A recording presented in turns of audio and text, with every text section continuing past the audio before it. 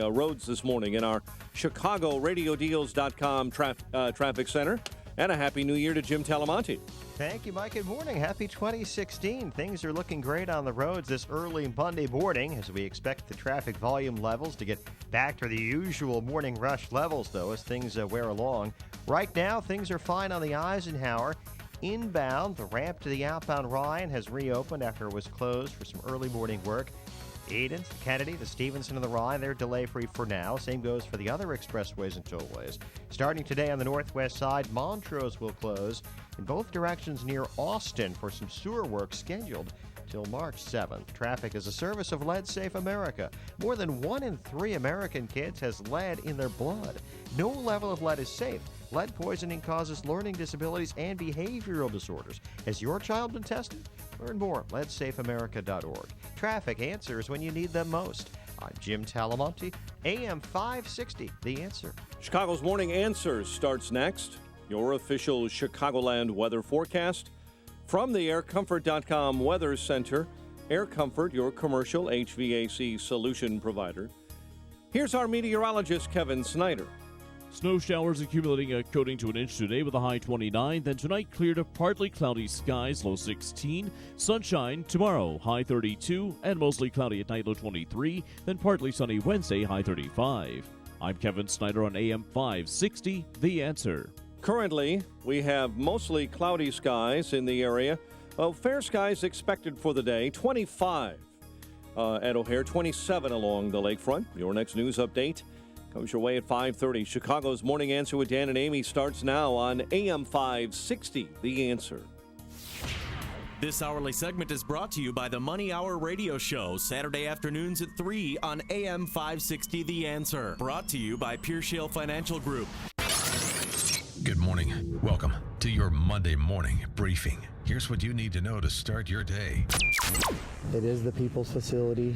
It has been provided for us to be able to come together and unite in making a hard stand against this overreach, this taking of the people's land and resources. So my New Year's resolution is to move forward on our unfinished business as much as I can. That's especially true for one piece of unfinished business: our epidemic of gun violence. Happy New Year, everybody. These politicians are all talk, no action. It's just all bullshit, okay? It's all bullshit. This is Chicago's Morning Answer with Dan Proft and Amy Jacobson on AM 560, The Answer.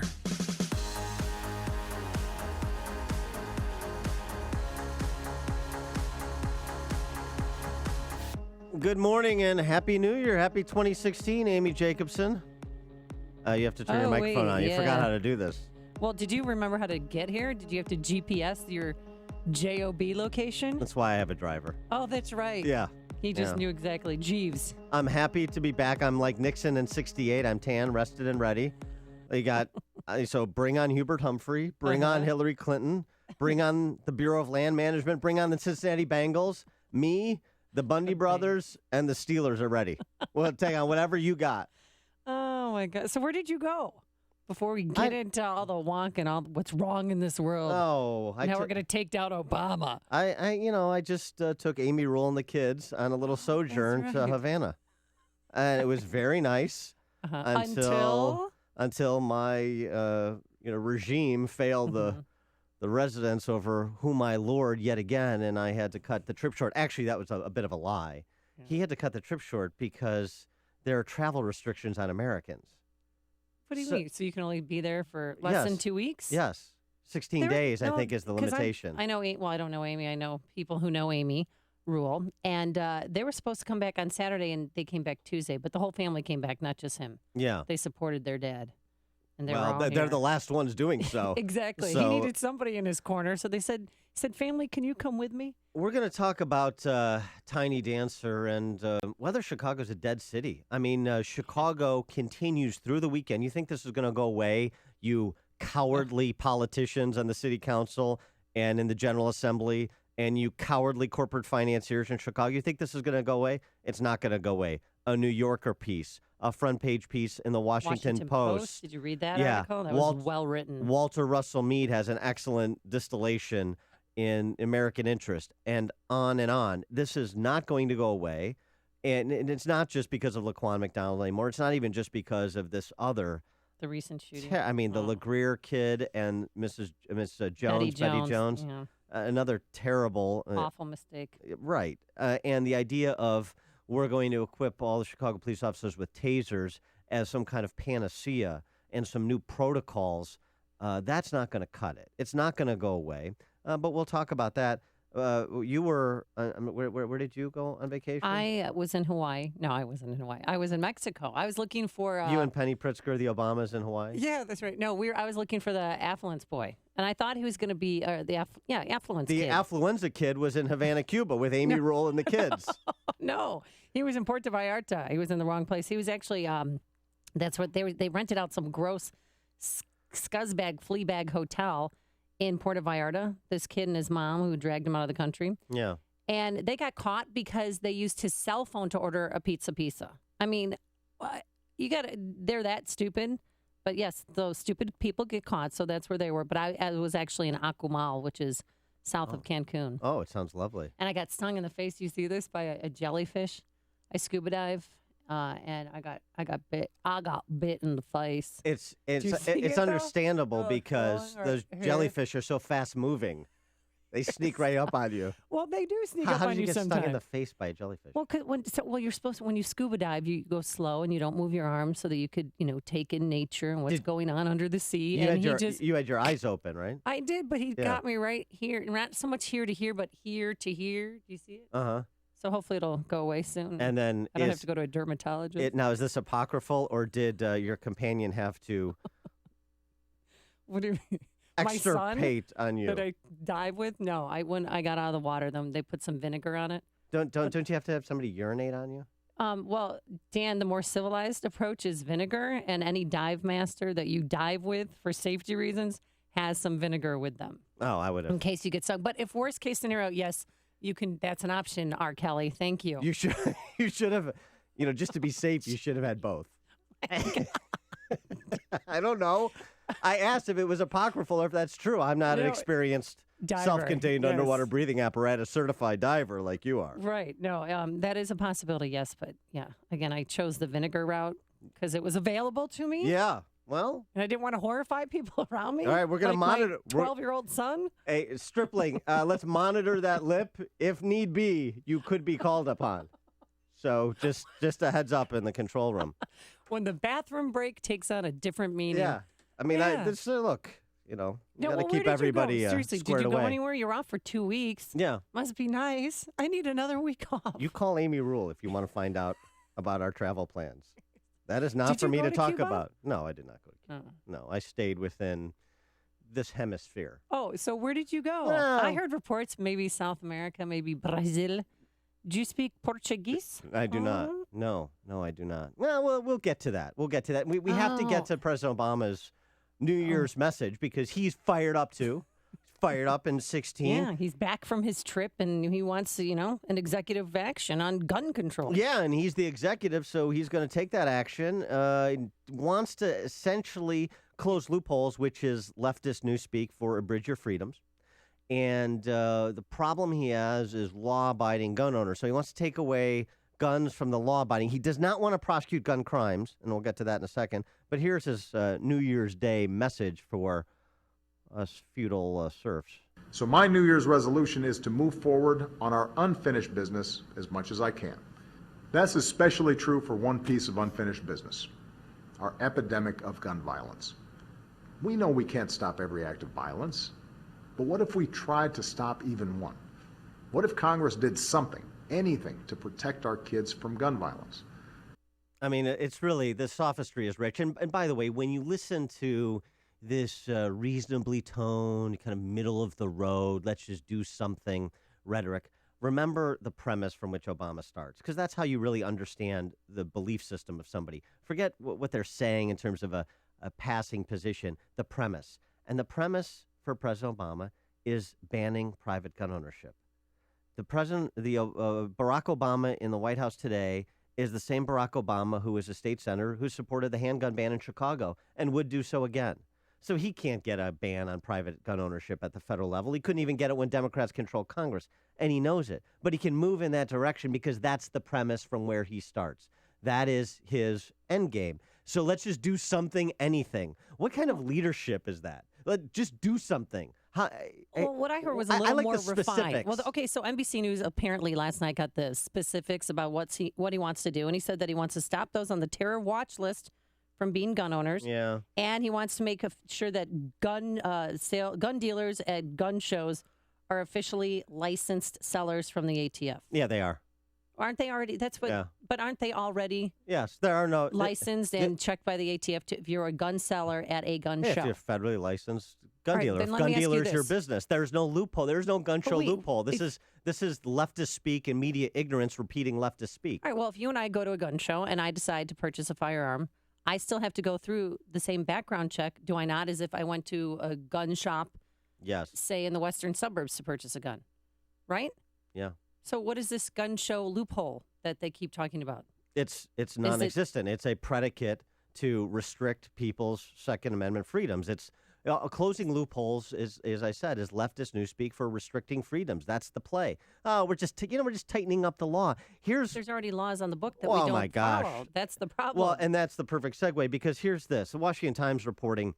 This administration, the Obama administration, much like what we have in Chicago, frankly, where we talk about guns, but we don't like to talk about humans because these human beings, there's always extenuating circumstances for criminals. And we're always on the path to rehabilitation, even with habitual criminals. It's never about public safety. President Obama wants to pretend it's about keeping kids safe, but it's not. Because if he wanted to keep kids safe, he would keep predators behind bars and prosecute predators. So to the Washington Times, the administration, this one, has overseen a striking drop in prosecutions of gun crimes, winning only about 6,000 convictions in 2015, down by more than 15% from 5 years ago. Just a point of order, the number of cases even pursued has dropped from 11,000, a little over 11,000 in 2004, federal gun offenses, to just over 8,000 in 2014, according to data kept by federal prosecutors. So here's where the ideology creeps in. It creeps in on both sides. It creeps in on the law-abiding people shouldn't have the right to own guns because we have to be generous, a central planner's mentality. We don't believe in private gun ownership. That's ultimately what it is. And number two, on the prosecution side, these criminals who commit crimes with guns, we're not so interested in really prosecuting them because there's a disproportionate number of them that are persons of color. And there's these circumstances that we have to take into account before we impose harsh sentences on people who commit crimes with guns. And that leads, that kind of ideological dissociation leads to, like shooting galleries like on the west and south sides of Chicago. That's what you get. Let's go to Mike on the north side. Morning. Welcome back. Thank you. Amy. What happened to, in your time of need, what happened to all the men that you helped out escorting home from vasectomy clinics? They weren't around to help you. Oh. I heard a little news about Rahm. It may upset you. Rahm was not hiding out and did not come back early. He was over in Cuba defecting, and they rejected him. There you go. Great. Thanks for the call, Mike. The Castro brothers couldn't take the heat. Yeah. Frank in St. Charles. Morning. Morning.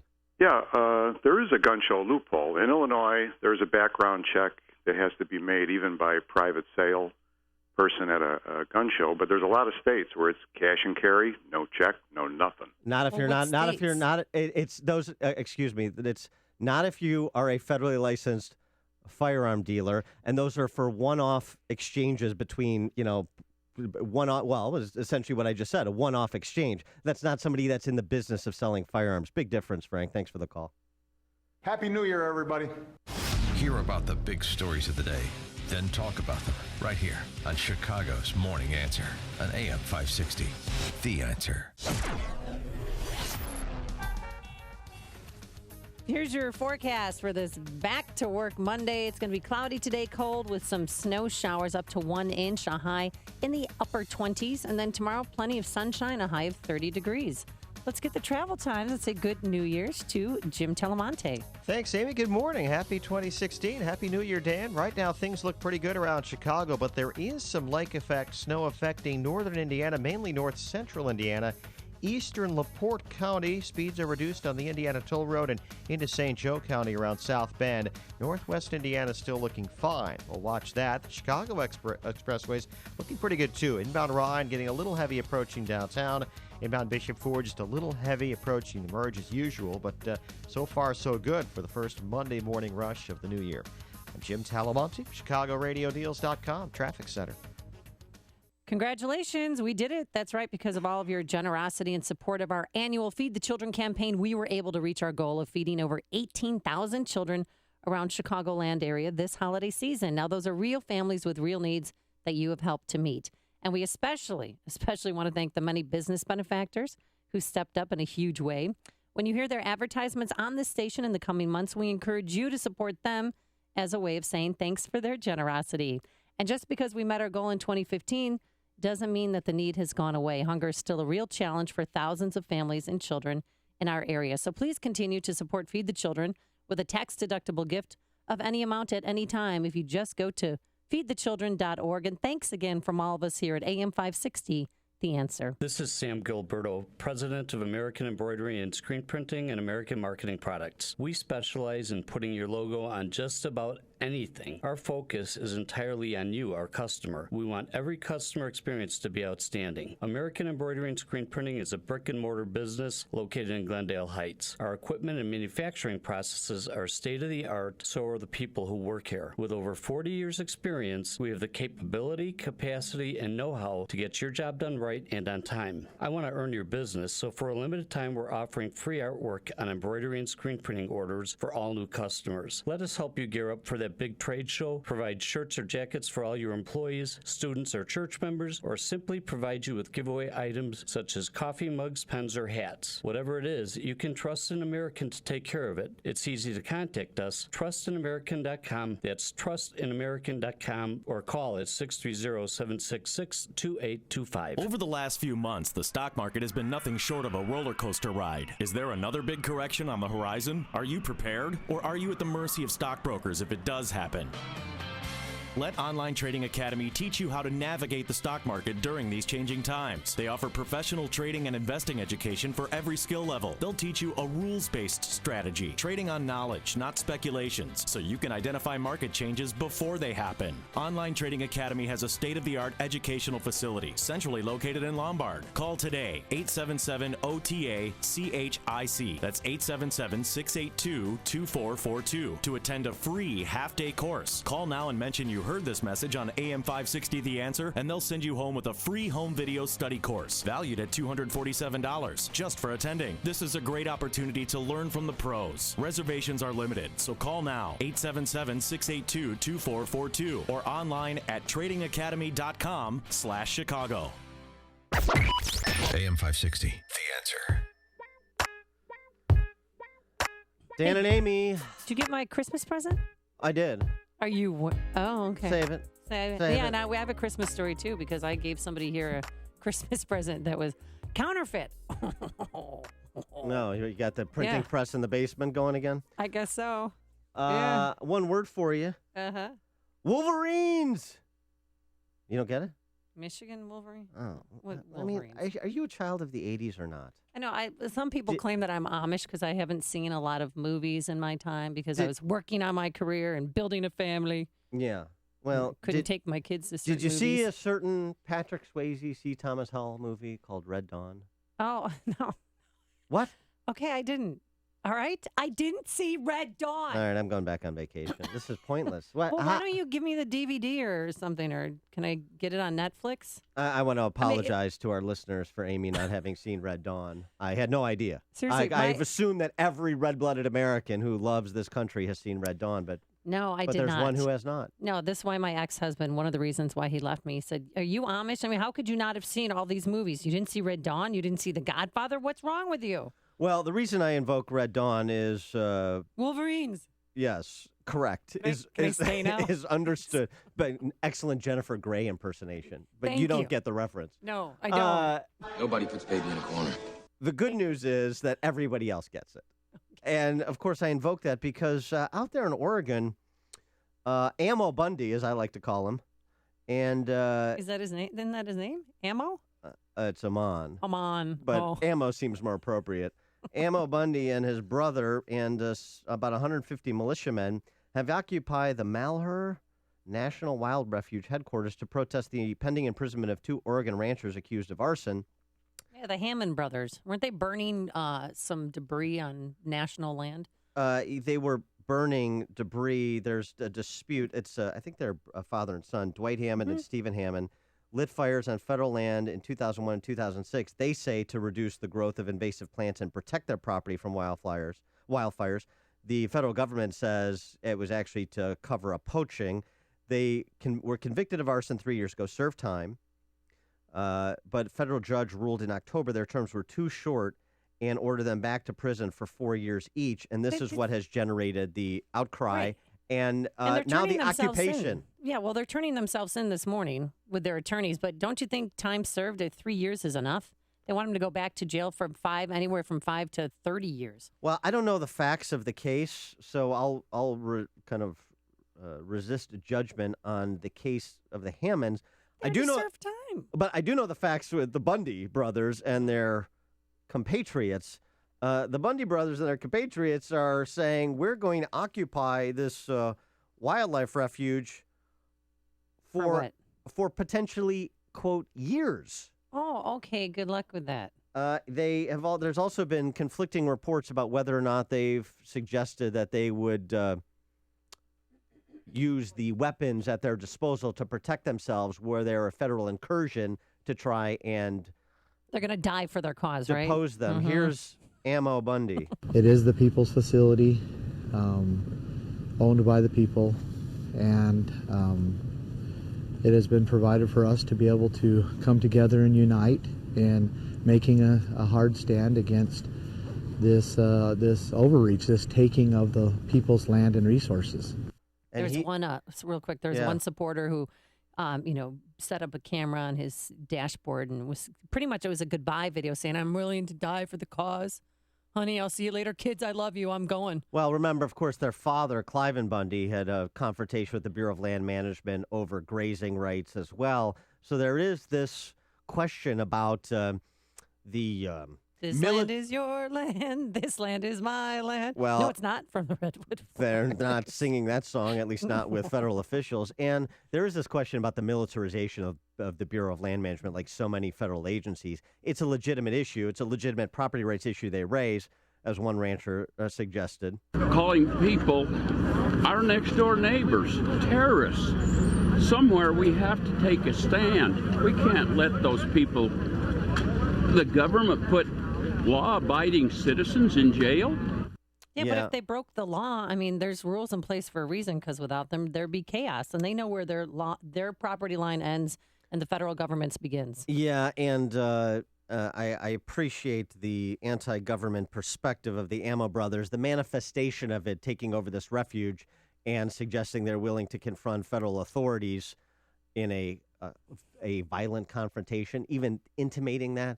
Probably not the right approach. Hopefully, federal negotiators can get them to surrender and continue to protest, but protest peaceably, not try to engineer this overthrow of the U.S. government, which is a little bit of a reach, Ammo and friends. It's news, opinion, insight. This is Chicago's Morning Answer on AM 560. The Answer. I'm amazed. I want to say thank you to Balance of Nature. You guys are awesome. God bless you. The reason I have so much enthusiasm is because I speak as a person who has investigated the things that are out there. What I see is that there's many, many people telling the same story, and it's ruining it for the people who really are true. Up until this point, I had a lot of doubt whether I have an instinct that there should be something you can spend some money on and get something good, and I hadn't found it, and I believe I have found it this time. So, again, awesome, and thank you. The top 3 New Year's resolutions are health-related. Improve your odds by getting started early with our best price of the year. Call now to find out how to get your free month's supply of Balance of Nature. Call 800-2468-751. That's 800-2468-751. Or go online to balanceofnature.com. Use promo code CHICAGO. The only defense between your family and another harsh Chicago winter is your roof. For 3 generations, the Lindholm family has been keeping Chicagoland homes safe and protected from the elements, even in the winter, that is. They specialize in exterior needs from roofing, windows, brickwork, gutters, and siding. Start the new year off right by calling 888-84-ROOFER. That's 8884-ROOFER. 8884-ROOFER. There's still time to inspect that roof or window. In fact, roofing and windows can be installed in cooler weather, and most jobs can be done the same day. So don't wait until you have an emergency on your hands. Call Lindholm Roofing at 888-4-ROOFER. That's 888, the number 4, and roofer, or visit lindholmroofing.com. That's Lindholm Roofing. Their family has your family covered. Coming up on Chicago's Morning Answer, 3,000 city emails dumped to try and soften reaction to the Laquan McDonald video. We'll have the highlights. But first, let's go back into the newsroom. Here is Mike Scott. Amy and Dan, good morning. Cloudy and 25 degrees. President Barack Obama takes aim, he says, at gun violence and unregulated sales. In a meeting with Attorney General Loretta Lynch and other top law enforcement officials, the president expected to finalize a set of new executive actions tightening the nation's gun laws. Republican presidential candidate Jeb Bush says the president's plan to issue executive orders is dangerous for all Americans. It's not a surprise that people don't believe that our government's working on their behalf anymore when you have a president that recklessly uses executive authority that the Constitution doesn't provide him. The former Florida governor on Fox News Sunday, Donald Trump's first television campaign ad is out, releasing the commercial this morning. He'll stop illegal immigration by building a wall on our southern border that Mexico will pay for. We will make America great again. That 30-second spot released this morning titled Great Again, featuring images of Hillary Clinton and President Obama, followed by missiles being fired from a battleship or a naval ship. It presents his message of fighting radical Islamic terror and calls for a temporary shutdown of Muslims entering the country. Oregon officials say they're working toward a peaceful resolution after armed militia members took over a building at a remote federal wildlife refuge. Protest organizer Eamon Bundy. Our end goal is to see the people of Harnett County back using their rights again under their claim, not as permittees, not as a privilege, but as a right. The group occupied a building near the town of Burns on Saturday. The site of last month's deadly mass shooting in San Bernardino, California, reopening today. The Inland Regional Center opening for the first time since Syed Farouk and his wife Tashfeen Malik killed 14 and injured 20 others. A strong earthquake has struck India's remote northeast region, killing at least 8 and 5 others in neighboring Bangladesh. Mississippi River floodwaters are moving downstream, cresting at record levels below St. Louis. The river hit the highest flood level ever in Cape Girardeau over the weekend. Powerball's 12th largest jackpot is going unclaimed. Good news for you. No one claimed Saturday's $340 million prize. That means Wednesday's pot is $400 million. The acting head of the authority that investigates complaints against Chicago police will tout her plans for reforming the agency later today. A suburban Chicago teacher has been charged with sexually abusing a 16-year-old boy at her home on New Year's Day. One person is in stable condition after a freak accident at O'Hare. Chicago fire officials say the individual was driving a mobile stair and crashed into a plane near a gate. No one else was hurt. Chicago sports, Lions over the Bears 24-20 to end the NFL season. NBA, Bulls over Toronto 115-113, and the Blackhawks were 3-0 winners over Ottawa. The news is a service of the Foundation for a Better Life. Mr. Rogers passing along friendship, hoping we would too. Friendship, pass it on from the Foundation for a Better Life at values.com. A check of traffic and weather is on the way next on AM 560. Mike Gallagher explains the fanatical support of Donald Trump. They think there's a guy who will finally do what he says he's going to do. Unlike Mitch McConnell, go down the list of failures, the refusal to defund Obamacare after promising they would. Over and over again, you know how let down Americans feel with the Republican Party. The Mike Gallagher Show, weekdays at 9, right before Dennis Prager at 11 on AM 560. The Answer. This hourly segment is brought to you by Papa Nicholas Coffee. Papa Nicholas. Best beans, best roast, best coffee. My name is David Hochberg, and I'm Vice President of Lending at Pearl Mortgage. That's right, I'm now Vice President of Lending at Pearl Mortgage. If you're looking to purchase a new home or refinance your existing home, give me a call. I'm the same guy that's provided listeners with honest advice and outstanding customer service for the past 13 years. The only thing that's changed is where I work. When you wanted to purchase a home after filing bankruptcy or when your home was foreclosed, you called me and I helped you. When you tried to purchase a home you couldn't afford, you called me and I advised you to purchase a less expensive home. If you want to talk with me about a mortgage, please give me a call at 312-751-1333. That's 312-751-1333. Email David at perldavid.com. That's David at perldavid.com. Or visit my website, am560david.com. 312-751-1333. Pearl Mortgage is an equal housing lender, Illinois residential mortgage licensee, 4358, licensed by DBO under California RMLA and MLS 19186, pearlmortgage.com licensing. 5:38. Let's get an update on the roads in our Chicago Radio Deals.com traffic center, and here's Jim Talamonte. Thanks, Mike. Eisenhower Expressway outbound at Wooddale Road. There's a car reported in the ditch. Crews have responded to the scene. We're not seeing significant delays yet on the Ike. Inbound Stevenson, just a little heavy past Cicero. Inbound Ryan, now slow from the Stevenson into downtown Chicago. It's about a 3-minute delay. Bishop Ford, you've got a 2 or 3 minute delay from 103rd to the merge. Lake effect, snow is a factor in north central Indiana and southwest Michigan. It's, we're told, pretty heavy in Berrien County. Also around South Bend and even in eastern LaPorte County. Snow is reducing speeds on the Indiana Toll Road. Traffic is a service of Think It Up. Traffic answers when you need them most. I'm Jim Talamonte, AM 560, The Answer. Chicago's Morning Answer continues next. Your official Chicagoland weather forecast from the aircomfort.com Weather Center. Cloudy, cold, snow showers up to 1 inch and a high of 29. Currently 23 at O'Hare, 25 along Chicago's lakefront. Your next news update is at 6. And Chicago's Morning Answer with Dan and Amy continues next on AM 560, The Answer. This hourly segment is brought to you by Market Overdrive with Carla Mina. 2 power hours of real estate trends, secrets, and advice heard every Saturday from 1 to 3 p.m.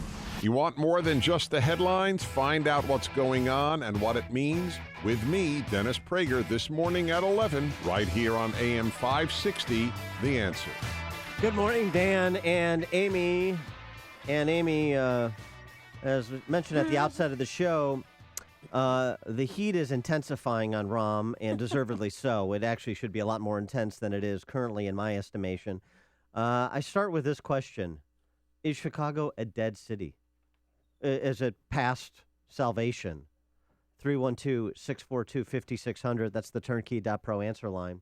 64636DA is the turnkey.pro text line. The reason I asked that question is because of this piece that was offered by Daniel Greenfield in frontpagemag.com, Escape from Chicago. Very compelling piece, very depressing piece, but it's just recounting the reality on the ground in the city. And he writes, essentially, Democrats killed Chicago's future. All that's left is a skeleton for the aldermen to pick apart, for the political machine to bankrupt, and for activists to run against. It's the same familiar cycle of Democratic rule that shrank the city, destroyed its economy, stole its jobs, and drove away its families. He essentially says there's 2 operating Democrat theories of Chicago. The Emmanuel big business corporate financier model, which is to try and lure big companies and workers to the city to rob, and that hasn't been working. Or it's the Chuy Garcia, Karen Lewis public sector union model, which is to double down on taxes for the machine without even figuring out who is going to pay for them, who's left to pay for them as the city hollows out. It seems like we've done an amalgam of those two visions, and so we have the worst of two very bad worlds. And so the question, is Chicago done for whether we get rid of Rahm or not? Yeah, you can contact us on our turnkey.pro answer line, 312-642-5600. And Dan, you can also call or email us directly from the AM 560 mobile app on your smartphone. But that's, I was out of the country, and a lot of people from Sweden, from the Netherlands, from Canada, everyone was saying, when is your mayor going to go? I mean, if Mayor Emanuel thinks that this is just local or this is just nationwide, this is worldwide. People are talking about Mayor Emanuel and the shootings in Chicago and the police being allegedly out of control. And then we have this email dump on New Year's Eve. Perfect timing, huh? Timing's everything. Where the mayor's office released 3,000 emails, communications between Mayor Emanuel, his staff members, and even Police Superintendent Gary McCarthy. And basically what they were trying to do is really control the free speech of Father Pfleger and Reverend Jesse Jackson. And they had heard that Father Pfleger was going to create a sit-down on the streets of Michigan Avenue, and they were trying to reach out to him, Dan, and they're trying to convince one of Emanuel's staffers to reach out to him, which he did, to try and stop him. Yeah. But here's the thing about those emails. It undercuts Emanuel's story, the dead-eyed, dead-fished, tiny dancer, undercuts his story. I just found out about this when legal counsel came to me in April of last year, April of 2015, and said, we got to settle this case. What these emails point out is that the mayor's office was involved in damage control from the beginning. And so you have to suspend disbelief to say the flacks around Emanuel were so concerned about this case that they were in damage control mode from the beginning. According to one email, less than a month after McDonald's death, City Hall's law department began requesting video of the shooting from the police. So they're all very sensitive to what happened, trying to figure out what to do, talking about how to triangulate, kind of these storefront civil rights leaders like Pfleger. Yeah, and one real quick, Kenneth Bennett from the mayor's office said, I left Father Pfleger a message. I'm waiting for his call back. Didn't get a response, saying Gary McCarthy were assuring we want him to reach out to him because Father Pfleger might listen to him and not Mayor Emanuel. So they're playing damage control, but Tiny Dancer doesn't know anything about it until April. Bull jive. Oh, it is bull jive it's because a lie. his emails were redacted, Dan. His reactions that they were getting from him were redacted. We couldn't get Emanuel's response. Well, sure. The Tribune has been trying to get other correspondence from Emanuel. That's a matter of public record, too, and the city stonewalls that, just like they stonewalled the release of these police cams, the police cam videos. So these emails are a big problem, and they underscore a larger structural problem with the city. I don't think it's dead. I don't think Chicago's dead. And by the way, even if you meant the issue. No, the issue's not dead, and I don't think Chicago's dead, particularly if you get rid of Rahm Emanuel. And I have yet to hear a compelling argument about why anybody who has not signed on to LaShawn Ford's recall bill should not sign on, and why there shouldn't be more than a couple of hundred people protesting outside of Emanuel events and Emanuel's home and the like. There was a protest over the holidays in front of his home that our friend Gregory Seal Livingston organized as well. But protests outside the Bears game yesterday. What we could get worse. That is the cop-out rationale of a enslaved population that uses fear of worse to accept the worst, which is what we have now. The worst. And so the question is, we had over the holidays as well, 15 state legislative Republican candidates for State House and State Senate say they support LaShawn Ford's bill, and they will support it if elected in March and November of this year, and put pressure on not only the Democrats, the Black Caucus members and the Latino Caucus members and Lord Madigan and Lord Cullerton. Not only put pressure on them to call Ford's bill, but pressure on Republicans to speak with one voice on this matter. How obvious is this? How much more obvious is it after what happened over the holidays in the shooting deaths of LeGrier and Jones? Well, has anybody besides Jeannie Ives signed up? Yes, you have. Other Republicans? It's a trickling. You have Jeannie Ives and Sandek and Batnick and McSweeney.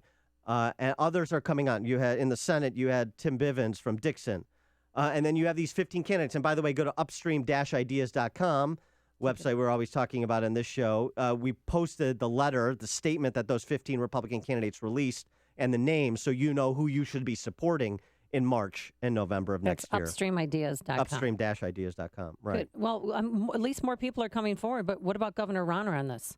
Has he spoken out about it? Have any reporters asked him? I know he was down, in southern Illinois, looking at the flood damage down there, and sadly 9 people died. But no one asked him about it yet? He has not. And because he's friends with, friends with Rahm. I don't know if they're still talk to each other, but they've helped each other in the past, and I think they have mutual respect for each other. But now's the time to start questioning your friendship. Yeah, well, and your loyalties. I think Rauner understands what Rahm and the Democrats understand, and not enough Republicans do. Hey, we may be in the same wine club, but politics is about alignment of interests.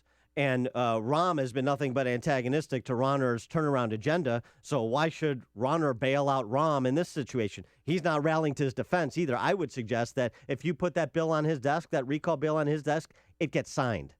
And that's exactly where it belongs. And so, again, this is where minority families in wards that have been underserved and ignored in the city, where are your aldermen? Where are your state legislators? And Republicans who haven't signed on to LaShawn Ford's bill so that Republicans could speak with one voice and say, we're all here and we're standing with you, and maybe you should rethink your decisions on Election Day. And where are your elected representatives? What an interesting and different conversation that could be in the city of Chicago and the state of Illinois than we've had for generations. And for those who live outside Chicago, don't be naive. I don't live in the city, so it doesn't matter. Really? You don't think what happens to the largest city in this state, the hub of so much commercial and business activity in the Midwest, you don't think that affects you if you live in the collar counties or central Illinois or southern Illinois? Have you seen how state government works? Have you seen where your tax dollars go? Stop being naive. No one is insulated from the death spiral of Chicago. So get involved and stop with the cop-out arguments. Is Chicago dead, Tom in Schaumburg? Oh, there's no doubt about it. They can't pay their own bills. That makes them no better than Harvey or Robbins. What's next? You're going to lay off half your police force? Secondly, the police problems were absolutely predictable. This is exactly what happens when you decide not to hire the best and the brightest, but you do your hiring on the basis of gender or skin color. You dumb down the whole department, and now you got problems. So much for your nonstop commitment to diversity. This is the result. So they got what they deserved. Thanks for the call, Tom. Now, point of order, Gary McCarthy, Barbara Byrd Bennett, these were top quality hires. They were. That's what Rahm Emanuel said. Top quality hires. Should he be held accountable for his personnel decisions in addition to the lack of leadership? I mean, this is a guy, as we've said before in this show, who just tries to win the daily news cycle. He's not a leader. He's not the tough executive he was touted to be, and he never was. There's a great piece that actually attacks Rahm from the left in the New Yorker over the weekend entitled, where's that piece? Oh, it's Rahm's, The Sudden But Well-Deserved Fall of Rahm Emanuel by Rick Perlstein in the New Yorker. In addition to a front page piece about Rahm's fall from grace as personal, and this Walter Russell Mead piece in the American Interest we'll get to later, why the Rahm story matters, a larger conversation about Democrat rule of major urban centers. Let's go to Kevin in Libertyville. You're on Chicago's Morning Answer. Hey, good morning, guys. Hey, is Chicago dead? I don't know, but it certainly doesn't look very good. My daughter's in from Iowa State for the Christmas break, and she brought a friend or so, and they went downtown, and I had to take them back to the airport, and they went to Midway, and driving from Libertyville, we went down past the city, and I used to remember driving, along the Kennedy, and the underpasses, the interchange, they used to be lit up, blue lights, and everything was clean and it looked good. It just looks like garbage now. You're almost embarrassed. And my daughter was like, God, Dad, what's going on here? The place looks terrible. And I said, you know what? It's the city. They owe a lot of money, and I don't know if they can even afford to make simple repairs on their overpasses. Yeah, and when you're on the face of things, you look this bad. underneath, I can't even imagine how bad it must be. Get away from Michigan Avenue, 10, 12 blocks. That's right. Thanks for the call, Kevin. It's even worse. And maybe Rahm should take the advice of this other great Chicago public servant in the Chicago Democrat machine tradition. I'm sick of the job. It's a thankless one and full of grief. I've been spending the best years of my life as a public benefactor. Public service is my motto. You know who said that, Amy? Al Capone. Everything you touch, one way or another, ends up dead. I own that. There's only one radio show in Chicago talking about today's biggest stories and telling you what they really mean. That show is this one, Chicago's Morning Answer on AM 560, The Answer. Here's your back to work Monday weather forecast. A little gloomy. It's going to be cloudy out there, and we could have a snow shower up to 1 inch and high of 29 degrees. And tomorrow looks a little better. We're going to have plenty of sunshine. That's good. And a high of 30. Travel times, here's Jim Telemonte. Thanks, Amy and Dan. Good morning. On the Eisenhower Expressway, outbound traffic is stop and go from 83 to Wooddale Road. The right lane is blocked with a car in the ditch. Inbound a little heavy in that area, then it's heavy past Manheim. About 31 minutes either way between Thorndale and downtown. The Edens and the Kennedy are still fine. A little heavy on 190 at O'Hare, but not too bad right now. On Stevenson, you got a 2-minute delay, Cicero to Kedzie. The Rhine, about a 5-minute delay coming into downtown. Bishop Ford, a little slow. Cottage Grove to the merge. Lake effect snow is a factor in Berrien County, Michigan, and in eastern LaPorte County into St. Joe County, Indiana, affecting the South Bend, Mishawaka area especially. Jim Talamonte, ChicagoRadioDeals.com, Traffic Center. For a long time, Turnkey IT has been providing solutions to AM 560 business owners. It's a name that you've come to know and trust. Turnkey IT takes care of your technology and has a plan that fits your company's IT budget and network needs. Interested in moving some or all of your business to the cloud? Turnkey IT can migrate your network to Microsoft's Office 365. Need someone to call when you can't print, have a lost file, or need tech support? Turnkey IT's got you covered. Offsite backup? Check. On-site support? Check. Help desk support? Check. Turnkey IT staff is professional, friendly, punctual, and will solve all of your technical problems immediately and work even after normal business hours, all for a fixed monthly rate. Turnkey IT knows your network is truly the heartbeat of your company, so focus on your business and leave the technical stuff to the pros. Visit turnkey.pro today for a plan that fits your needs. That's turnkey.pro. Hi, my name is Ed Bryant. You may have heard Dan Proft talk about me as Pastor Ed Bryant at thegunsafetyguy.com. I teach gun safety and defense classes, but they can't save us from our own mortality. So as a pastor, I teach the class that means the most to me and makes everything else look trivial. I'm talking about my class on basic biblical Christianity. We take a subject-by-subject tour of the Bible and examine such questions as, is there a God and how do we know? And what distinguishes Christianity from other faiths and from just being spiritual? And the main question, how can this Jesus born in Bethlehem really deal with our mortality? We connect the birth of Christ with his death and resurrection and ultimately face the question, is it true? Sign up for an introductory session on Thursday evening, January 21st at St. Timothy Lutheran Church in Lombard. For more info, go to sttimothy.org and click on the Basic Biblical Christianity icon. Again, that's SAINT Timothy.org. This is Dan Proft with an Upstream Idea, brought to you in part by the Illinois Policy Institute. 97. That's the percentage of Chicago Teachers Union members who voted yes in a recent mock vote. Yes, they voted. They are prepared to go out on strike for the second time in 4 years. The annual average CPS teacher salary is just under $80,000. And that's before you include their health insurance benefits and guaranteed 7-figure pensions. The bankrupt, junk-rated Chicago public schools spend more than $15,000 annually per pupil, and yet 75% of 4th and 8th graders are neither proficient in reading nor math. This in a system of nearly 400,000 students. So who's the bad guy here? Is it the teachers union or the mayor's office? Yes, there are no white hats in the story of central planners from City Hall fighting with the central planners from the teachers union over who gets to be the lead central planner at CPS. If the teachers strike, they deserve to be unlocked from their jobs. CPS students deserve access to schools that will give them the opportunity to earn an education that sets them on a course for success in life. The only way that happens is if the adults inside CPS, the parents, and the adults outside CPS, state political leaders, change the flow of money away from central planners and to families so that they may make the same choices for their children that Tiny Dancer did for his kids matriculating at the University of Chicago Lab School. For more ideas like this, visit upstream-ideas.com. I'm Dan Proft. Hi, I'm Tom Sadeka, President and CEO of Precision Apparel of America. We're the 32-year-old company whose first employee and first client are still working together. With me today is one heck of a great service partner. Thanks, Tom. Hi, I'm Andrea Kashaba, owner of Tulane & Associates Accounting and Tax Services here in Elk Grove, servicing small businesses since 1986. I heard Precision Payroll ads years ago.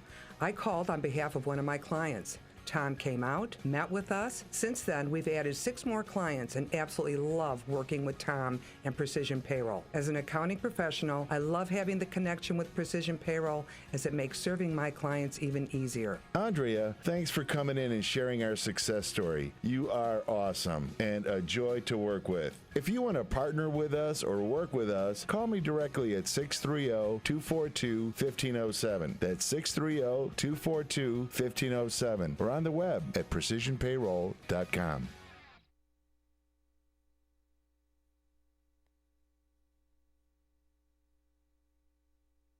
CertaPro are the experts in exterior painting, but now is the perfect time to paint your interior, refresh and renew your living space, and escape the winter doldrums.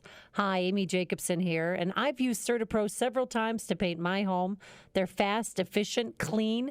CertaPro is easy to work with, so your life won't be disrupted by messy, inconsiderate contractors. They will move the furniture, and when they finish, they'll move it back. With their color specialist, CertaPro takes the stress out of choosing the perfect color. CertaPro painters, we do painting, you do life. Call CertaPro today at 1-800-GO-CERTA or visit CertaPro.com. 1-800-GO-CERTA, 1-800-GOCERTA. That's CERTA with the C. Book your winter painting project now. Schedule your free estimate today. CertaPro painters are locally owned and operated. 1-800-GO-CERTA, 1-800-GOCERTA. That's CERTA with the C. What would an extra $250 a month mean to you? For some, it's a little financial breathing room. For others, it's a car payment, a home repair, or help with college tuition. Hi, I'm Jay Farner, president of Quicken Loans, and I've got some great news if you're looking to save money on your mortgage. All it takes is a simple phone call to Quicken Loans at 800-QUICKEN to see if you qualify for the government's Home Affordable Refinance Program, or HARP. Folks who refinance with HARP can save an average of $250 a month. That's $3,000 a year. Our home loan experts fully understand the HARP guidelines, and they'll walk you through our streamlined process. And for 6 years in a row now, J.D. Power has ranked Quicken Loans highest in the nation in customer satisfaction. And for the 2nd year in a row, they've also ranked us highest in mortgage servicing. Call 800-QUICKEN or visit QuickenLoans.com. Visit jdpower.com for award information. Call for cost information and conditions. Equal housing lender. Licensed in all 50 states. NMLSConsumerAccess.org. Number 3030. The cold is here. The snow on its way. And do you know, though, where it's going to be warm and sunny for the next 5 months? Los Cabos, Mexico. That's where we're heading April 2nd through April 9th. We'll be staying at the beautiful Secrets Puerto Los Cabos Golf and Spa Resorts. It's an all-inclusive, adults-only, all-suites resort that opened in December of 2013. It has 8 restaurants, top chefs, 4 bars. They serve unlimited premium drinks. And That's so racist. It's not a culture. What is it? It's not a costume. It's a culture. That's right. There's Dare you. 24-hour-a-day room service. The resort has 2 beautiful sparkling pools and access to 3 miles of pristine beaches. Dan loves to have late-night sushi and take long walks along the beach. One of my turn-ons. And adjacent to the resort are 2 9-hole golf courses designed by Jack Nicklaus and Greg Norman. Join us in Cabo. For more information, visit 560theanswer.com, keyword escape. And now join Mike Scott for the news. Changes to the Independent Police Review Authority. WIND Chicago News Time, 6 o'clock. Fox News Radio. I'm Dave Anthony. He's back from vacation, and President Obama's ready to take aim at his first big issue of the year, gun control. Fox's Rachel Sutherland live in Washington. Dave, the president is expected to meet with Attorney General Loretta Lynch to talk about ways to tighten gun laws, including using executive action to require small gun sellers to order background checks. Swift reaction from Republican presidential hopefuls. Jeb Bush on Fox News Sunday. To use executive powers he doesn't have is a pattern that is quite dangerous. Donald Trump told CBS Face the Nation the problem's not guns, but mental health. We should build like institutions for people that are sickos. We have sickos all over the place. Executive action on guns likely facing legal challenges. Dave. Rachel, County health workers go back to a crime scene today in San Bernardino, California. The Inland Regional Center where a terrorist husband and wife killed 14 people will reopen, though not the conference center where the massacre occurred. Armed protesters remain inside a wildlife refuge in Oregon. Fox's Tanya J. Powers following the standoff live. Dave, they took over the Malheur National Wildlife Refuge on Saturday after a peaceful rally over the prison sentences of two local ranchers, Dwight and Stephen Hammond. Ammon and Ryan Bundy, the sons of Nevada rancher Cliven Bundy, who was involved in a 2014 standoff with the government over grazing rights, are among that group that's taken over the refuge. Now, the Hammonds, convicted of arson, have already served some time but are due to report to a California prison today after additional sentences were ordered. Dave. Tanya, water levels are going down in some flooded areas of Missouri and Illinois, still rising north of St. Louis in some places, where a second teenager's body was found after a truck got washed away. They were attempting to travel a flooded roadway there. The current just swept the vehicle off. Christian County Sheriff Alan Bailey, at least 25 died in those two states, and water levels will keep rising down the Mississippi and southern states. The year could start on Wall Street deep in the red. Stock futures are plunging nearly 300 for the Dow after a huge Chinese sell-off that prompted a market shutdown in Shanghai. Fox News Radio, fair and balanced.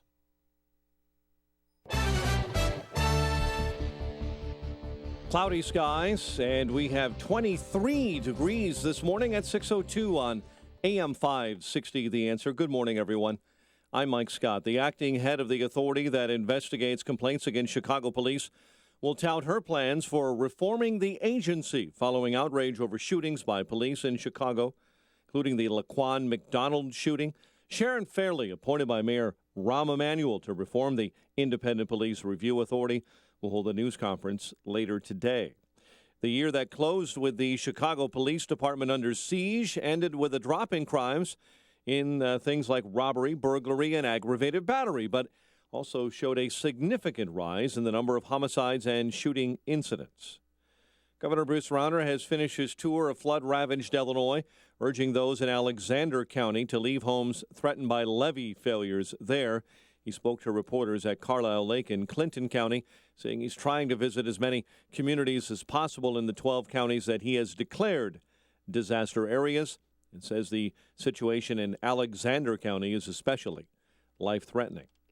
2 bodies were pulled from a frigid Wisconsin lake, and 2 other men were missing after 4 friends left a home early Sunday morning near Milwaukee and apparently took a canoe out on a lake but never returned. State investigators say the incident involved 4 men from Illinois, all ages 20 to 23. Their names not immediately released.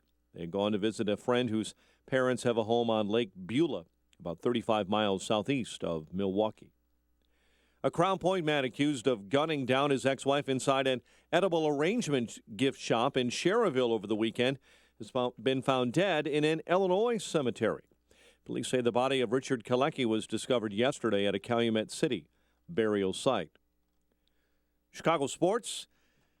Bears are done on the year. Lions move on and beat the Bears 24-20, intercepting Jay Cutler 3 times in the Detroit win. Jimmy Butler had 42 in the Bulls' victory over Toronto, 115-113. Corey Crawford, 26 saves in a 3-0 win over Ottawa. College hoops on Sunday. Illinois State and Ohio State winners. Buckeyes beating Illinois 75-73. The news service of Mothers Against Drunk Driving. Mothers Against Drunk Driving supports victims of drunk driving, drug driving, and underage drinking at no charge. Call their 24-hour victim helpline, 877-MAD-HELP, or mad.org. And a check of traffic and weather on the way next on AM 560. Even after the terrorist attack on Americans in San Bernardino, the president refused to say the words Muslim and terrorists in the same sentence. He calls them extremists, but refuses to call them Muslim extremists. So apparently he doesn't want to offend Muslims. But his refusal to call out the terrorists as Muslim extremists actually can and should offend moderate Muslims who don't want to kill us. Shouldn't the president make that distinction? What's his real problem? Keep listening to find out. AM 560.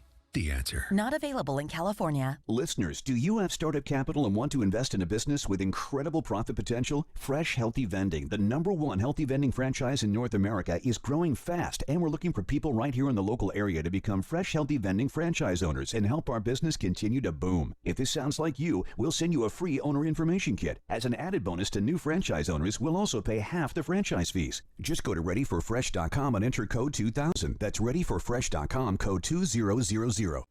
Your locally owned Health Mart pharmacy is committed to helping you and your wallet stay healthy. As a retired teacher, I look for ways to save money for the things I love, like traveling the world.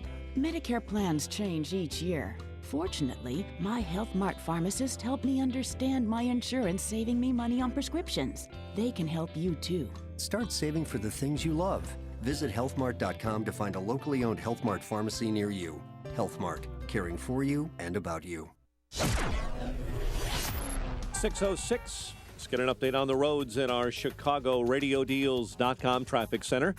It's a back-to-work Monday, Jim Talamonte. That's right, Mike, and traffic is getting heavier on the expressways. And in Lyle, we have a situation with some responders at the intersection of 53 and 61st Street. Have a report of a vehicle into a building there, and crews are investigating a possible gas leak. At O'Hare, it's stop and go on westbound 190 from before the Tri-State to the terminal area at O'Hare.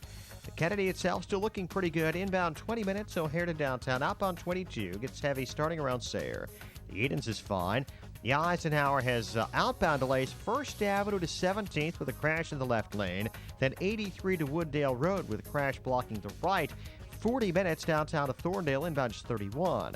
Mount Stevenson, it's about a 3-minute delay. Cicero to Cudsey. The Rhine, about a 5-minute delay entering downtown. Bishop Ford, just about a 2-minute delay approaching downtown. There's some lake effect snow affecting north central Indiana, South Bend area, and Marion County, Michigan. Traffic as a service. The Foundation for a Better Life. Mr. Rogers passed along friendship, hoping we would too.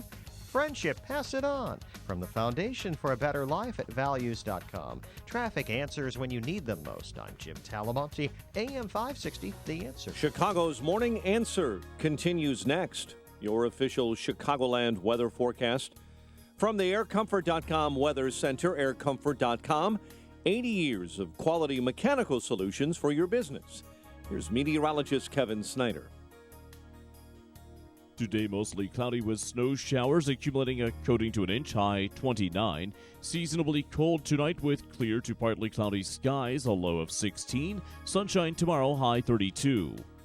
I'm Kevin Snyder on AM 560, The Answer. Currently 23 at O'Hare, 26 along Chicago's lakefront.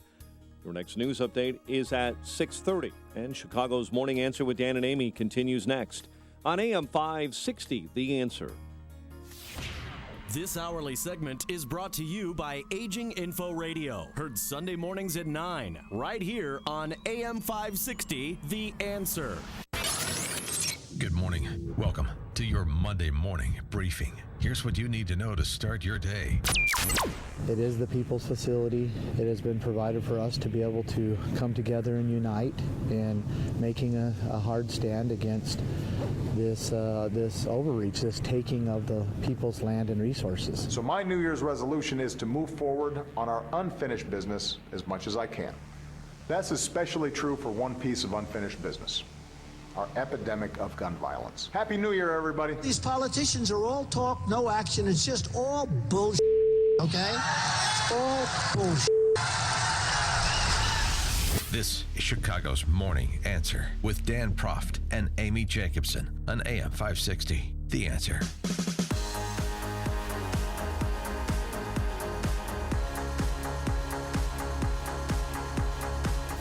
Happy New Year, Dan and Amy. And you heard it at the top, leading Republican presidential candidate Roman Moroney.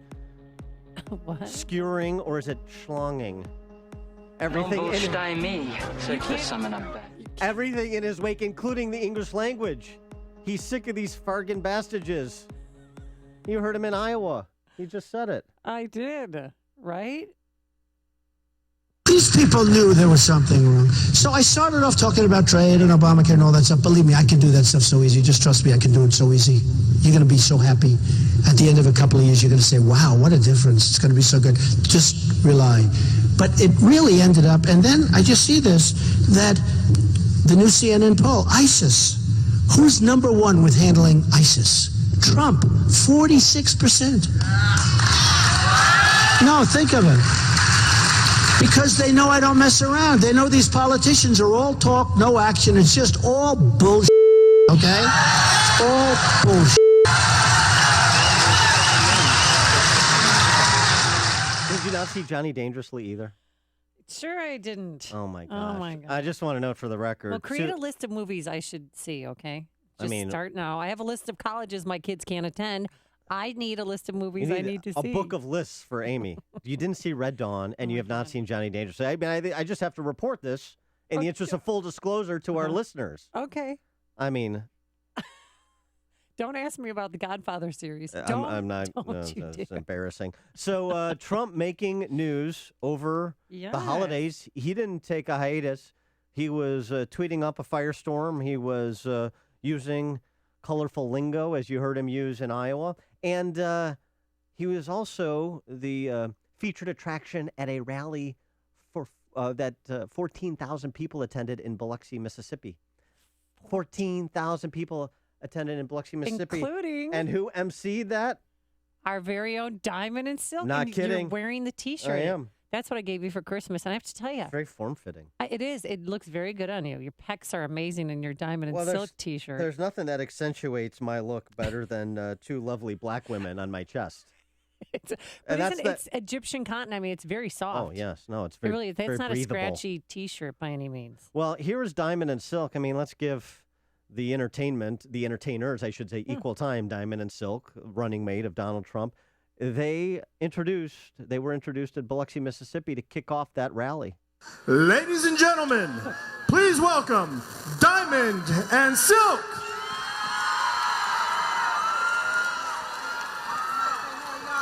Hey, Biloxi, Mississippi!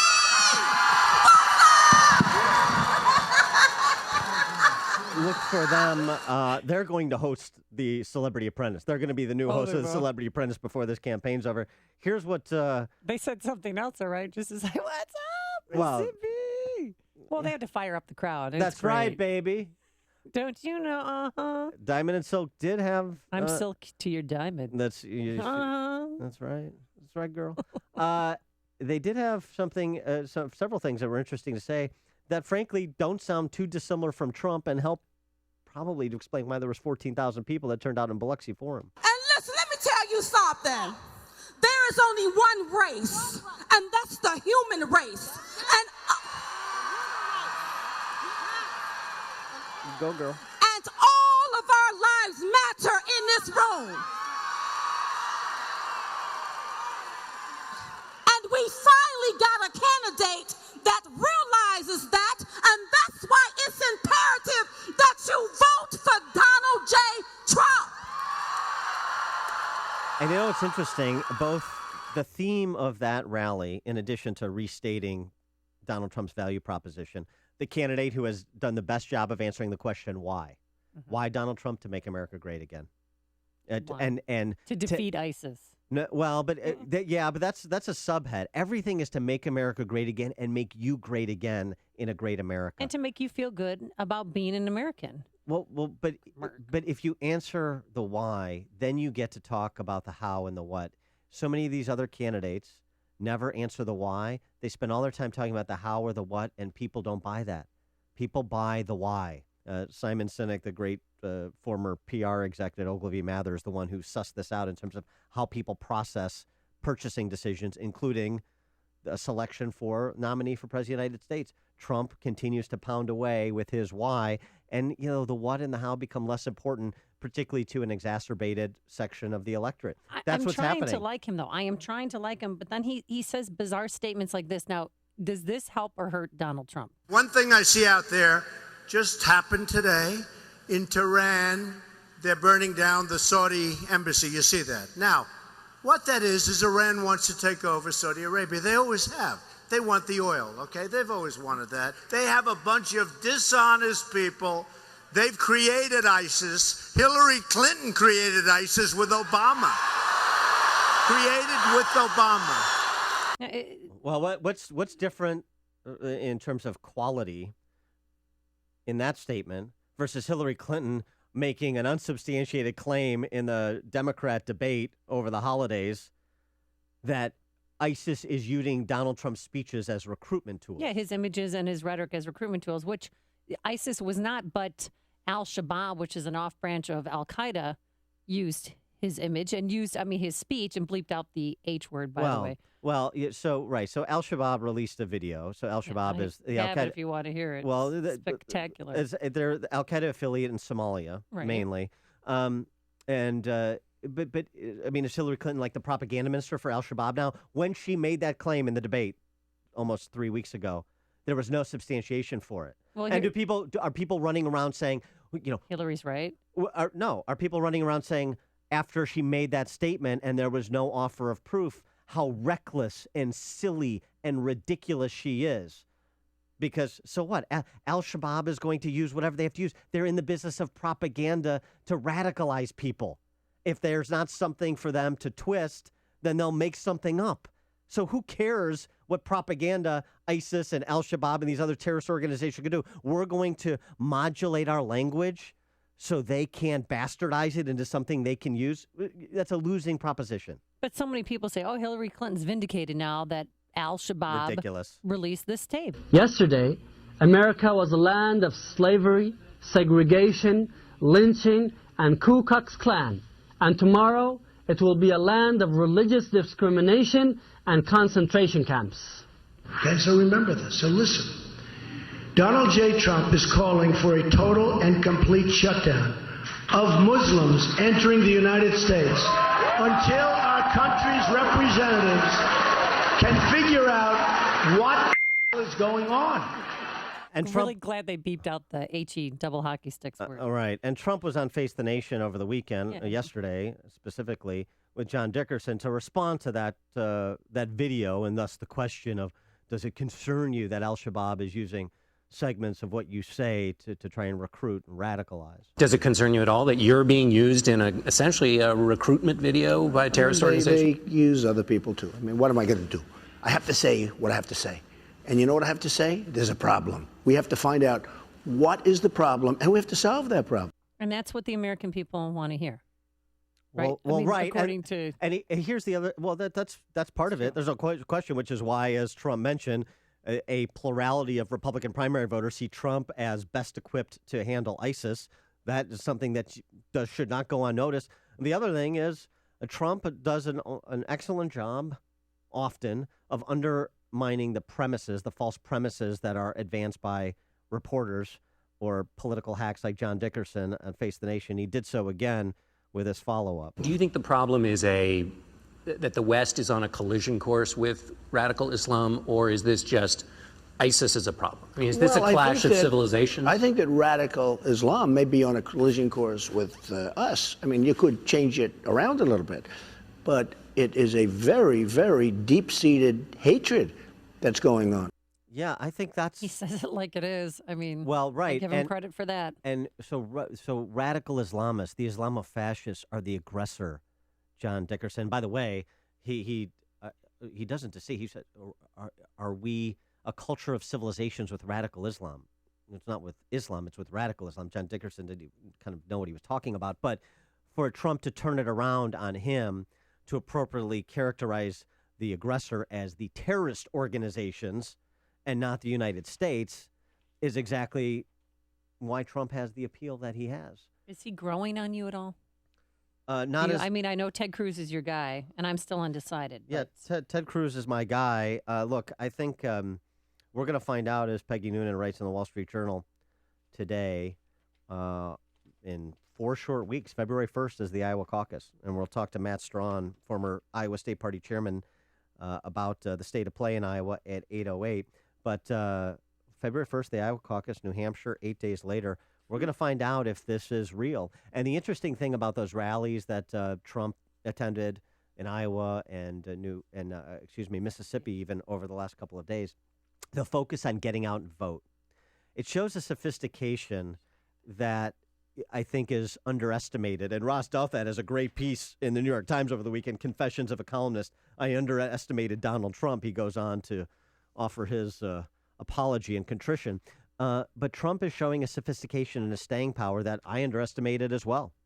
And getting people out to vote, because remember, Trump's base is people that are not necessarily your last four Republican primary voters. These are not people who've stayed home the last few elections. Right. And also people don't have smartphones to text their friends to vote for Donald Trump. Well, and importantly, well, I don't know about that, but importantly, also people that may not have voted but not voted in a Republican primary vote, maybe a general election, maybe a Democrat primary. You're talking about when you're talking about largely, or at least the base of it, kind of core blue-collar, middle-income families that feel disenfranchised from the establishment of both parties.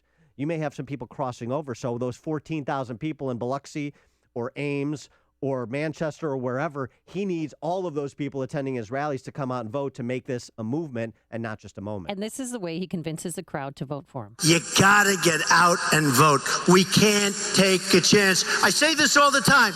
If you're having problems, if you're not feeling well, if you're having all sorts of difficulty, if your wife says she's leaving you, she doesn't love you anymore, I don't care. Get out and vote, right?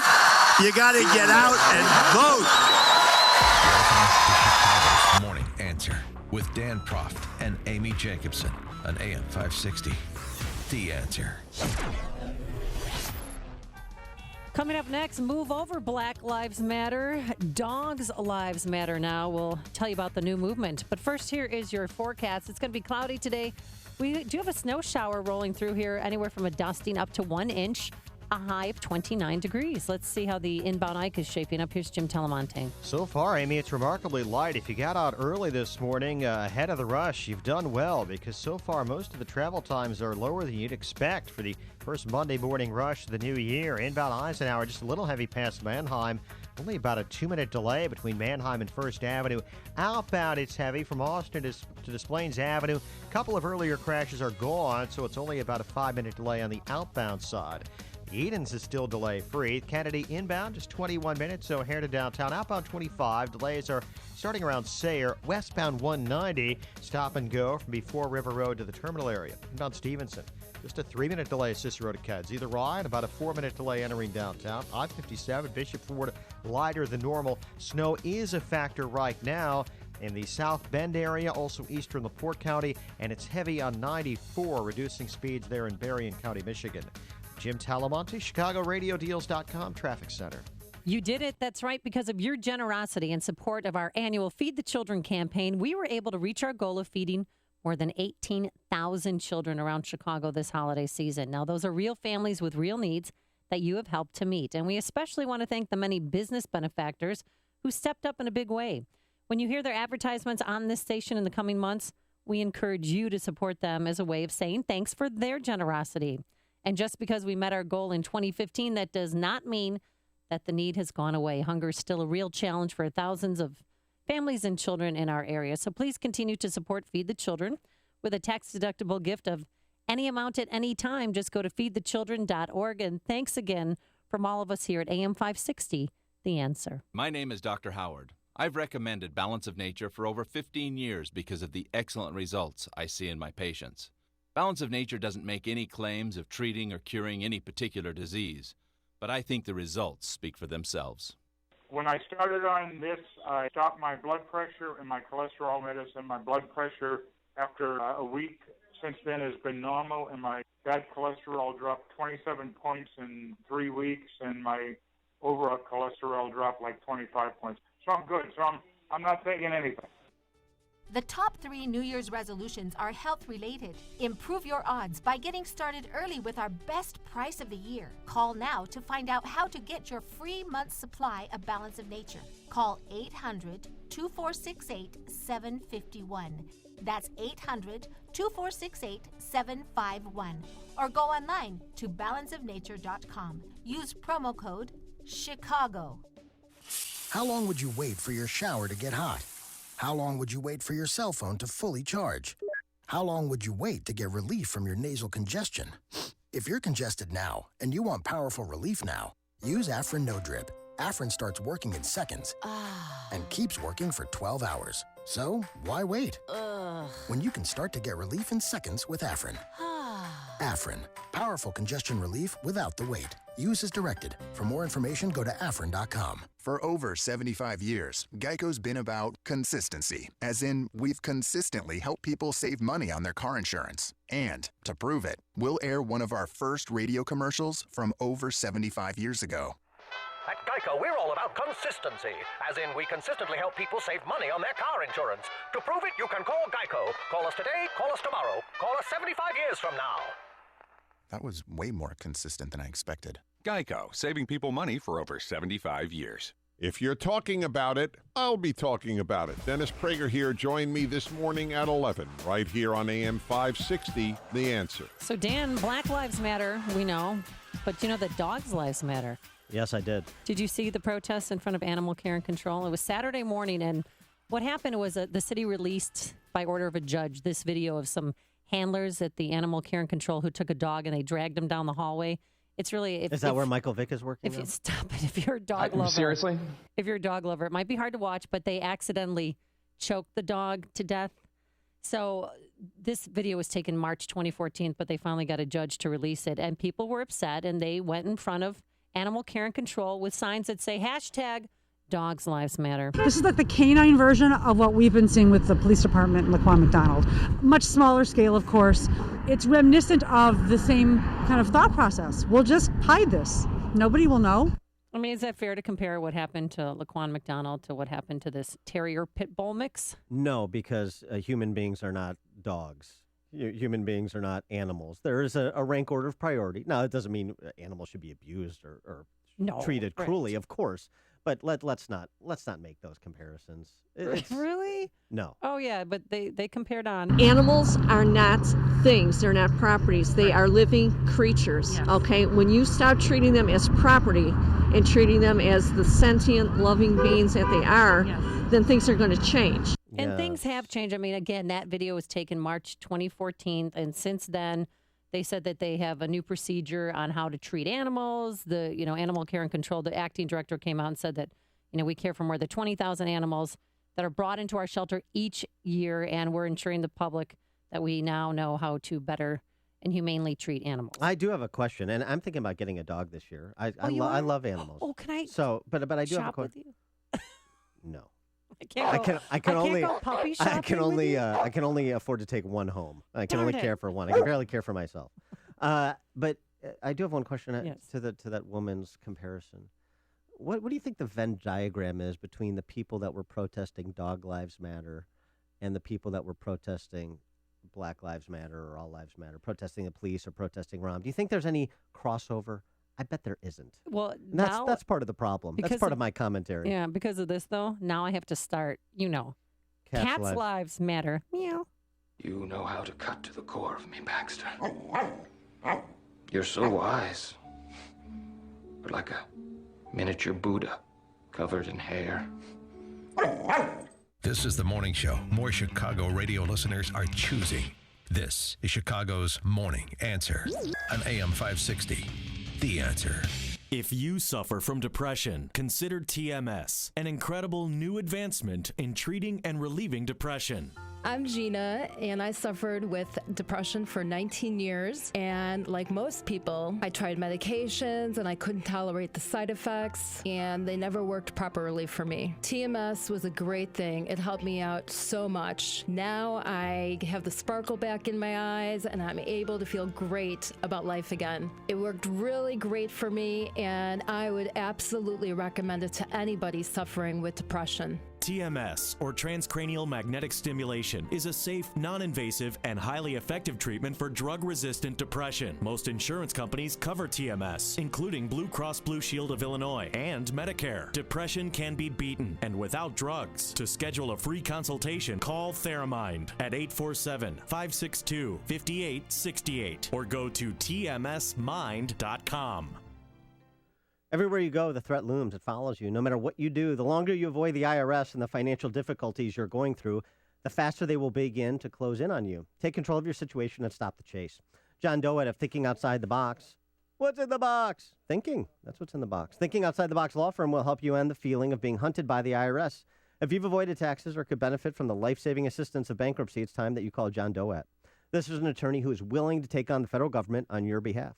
He has worked to discharge thousands of dollars in penalties, and he can help you settle your debts once and for all. Call 888-777-4193. Stop being hunted down by the IRS. Let John Doet of Thinking Outside the Box law firm deal with the IRS personally. His proven system works. Call John today for your own relief plan at 888-777-4193 or visit him online at thinkingoutsidetheboxlaw.com. That's thinkingoutsidetheboxlaw.com. Coming up on Chicago's Morning Answer, a new stand-down order for Chicago police at O'Hare. We'll explain. But first, let's go back into the newsroom and say good Monday morning and Happy New Year to Mike Scott. Amy and Dan, good morning. 23 degrees. The president back from vacation, ready to go to work, he says, tightening the nation's gun laws. He's scheduled to meet with Attorney General Loretta Lynch to finalize any new executive action. Oregon officials say they're working toward a peaceful resolution after militia members took over a building at a remote federal wildlife refuge. Protest organizer Eamon Bundy spoke to reporters yesterday. Our end goal is to see the people of Harney County back using their rights again under their claim, not as permittees, not as a privilege, but as a right. The group occupied the building near the town of Burns on Saturday following a protest over 2 Oregon ranchers who are set to report to prison again today on previous arson convictions.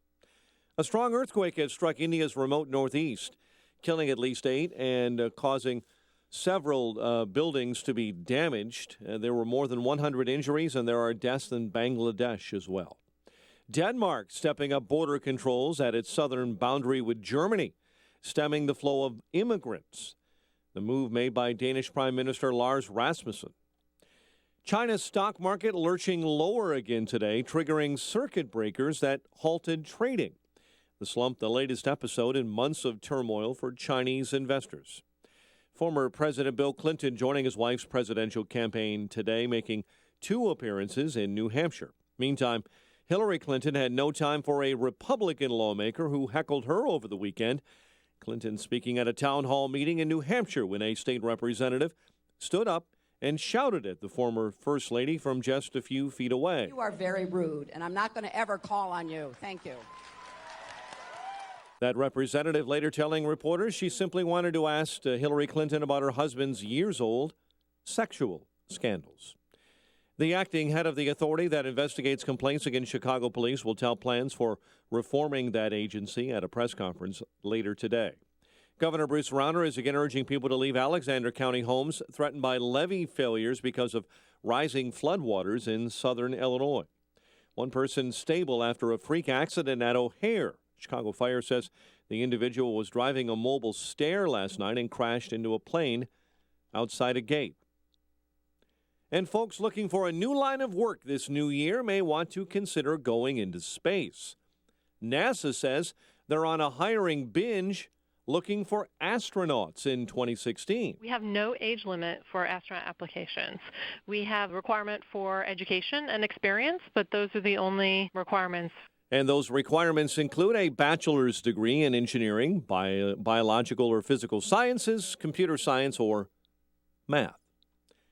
Chicago sports, Lions over the Bears to end the NFL season 24-20. Bulls beat Toronto. In the NHL, the Blackhawks blank Ottawa. The news, a service of Mothers Against Drunk Driving. Mothers Against Drunk Driving supports victims of drunk driving, drug driving, and underage drinking at no charge. Call their 24-hour victim helpline, 877-MAD-HELP, or visit mad.org. A check of traffic and weather on the way next on AM 560. The Dennis Prager Show. I'm a good one at storing energy. That's why I have no burnout in my life. I'm very aware that life is a marathon. And you could even look at it this way, that the year is a marathon. And you can't run at the exact same highest pace all year. You will fatigue. The Dennis Prager Show.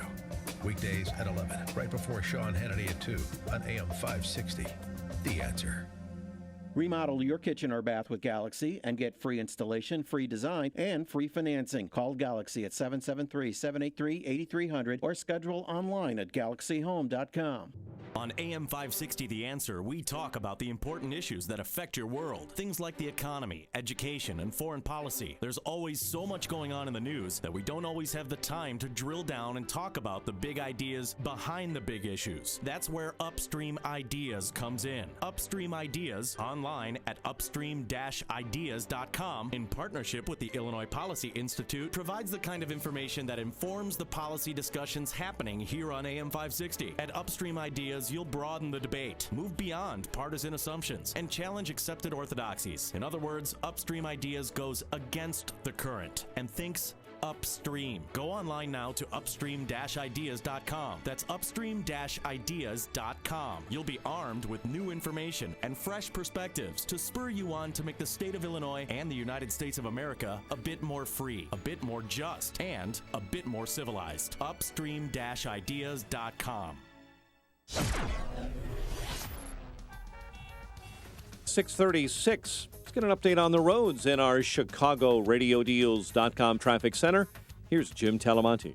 Thanks, Mike. We're looking for some potential big delays this morning on Metra's Union Pacific West line. There's a train right now on the outbound side, stopped in River Forest due to some emergency track repairs going on. On the Edens Expressway, traffic is light. No significant delay yet. Inbound Kennedy, heavy Cumberland to Lawrence. 26 minutes O'Hare to downtown, up on 25. And westbound 190 is heavy from before River Road to the terminal area at the airport. Eisenhower inbound, just 32 minutes. Thorndale to the Loop, and outbound. Stop and go Wells to Morgan, where a collision is 2 right lanes blocked. Then again, heavy past Austin, about 35 minutes downtown to Thorndale. Stevenson, 38 minutes, 355 to Lakeshore Drive. The Ryan, 18 minutes, 95th to downtown.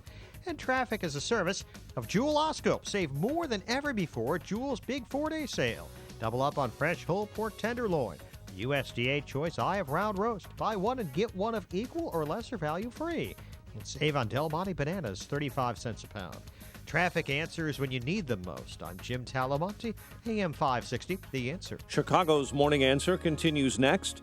Your official Chicagoland weather forecast from the aircomfort.com Weather Center. Air Comfort, 80 years of quality mechanical solutions for your business. Cloudy, cold, snow showers up to 1 inch. Coating the area today with a high of 29, and lake effect snow showers especially heavy in northwest Indiana and southeast Michigan. 23 at O'Hare, 25 along Chicago's lakefront.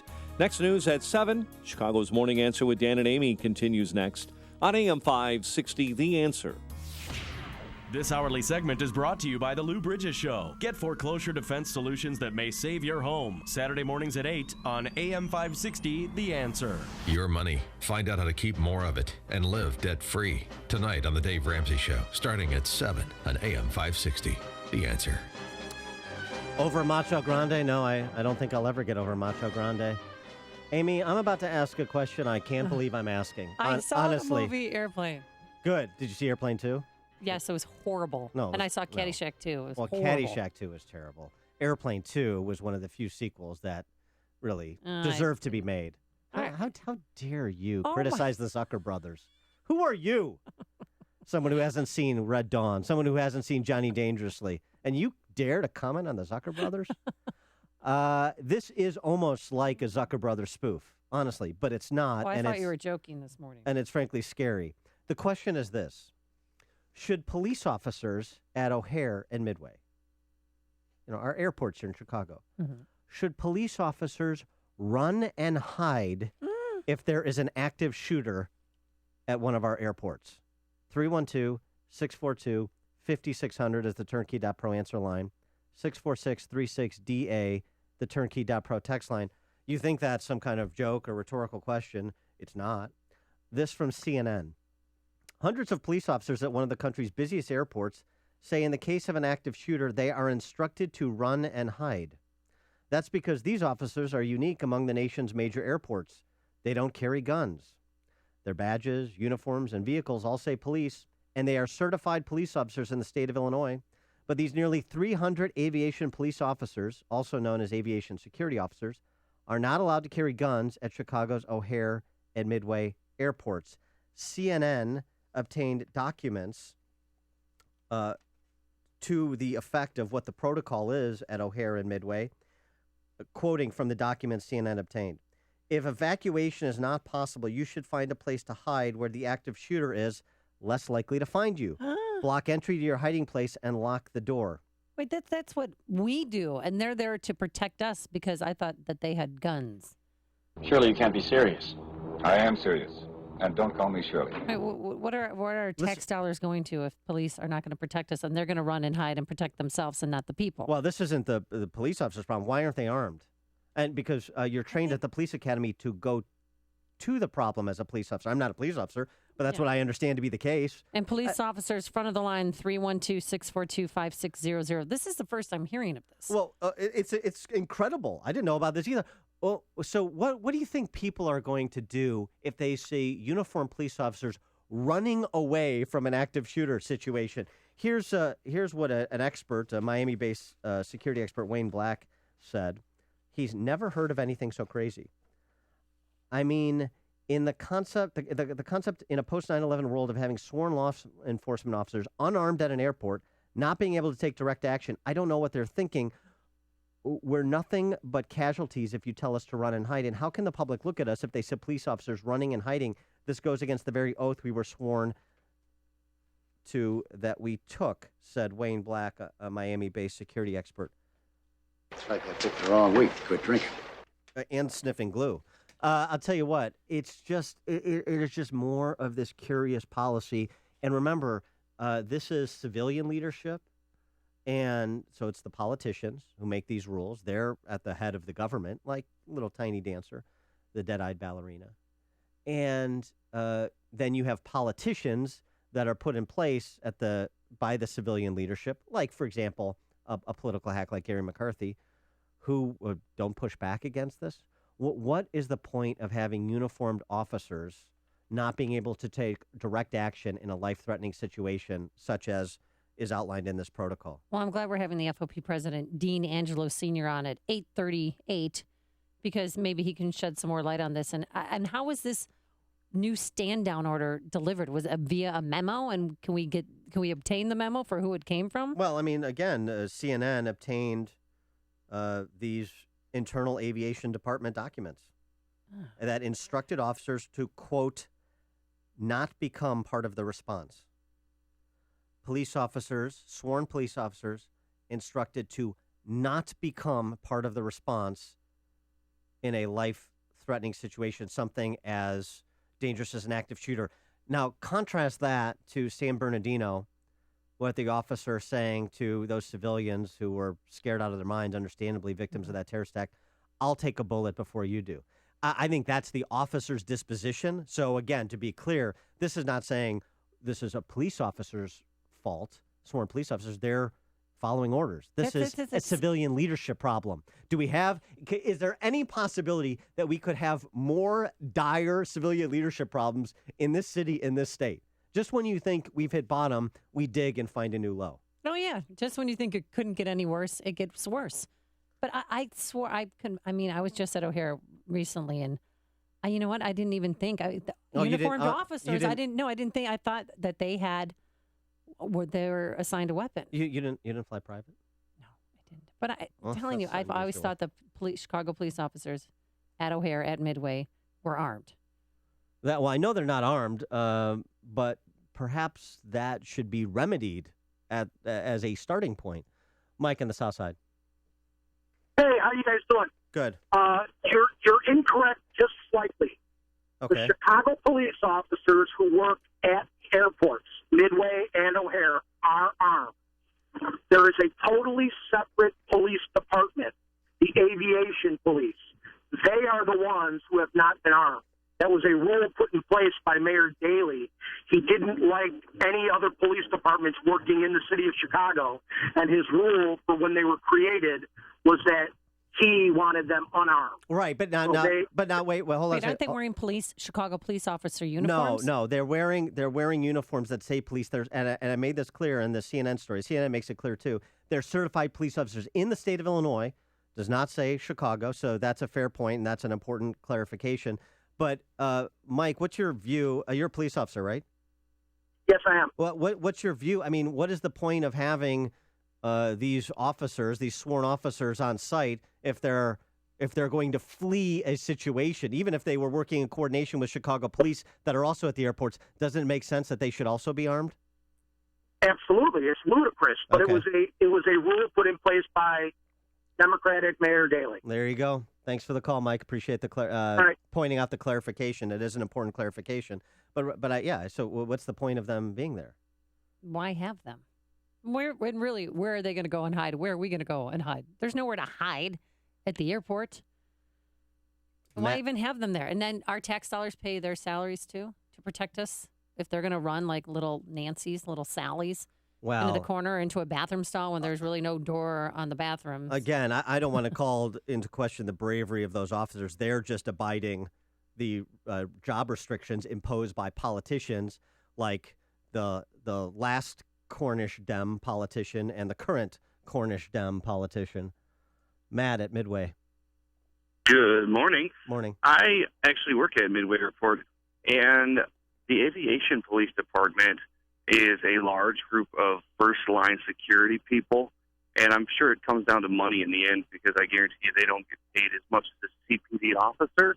But a lot of those guys are retired cops or people that are just looking for a place to sit for 8 hours a day. All right, thanks. Bye. All right, thanks for the call. Matt, but I'm sure a lot of them would ignore that memo and run in and help people. Rather than run from the action, they would run to the action. Well, to Matt's point, if they're retired CPD or retired officers from other departments, they're sworn Illinois police officers, again. Explain to me why they shouldn't be armed so they could respond to a situation at the airport when people's lives are in jeopardy. You know, God forbid that ever come to pass at O'Hare Midway.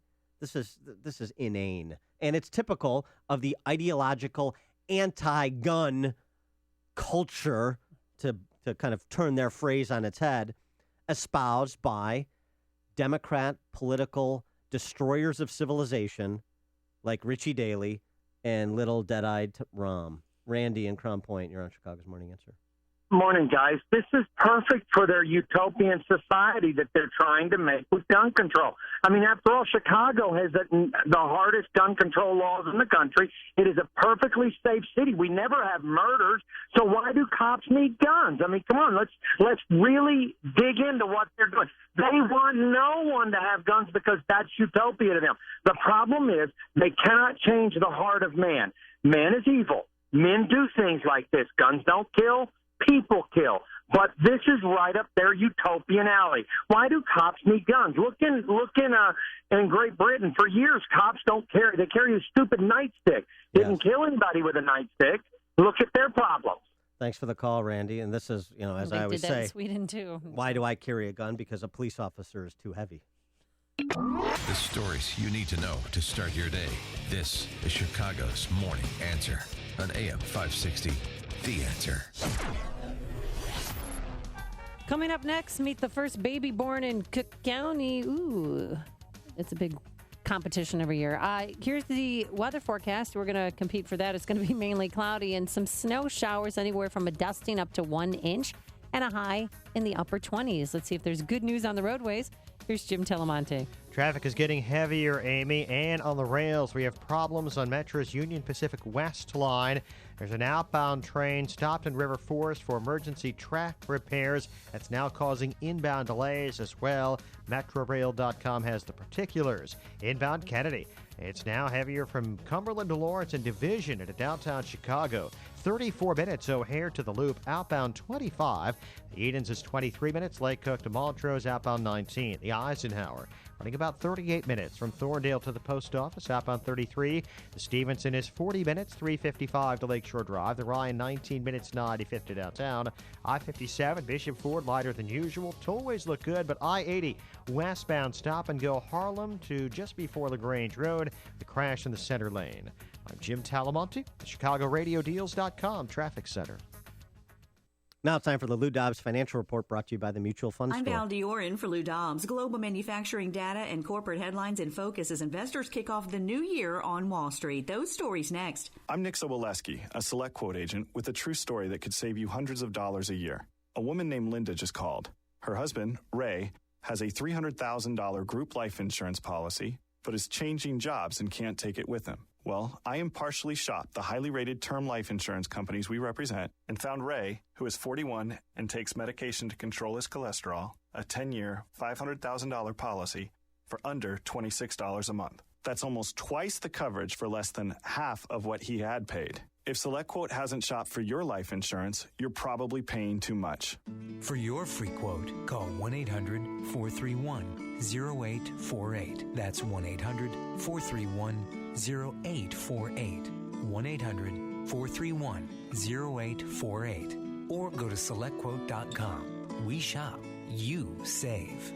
Get full details on the example policy at SelectQuote.com/commercials. Your price can vary depending on your health, issuing company, and other factors not available in all states. We'll see whether Wall Street investors are able to kick off the year on a high note. Investors today will consider reports on manufacturing in the United States, China, and Japan. We'll see if Saudi Arabia's decision to sever diplomatic relations with Iran generates jitters in the crude oil market. The February crude oil contract begins the new year above $37 a barrel. Investors reacting to a Bloomberg report that Ireland-based pharmaceutical company Shire is looking to buy rival Baxalta for more than $30 billion. Keep an eye on shares of Sturm, Ruger, and Smith & Wesson. Shares of both gun makers could get a boost as President Obama looks to take executive action intended to stiffen gun laws. And investors may bid up Tesla stock after the luxury electric car maker delivered a record 17,400 cars in the fourth quarter. Please tune in to Lou Dobbs tonight at 7 and 11 Eastern on the Fox Business Network. I'm Val Dior for the Lou Dobbs Financial Report. Now that the holidays are over, it's time to start thinking a little about yourself. And one way would be to treat yourself to a MyPillow. There are many of you who have procrastinated, so don't put it off any longer. MyPillow is a premium pillow with 4 different loft levels that's customized to your individual preference. And for my listeners who use the promo code Amy, you will still get 2 MyPillows for the price of one. It's MyPillow's best offer. It's so important to get a great night's sleep. I was gone for 7 nights, and I made the mistake of not bringing my pillow with me on vacation. Never again. I slept like a baby once I got home, and my neck pain and chronic pain from my scoliosis was gone. Plus, it's washable, and it keeps its shape and gives you support where you need it most. That's why it's the official pillow of the National Sleep Foundation. For this 2-for-1 price, go to mypillow.com. Type Amy, A-M-Y, in that promo code. Do it now, or call 800-489-0201 or online at mypillow.com, promo code Amy, or 800-489-0201. The only defense between your family and another harsh Chicago winter is your roof.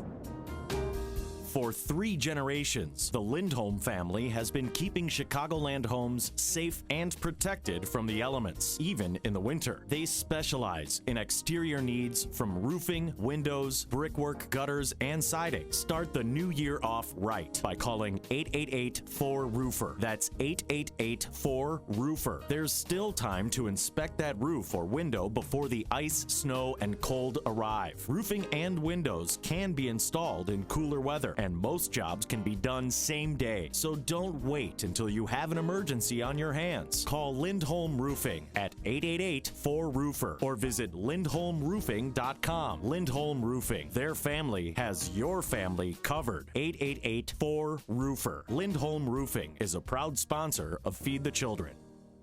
AM 560, The Answer. So, Amy, I know it's an annual thing, the first baby born in Cook County in the new year. It's a huge, huge competition. All the hospitals fight over it. You know, you'll have Rush, Prentice, Advocate, Lutheran General Hospital, and they all fight to have the first baby born at the stroke of midnight. And the first baby born, according to this report from NBC5, was Jaylani Rodriguez, born at 12:01. Congratulations. On New Year's Day. But I'll tell you what, I took off my celebratory baby New Year diaper after learning some circumstances around this birth. Uh-oh. I see you have sound. Is it the mother contracting? Listen to this report. No. Okay. No. She looks like me. I feel like she looks like me. Born at Lutheran General and resting comfortably, the healthy little girl is Aaliyah's first child. Happy. Very happy. Emotional. Excited. Like, I still can't believe I have a daughter. All right, what's the problem? She's 12? Here's the challenge. And, I am pro-life, so life is always a happy moment. And I'm glad that she had this lovely little girl. But here's the problem, and this is the shoddiness of the reporting. Miss Rodriguez, Jaylani's mother, Leah Rodriguez, is 15. She is. I was joking. She's 15. She's 15 years old. So she can't even drive a car yet she's having a child, well, all right? Well, the other thing, in addition to the struggle there, a statutory rape has been committed. Right? She's 15 years old. Oh, this is disgusting, Dan. By definition, a statutory rape has been committed, and no one points that out. No one asks the question.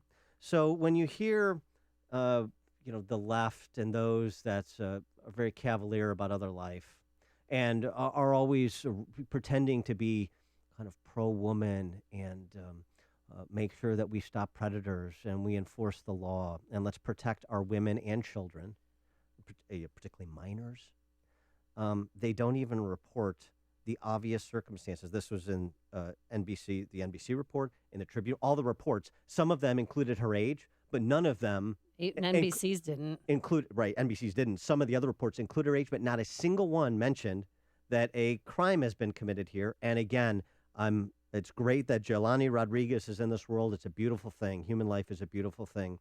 But people preying on 15-year-old girls, not a beautiful thing. And the father, that's never mentioned here, and the underlying statutory criminal act, never mentioned. Well, Jelani isn't that a commentary? Yeah. Isn't that a commentary in Cook County? That's true. And she was originally supposed to be born on Christmas, so she wouldn't have gotten this much attention had she been born on Christmas. You've made the switch, and it feels so good. You've switched to Chicago's Morning Answer on AM 560. The Answer. Attention market watchers. Until recently, the market hadn't seen back-to-back days of 500-point losses since November of 2008. What if you had no market exposure? What if you didn't have to worry about the markets? How would you sleep? Leave the volatility behind. Hi, this is Jack Taboda. Our proprietary income strategies provide reliable, inflation-protected income, guaranteed for life, with no market exposure. Call me at 630-777-7955. That's 630-777-7955. You've worked hard to build your wealth. I work hard to protect it. 630-777-7955. Insurance products may be presented and guarantees are based on the claims paying ability of the insurance company represented. Securities offered through ProEquities Inc., a registered broker-dealer and member FINRA SIPC. Advisory services offered through Harvest Investment Services LLC, a registered investment advisor. Taboda and Associates and Harvest Investment Services LLC are independent of ProEquities Inc. Hey, the weather in Chicago is getting worse. Snow is on the way, but it's always going to be warm and sunny for the next 5 months in Los Cabos, Mexico. And that is where we are heading April 2nd through the 9th. We'll be staying at the beautiful, and I've been here, it's gorgeous, Secrets Puerto Los Cabos Golf and Spa Resort. There's 2 9-hole golf courses on the property, 3 sparkling pools, 24-hour-a-day room service, 8 restaurants. This place has it all. So join us in Cabo. Get more information and book your trip today. This trip always sells out. And I'll be sporting my diamond and silk Speedo on the beach. That's right. Visit 560theanswer.com, keyword escape. The price that Apple has secured for you is incredible and exclusive only to us. Don't miss out. Sells out every year. 560theanswer.com, keyword escape. Hey, if you need to sell your home in Chicagoland, Sean Hannity here with some very important facts that you need to know. Now, 40% of homes hitting the market in Chicago are not selling. Now, those are horrible odds. You need to call Saul Z and the Z team based right here in Chicagoland. Now, Saul sells a home on average every 24 hours and attracts hundreds of buyers every month locally, nationally, and internationally. The Wall Street Journal ranks Saul's team in the top 110 teams out of 1.2 million agents in the U.S. Now, Saul Z guarantees to sell your home in 29 days at a price and deadline that you agree to, or he will buy your home or he'll sell it for free. Plus, working with Saul is also risk-free. After 24 hours, if he's not doing his job, you can walk away free and clear. Just call the agent I would call if I needed to sell my home and lived in Chicagoland. Call Saul now at 888-346-0666. That's 888-346-0666. Or go online at callsaul.net. That's callsaul.net. Coming up on Chicago's Morning Answer, President Obama is back from vacation and taking aim at gun control. We'll have John Lott on next with the latest. And Attorney General Tom Hagen issues an opinion on fantasy sports sites. We'll have that at 7:17. But first, into the newsroom we go. Here is Mike Scott. Amy and Dan, changes to the Independent Police Review Authority are to be announced today. 2 teens killed by Illinois flooding, that death toll now at 10.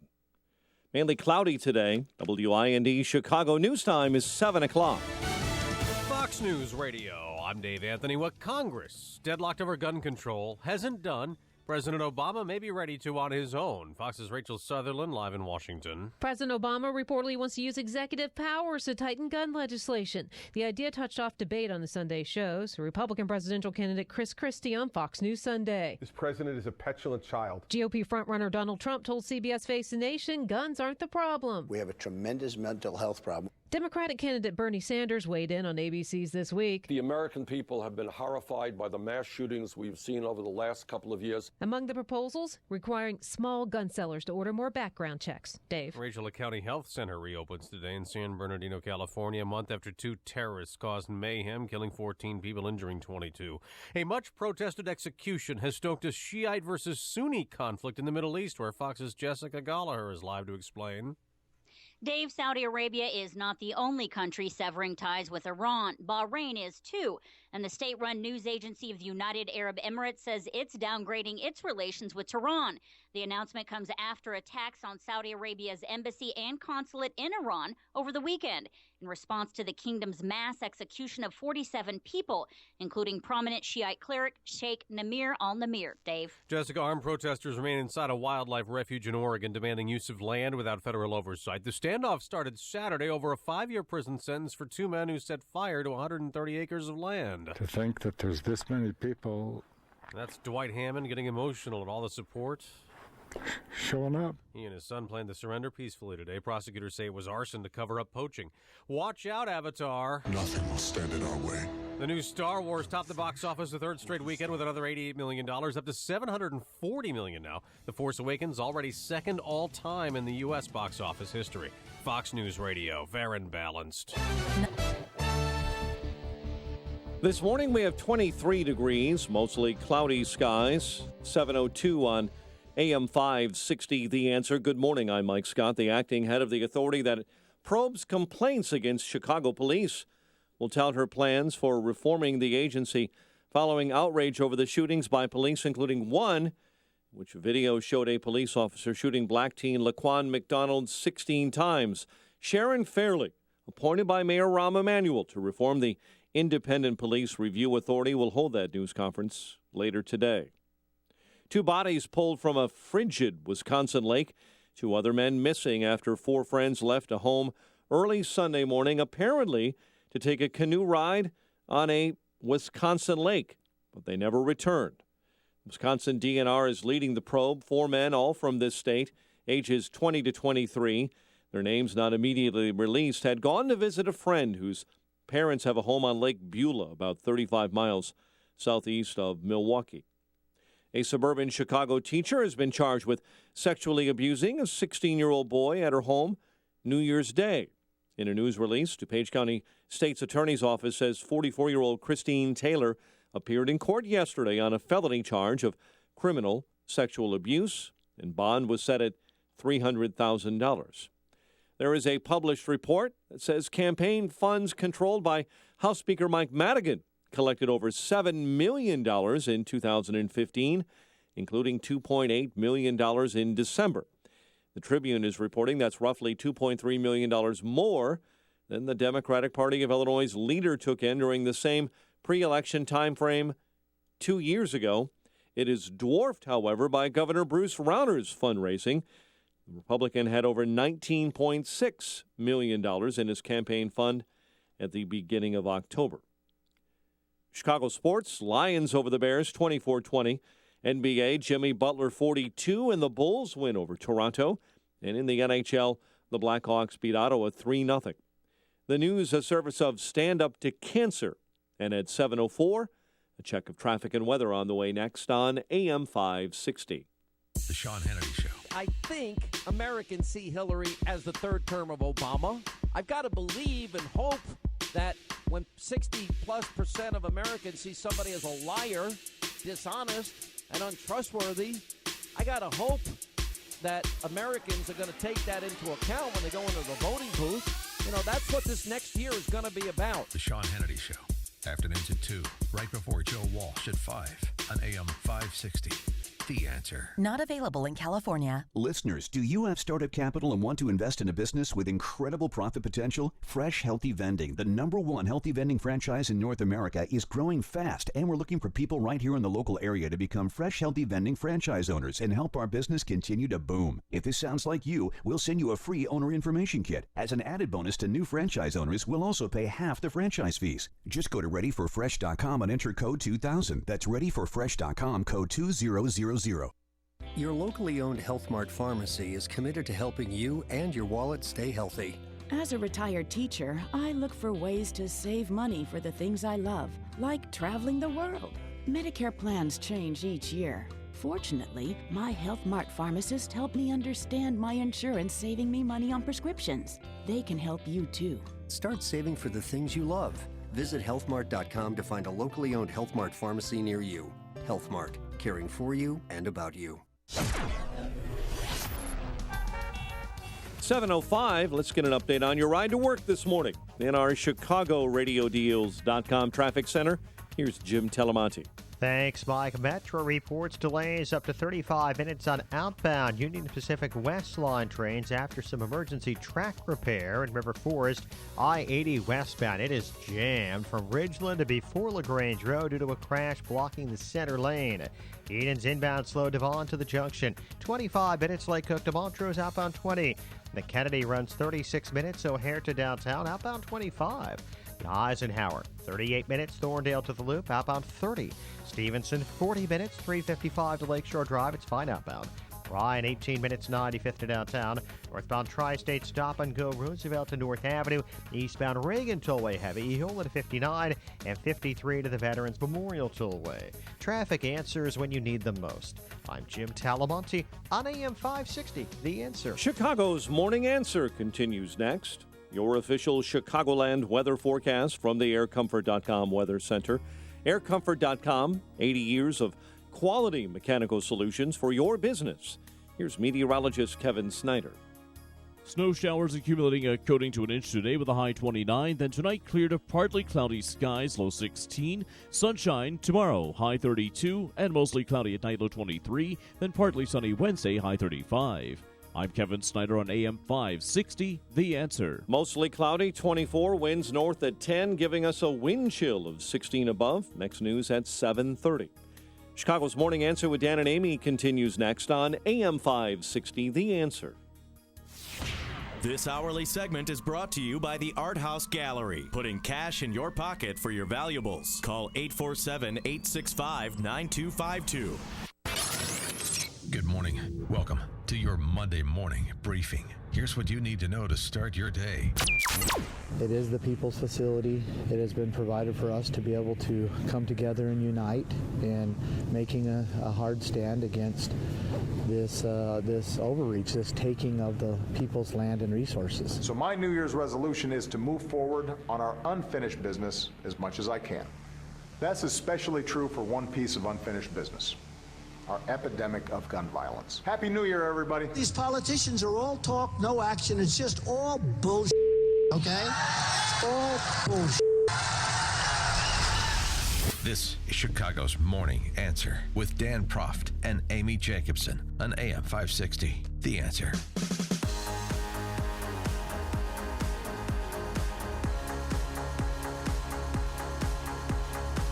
Good morning. Happy New Year, Dan and Amy. And Amy, I got this gift in the mail this morning. I've been gone for a couple of weeks, but I got this nice gift. Can I mention this? Sure. I mean, while you were off being stung by jellyfish, other people in the face, by the way. Yeah, and did you say that your scuba instructor or your scuba guide? They're called dive masters. Dive master, yes, of course they are. Well, it's a very in-depth No, course. no, I mean, it takes no. weeks to become certified. Then you have to do 4 open water dives, and then you have to keep up with it. Now, Yes. I don't know. I want to be delicate about this, but in terms of being stung by a jellyfish, I don't know how that happens, number one, while you're scuba diving. It's not like... Well, it's not like I have a lot of open skin, but they find you. If they want to get you, they'll get you. It's not like they jump out from behind a coral reef. No, They're sometimes they slow do. moving, though. Yeah, well, so are you. When you scuba dive, you're supposed to, stay calm so that you don't disrupt nature and the fish don't go away from you. They stay by you. Yeah. Now, did the dive master, Yes. did he expurgate on you to address the wound? No, Dan, the more civil approach to a jelly sting is vinegar. So they normally have some vinegar up on the boats, and then when you get out and there's a sting, they can put that on it to neutralize it. Did he offer you the option of Well, I've heard relieving of himself or the vinegar? The R. Kelly option I passed on, and I went for the vinegar. But thank you. But still, it hasn't gone away. This actually would be a great Dave Chappelle skit. But as to my gift, if we could. Yeah, what is your gift, Dan? This note from Mary Lynn Wilson. Dan, we moved to the Bay Area 3+ years ago when my husband lost his job in Chicago. I listened to you guys every morning online. When I heard you only had one ornament on your tree, I did have a Charlie Brown Christmas tree. The only ornament was from Peter Roscom's wife, Elizabeth. Thank you very much, Elizabeth Roscom. I thought I'd send you this, put it on your tree next year, and when you look at it, remember, as bad as Illinois is, it's not California.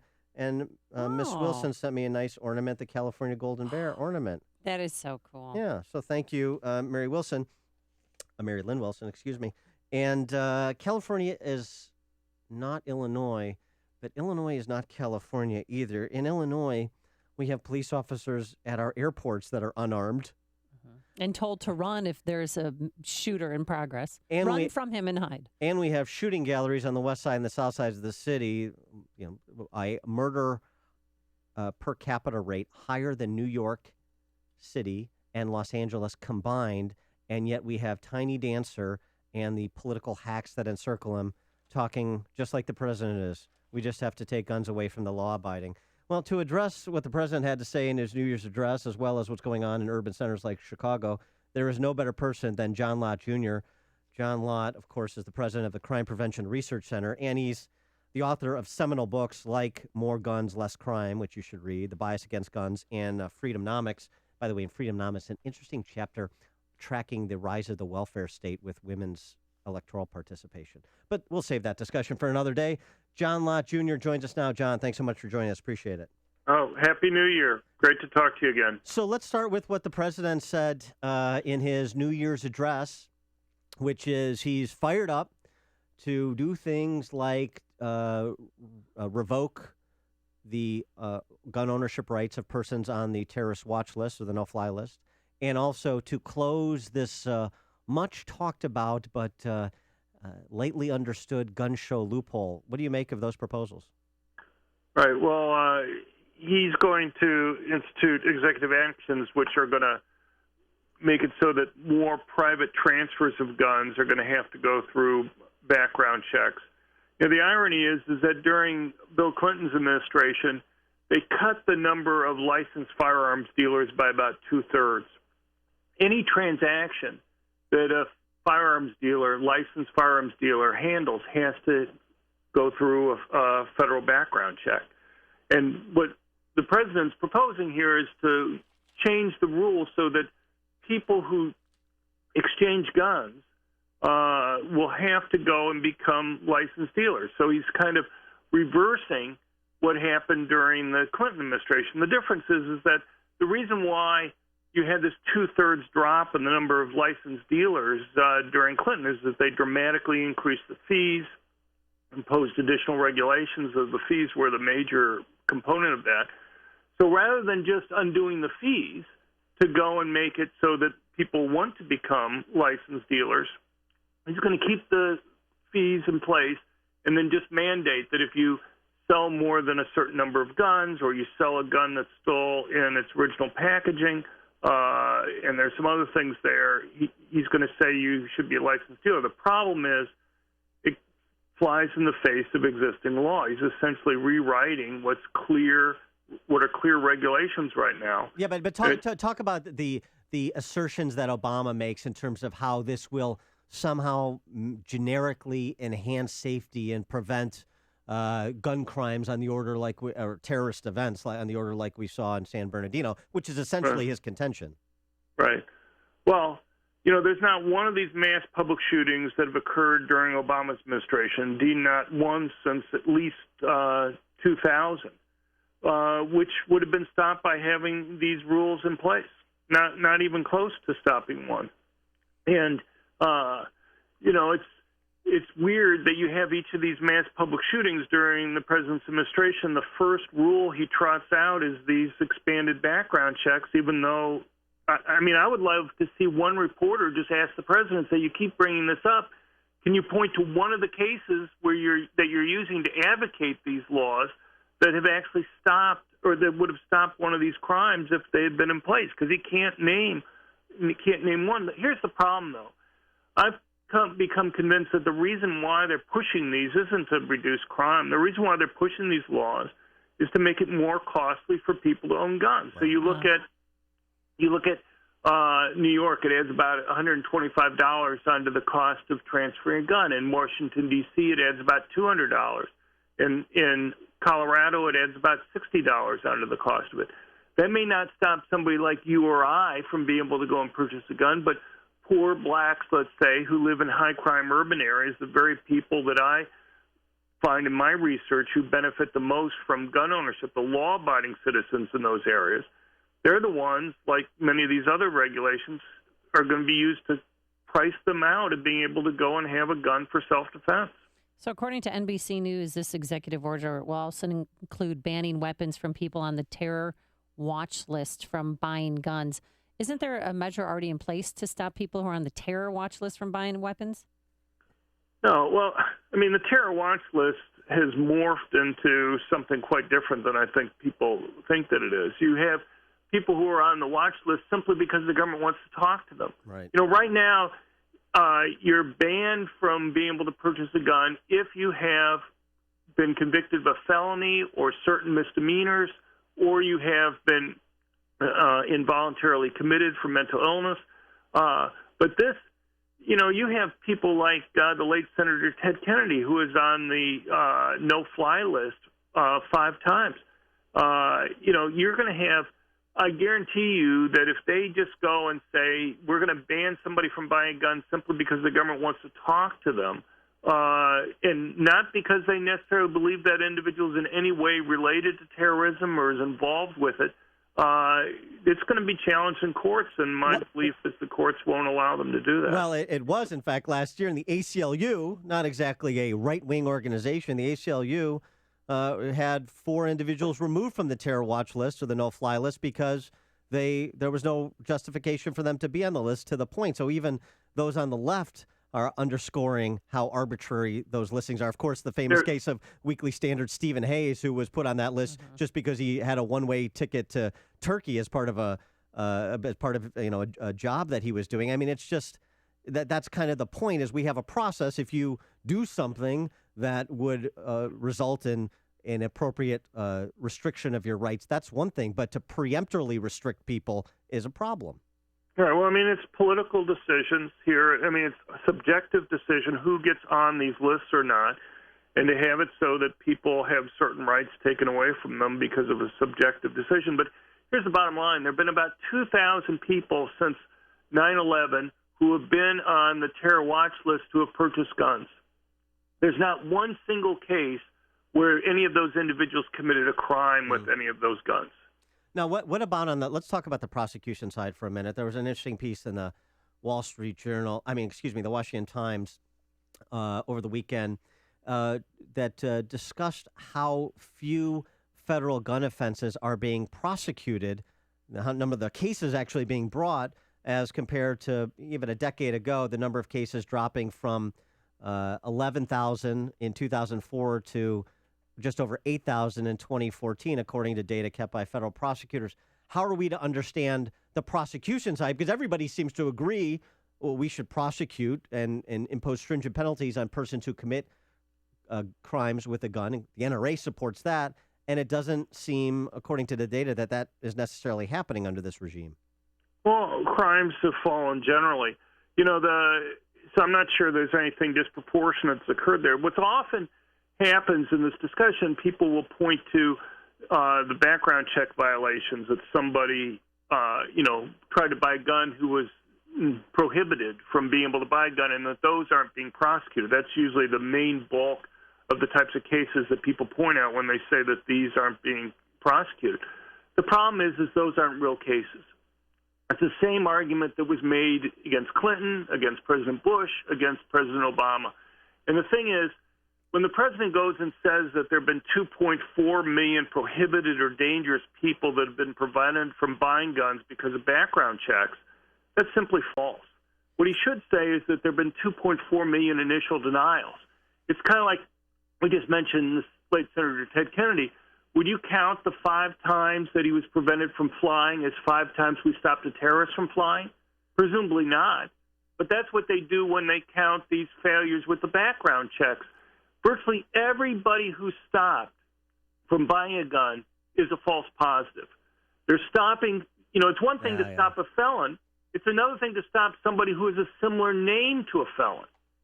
And so, they're just not real cases that are there. And the problem is that for most people that may simply be an inconvenience, but for some small group of people who may be stalked or threatened, who may need a gun quickly for self-defense, getting stuck in this Kafka-esque type limbo that can be there for months and having to go and hire lawyers may make the difference between whether or not the person's able to go and defend themselves or not. He is John Lott. He is the president of the Crime Prevention Research Center. He's the author of numerous books on this topic, which you should check out if you haven't read yet. More Guns, Less Crime, The Bias Against Guns, and Freedomnomics, among others. John Lott, thanks so much for joining us. Appreciate your time. Oh, great talking to you. Happy New Year. And he joined us on our turnkey.pro answer line. Hear about the big stories of the day, then talk about them right here on Chicago's Morning Answer on AM 560. The Answer.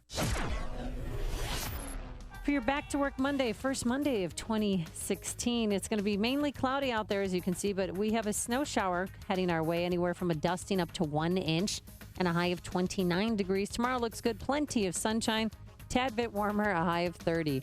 Let's get the travel times and see if that accident on westbound I-80 is cleared up. Here's Jim Telemonte. No, it's there, Amy, and it is a massive delay now. Westbound is jammed solid from I-57 before LaGrange Road. A long backup. 2 left lanes are now blocked with that crash, which originally had just a center lane closed. Elsewhere, in general, it's not bad. The Eden's just 21 minutes. Lake Cook to Montrose, outbound 24. The Kennedy's gotten heavier, 38 minutes, so O'Hare to downtown. Express lane saved just 2 or 3. Outbound just 25 minutes downtown to O'Hare. The Eisenhower, 38 minutes. Thorndale to the Loop, outbound 30. Stevenson, 40 minutes, 3:55 to Lakeshore Drive. Ryan is 18 minutes, 95 to downtown. Eastbound Adams Tollway stop and go Bartlett Road to Barrington Road with a crash on the right shoulder, and it's heavy Roselle to 53. I'm Jim Talamonte, ChicagoRadioDeals.com Traffic Center. Thank you. Because of your generosity, we reached our goal to feed 18,000 children around Chicagoland this holiday season. Those are real families with real needs that you have helped to meet. And we especially truly want to thank our many business benefactors who've stepped up in a huge way. When you hear their advertisements on this station in the coming months, we encourage you to support them as a way of saying thanks for their generosity. And just because we met our goal in 2015, that does not mean that the need has gone away. Hunger is still a real challenge for thousands of families and children. So you can make a tax-deductible gift of any amount at any time. Just go to feedthechildren.org. And thanks again from all of us here at AM 560, The Answer. As a small business, PSG always outsourced our IT department. But a year ago, we made a change and partnered with Turnkey IT. I needed a company that understood the balance between having state-of-the-art technology for our employees and being able to control IT costs while investing in other areas. Partnering with Turnkey IT has been one of the best decisions we've made. Turnkey IT is a team of people. It's not just one guy that comes out when something breaks. They created a custom plan for the business. It all runs like a well-oiled machine. Having a plan and not just reacting to what breaks, really having a proactive strategy for making sure IT runs smoothly every day. Best of all, they still check in regularly enough to make sure everything's being delivered as promised. That's exactly what we wanted. Talk to David or one of the IT reps and get specifics about what exactly it is they'll deliver. They make sure we're happy and working efficiently so we can concentrate on our customers. Make the switch Switch to Turnkey IT. Visit turnkey.pro. That's turnkey.pro.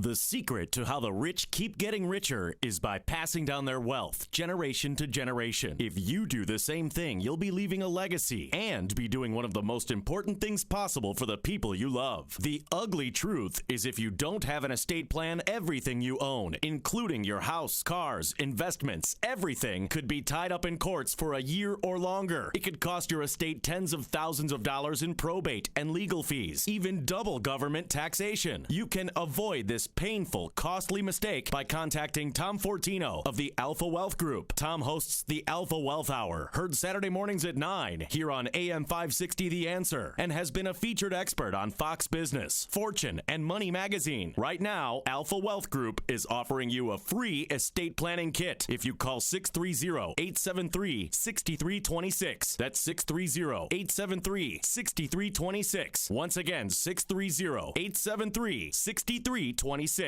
Hi, this is Shalom Klein of Get Down to Business, the show for small business, jobs, and entrepreneurship.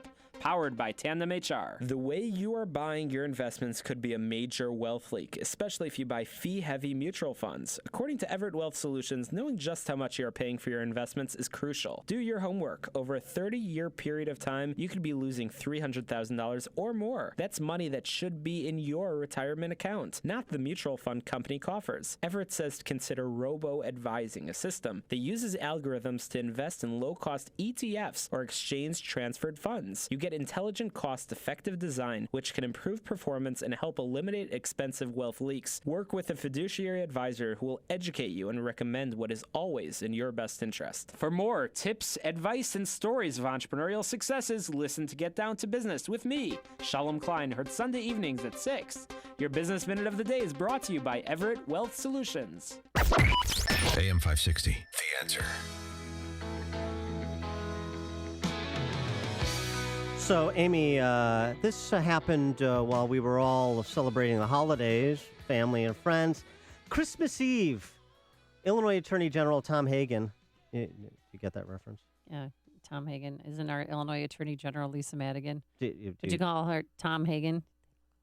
Tom Hagen. Tom Hagen. So. Oh boy. See, boy. the list is getting longer. So, Things you didn't know about me until 2016. This morning we have, right, no, let me for the write this record, down. the record, for our friends and listening audience, we have discovered Red. Rather startling. Amy has not seen the movie Red Dawn, so she doesn't understand the Wolverines reference with respect to Ammo Bundy and the boys. Uh-huh. She has. I saw Airplane and Airplane 2. Saw Airplane, and you saw Airplane 2. That was good. You have not seen Johnny Dangerously. No. So she didn't get the Roman Moroni references. I'm blushing right now. And now she has not seen the Godfather movie, so she doesn't get the Tom Hagen I saw reference. part of Godfather 3, maybe. But, the Corleone consigliere, played by Robert Duvall, was named Tom Hagen. Okay. Yeah. So mob lawyer / Attorney General Lisa Madigan issued this opinion Christmas Eve that FanDuel and DraftKings, two fantasy football, fantasy sports sites. I think you're familiar with them. Well, I have a feeling you take part in FanDuel. I partake in games of chance from time to time. Okay. But she said that starts with fantasy football and it leads into that. Yes. That is illegal gambling, Lisa Madigan said. Now, FanDuel and DraftKings have sued the state in response to her opinion. Lisa Madigan, that's illegal gambling. So online fantasy sports gambling is verboten in Illinois. Do I have to cancel my fantasy football team? I made the playoffs for my league. Congratulations. Good luck Thank to you. you. I hope you have a lot of Steelers. Do you want to buy a lottery ticket online? Not a problem. Yeah, you can. And you can use your credit card to buy that too, by the way. Do you want to go to a state-sanctioned casino? Please do. Yeah, we need your money. We need the revenue. Maybe spend an afternoon at one of these state-sanctioned video poker parlors. Sure. How about horse racing in the summertime at Arlington Park? Are you in? How about a 3-4 exacta in the 5th race at Arlington? What about OTB? State-subsidized horse racing. Mm-hmm. Absolutely. You can't win if you don't play. It's all good. See, here's what we have in Illinois, and this is what the mob lawyers like Lisa Madigan exist to do, is protect the state. You know, it used to be cartels trying to undermine the rule of law from the outside in. Now we have the government is the lead cartel, and so we have the government in the gambling business, all those examples we just offered, also in the drug business, of course. So DraftKings and FanDuel better not get into the marijuana business, or they'll have Lisa Madigan to deal with yet again. People think that it's politicians being bribed, right, being bought off. This is a feudal system. This is a cartel economy where you have to pay tribute to the kingpins at the head of Illinois state government. Kingpins like Madigan and Cullerton and Tiny Dancer in Chicago. These are the 21st century kingpins. So if they're elected officials. If they line their coffers and donated money to their campaigns, then DraftKings and FanDuel would be... If they had... It'd be hands off, don't maybe you think? If they had a brick and mortar building downtown and they hired a certain law firm to fight to abate their property taxes, maybe things could have turned out differently. If they would have flown the 14th Ward sigil, hired Ed Burke to welcome them to the city, maybe things could have been done differently. But because they didn't pay tribute to the government kingpins, they're on the outside looking in. Gambling is illegal at Bushwood, sir, and I never slice. It's news, opinion, insight. This is Chicago's Morning Answer on AM 560. The Answer. I've been taking it, and I'm actually feeling better. I know that I'm not coughing anymore, and I was coughing all the time. I notice my body feels better. I have diabetes. I had my blood work done, and I had really good numbers. I want to thank you for your product and all that. It's been great.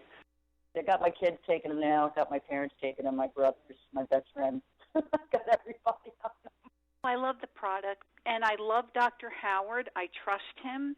I feel safe. I think his product is superb. I'm going to continue with it. Get started early on your New Year's resolution with our best price of the year.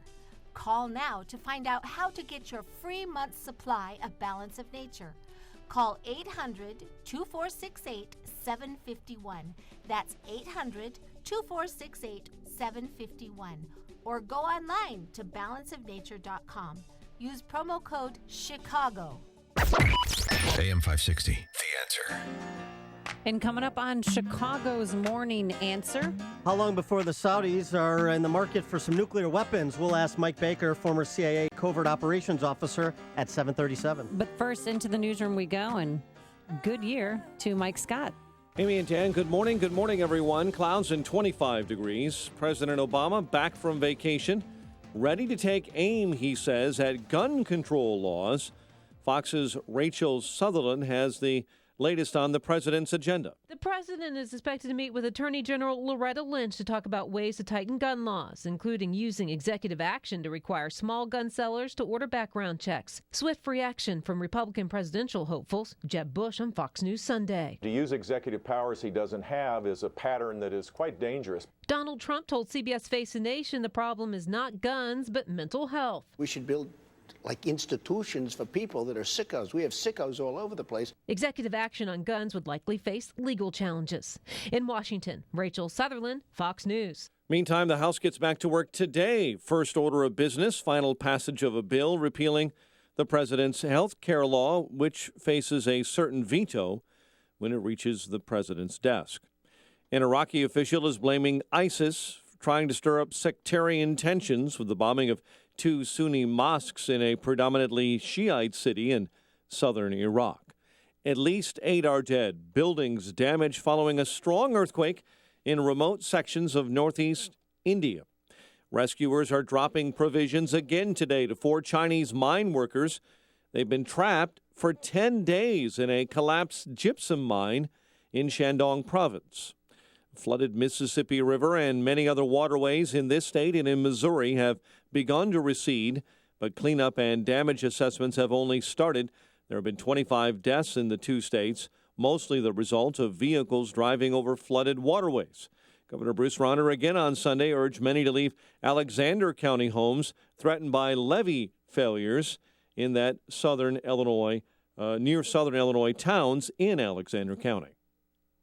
This time of year, it's not normal to have floods, and the water behaves differently. The ground's harder, It's a little firmer, and we've had so much rain all this year that the water, once it moves somewhere, it moves fast. Rauner says residents are leaving, some staying put. He wants those residents to leave. He's tried to visit as many communities, he says, as possible in the 12 counties that he's declared disaster areas, concluding 3 days of touring flood-damaged areas on Sunday.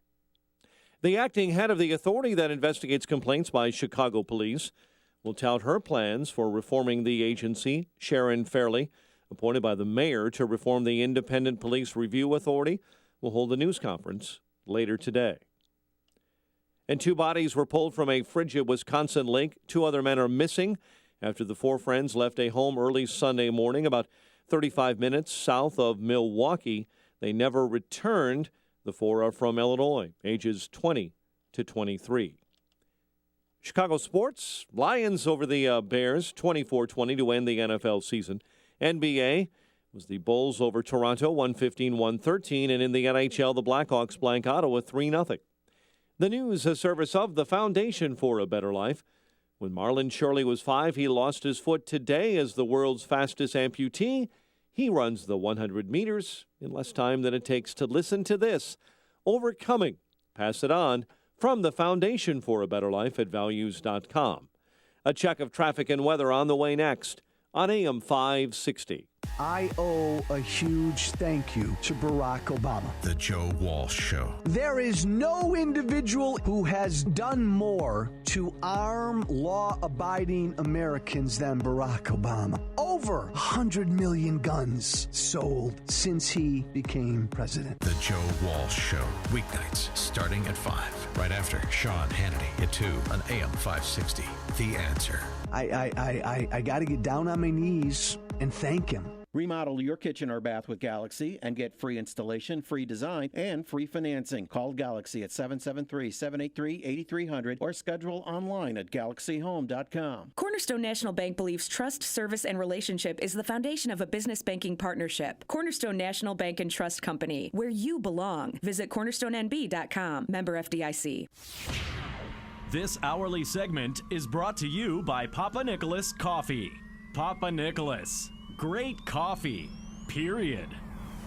Listen to AM 560 on your mobile device. Now available on iHeartRadio. Online at iHeartRadio.com. Shark Tank Judge Barbara Corcoran for On Deck Business Loans. I swim with the sharks every week on TV, so I know many small businesses need capital to grow. That's why I'm excited to tell you about On Deck Small Business Loans. They offer business lines of credit up to $100,000 and term loans up to $500,000 in as little as 1 business day, which means you get the capital you need when you need it to help your business grow. On Deck is 100% focused on small business, and it's easy to tell. The online application is very simple, and they have dedicated funding advisors who are available to consult with you on your financing needs. On Deck has an A-plus rating with the Better Business Bureau and has delivered more than $3 billion to thousands of businesses nationwide. Best of all, 93% of their customers would recommend On Deck to a friend. Are you ready to take your business to the next level? Give On Deck a call today. Take Barbara Corcoran's advice and apply now at OnDeckLending.com or call 800-326-3043. 800-326-3043. Loan subject to lender approval. Must be open 1 year and have $100,000 in annual revenue. You may think being totally blind is the greatest challenge I face, but actually, it's the fact that I'm often wide awake at 3 a.m. and struggling to stay awake in the middle of the day. This is called Non-24, and it affects up to 70% of people who are totally blind, like me. It makes just getting through the day a real struggle. Learn more about Non-24 by calling 855-856-2424 or visiting learnmorenon24.com. Sponsored by Vanda Pharmaceuticals. Let's get an update on the roads in our ChicagoRadioDeals.com traffic center. Here is Jim Talamonte. Thanks, Mike. I-80 westbound before LaGrange Road. A crash has cleared. There are still delays starting past I-57, but it has improved significantly. Eden's inbound 21 minutes. Lake Cook to Montrose outbound now 30. It clears up past Dempster. The Kennedy is 38 minutes. O'Hare to downtown outbound 31. The Eisenhower 38 minutes. Thorndale to the Loop outbound 30. Stevenson 45 minutes. 3:55 to Lakeshore Drive. The Ryan 20 minutes. 95th to downtown. Southbound Lakeshore Drive heavy between Hollywood and Fullerton. Northbound Tri-State slow Roosevelt to North Avenue. Traffic is a service of Lead Safe America. Do you live in an historic home? Are you renovating? Your children could be at risk of lead poisoning. It takes just a microscopic amount of lead dust to poison a child. Learn more at leadsafeamerica.org. Traffic answers when you need them most. I'm Jim Talamonte, AM 560, The Answer. Chicago's Morning Answer continues next. Your official Chicagoland weather forecast from the aircomfort.com Weather Center. Aircomfort.com, 80 years of quality mechanical solutions for your business. Mainly cloudy, cold, snow showers, a coating to an inch expected, high 29. Currently, fair skies and 26. Next news coming up at 8. Chicago's Morning Answer with Dan and Amy continues next on AM 560, The Answer. This hourly segment is brought to you by Turnkey IT, giving you the freedom to focus on your business while they handle the technical stuff. Turnkey IT. Dan and Amy, so boy, oh boy, things getting more complicated in the Middle East, including with our new partner in peace, the fun-loving mullahs in Iran. Bit of a problem. Saudis executed 47 men for terrorism, the largest mass execution in Saudi Arabia in about 4 decades. Weren't 46 of them Al-Qaeda members? Well, they included members of Al-Qaeda. I don't know what the distribution was, but the key execution in terms of engendering the ire of the Shias, particularly the Shias in Iran, was the execution of the Shia cleric Sheikh al-Namir. And this is somebody who's being characterized in the press as a dissident Shiite cleric in Saudi Arabia. In point of fact, he led a Shiite uprising in 2011. He was involved in advocating for the violent overthrow of the House of Saud. So a little bit more serious than that. There's legitimate questions about whether or not he was just an Iranian operative operating in Saudi Arabia. There's a lot of interest in the Middle East from Iran and their satellites in deposing the House of Saud. And so you had the reaction with protests outside and the burning, the embassy, violent, burning of the Saudi embassy in Tehran. And you had the Saudis cut off diplomatic relations with Iran. These are the two power brokers in the region. Now, we have facilitated the Iranian state sponsor of terror, $150 billion in unfrozen assets and glide path to nuclear weapons.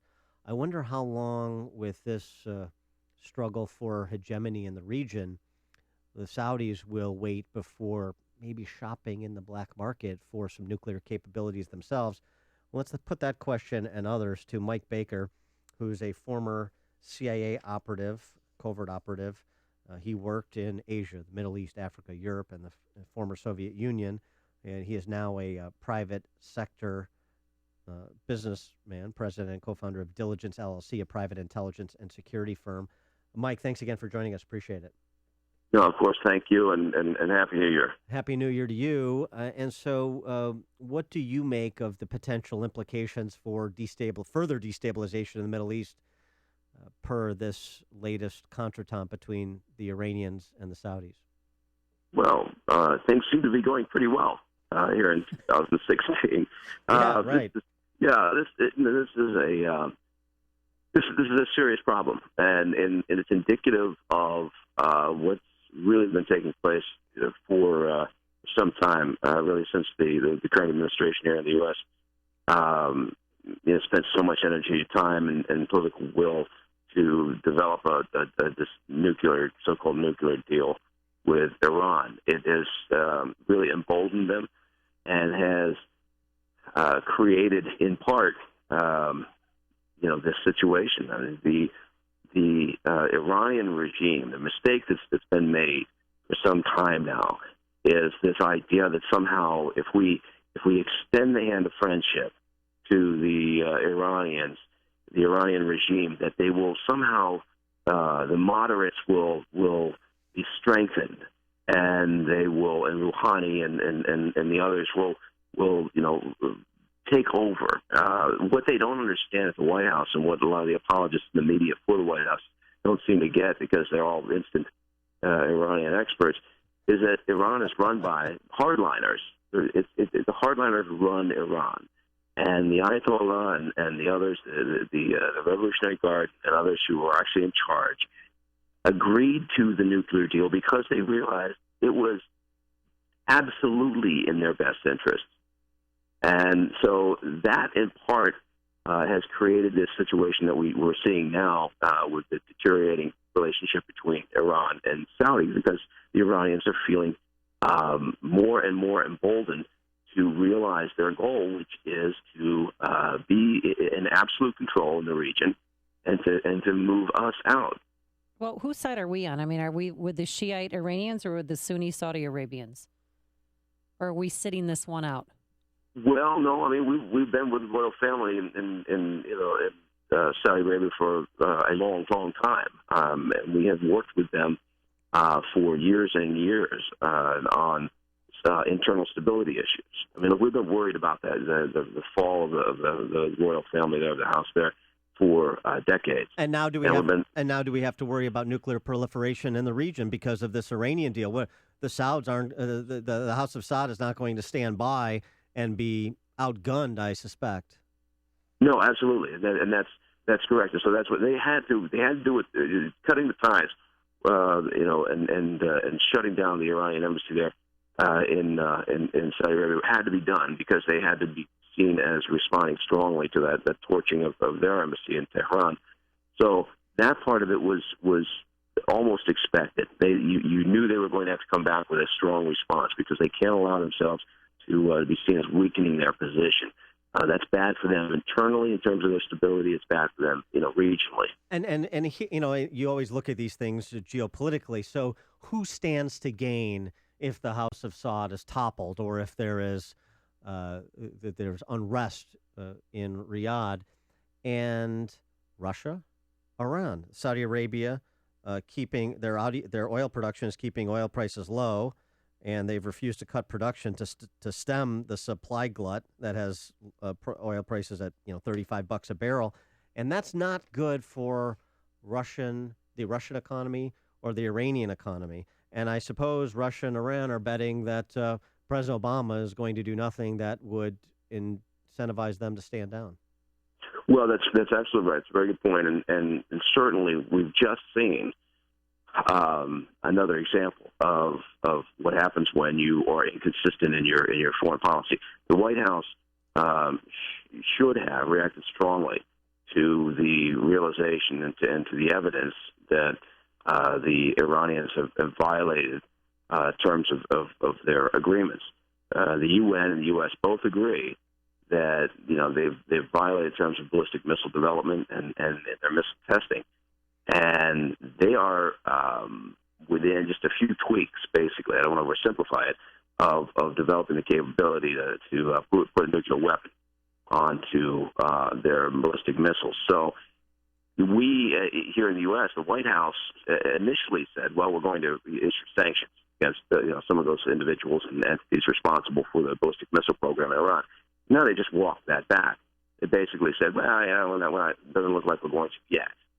And part of that is because they don't want to, this is in their mind at the White House, I don't want to disappear down the rabbit hole, but the reasoning for them not issuing sanctions immediately in a very strong manner is because they believe that would weaken the position of President Rouhani, who Secretary Kerry and the White House have put a lot of stock in, because they don't want to, again, this idea that we don't want to weaken the position of the moderates. Well, again, it's ludicrous. Iran's not run by moderates. Well, the other thing this does, doesn't it? That coalition that was much talked about by the president of Arab nations that are going to take the fight to ISIS in the region, this certainly jeopardizes that already fragile coalition, doesn't it?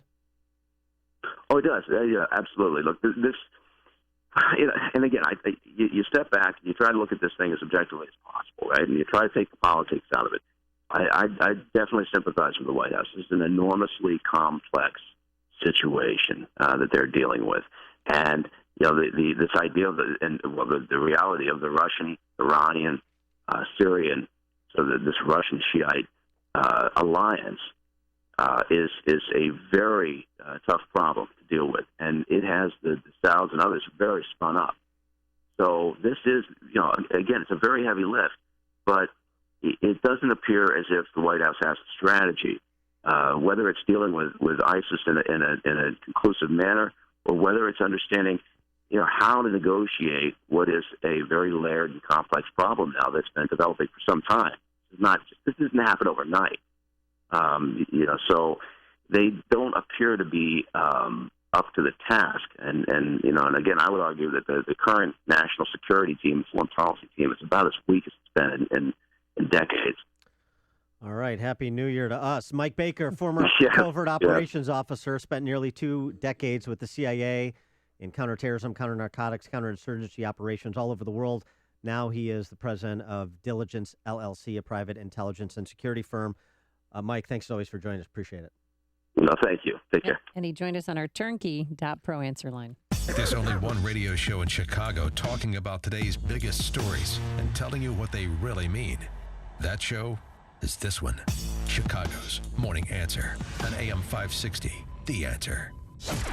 Plenty of sunshine right now, but it will be crisp and cold out there, a high of 29 degrees. Then tomorrow, sunshine continues on a high near 30. Travel times, how's the inbound Kennedy with The Answer? Here's our good friend Jim Talamonte. Thank you, Amy. Good morning. Good morning, Dan. Inbound Kennedy, it's actually improved slightly. It's 34 minutes from O'Hare to downtown. The delay started Foster, but the express lanes are now heavier than the locals. They'll cost you 2 or 3 minutes. Outbound, 31 minutes downtown to the airport. Edens, 20 minutes. Lake Cook to Montrose, outbound 30. The Eisenhower is 47 minutes. Thorndale to the Loop, outbound just 30. Stevenson, 50 minutes, 355 to Lakeshore Drive. It's fine outbound. The Ryan, 20 minutes, 95th to downtown. Southbound Lakeshore Drive, heavy between Hollywood and Fullerton. Delays on the northbound Tri-State are from Plainfield Road to 47th and Roosevelt to North Avenue. In general, the tollways are lighter than normal. I-80 westbound, there's a residual delay between I-57 and before LaGrange Road, but that earlier crash has cleared. I'm Jim Talamonte, ChicagoRadioDeals.com, Traffic Center. Well, the weather in Chicago is only going to get worse. We do have some light snow coming this afternoon. But where it's going to be guaranteed to be warm and sunny for the next 5 months is Los Cabos, Mexico. That's where we're heading. April 2nd. We're going there for 5 months? Yes, we are. You didn't get the memo? Be sure to pack light. No, we're actually going there from a week, Saturday to Saturday. April 2nd through the 9th, we'll be staying at the beautiful Secrets Puerto Los Cabos Golf and Spa Resort. It's an all-inclusive, adults-only, all-suites resort that opened in December of 2013. Every room is an ocean view. It has 8 restaurants, 4 bars, serving unlimited premium drinks, 24-hour-a-day room service. The resort has 2 huge, gorgeous, sparkling pools and access to 3 miles of pristine beaches. And they'll be even more beautiful when I'm swimming in those deep pools with my diamond and silk Speedo. And adjacent to the resort, Dan, just for you and the golfers in our group, 2 9-hole golf courses designed by Jack Nicklaus and Greg Norman. So join us in Cabo, get more information, and book your trip today by visiting 560theanswer.com, keyword escape. The price that Apple Vacations has secured for this trip is exclusive, and it's incredible, only to us. So don't miss out. This trip sells out every year. Visit 560theanswer.com, keyword escape. The most recent U.S. Supreme Court decision on the Affordable Care Act made one thing certain. We will all have to deal with this ever-changing law until at least 2017. If you're tired of calling a bureaucrat at an 800 number to help you navigate Obamacare, then you need a local expert on your side. That's right, your own health insurance mentor. C. Stephen Tucker from healthinsurancementors.com is someone I know and trust. He's a 20-year licensed broker who's been educating AM 560 listeners on the Affordable Care Act for the last 5 years. Thanks, Dan. If you have a pre-existing condition, a canceled plan, or your premium increased, now's the time to get covered. 2016 open enrollment begins on November 1st and ends on January 31st. During this 90-day window, you cannot be denied coverage. Depending on your income, you may find a more affordable plan. The new healthcare law is very complicated and you do need guidance. It costs you nothing to use a broker, so why not tap into my expertise? Thanks, Steve. How can our listeners get in touch with you? They can visit healthinsurancementors.com or call me directly at 630-674-1551. That's 630-674-1551. Hi, I'm Tom Sadeka, President and CEO of Precision Payroll of America. We're the 32-year-old company whose first employee and first client are still working together. With me today is one heck of a great service partner. Thanks, Tom. Hi, I'm Andrea Kashaba, owner of Tulane & Associates Accounting and Tax Services here in Elk Grove, servicing small businesses since 1986. I heard Precision Payroll ads years ago. I called on behalf of one of my clients. Tom came out, met with us. Since then, we've added 6 more clients and absolutely love working with Tom and Precision Payroll. As an accounting professional, I love having the connection with Precision Payroll as it makes serving my clients even easier. Andrea, thanks for coming in and sharing our success story. You are awesome and a joy to work with. If you want to partner with us or work with us, call me directly at 630-242-1507. That's 630-242-1507. Or on the web at precisionpayroll.com. AM 560, The Answer. Oh, yeah. Dan and Amy, even the hipsters in Wicker Park are not immune from the Black Lives Matter experience.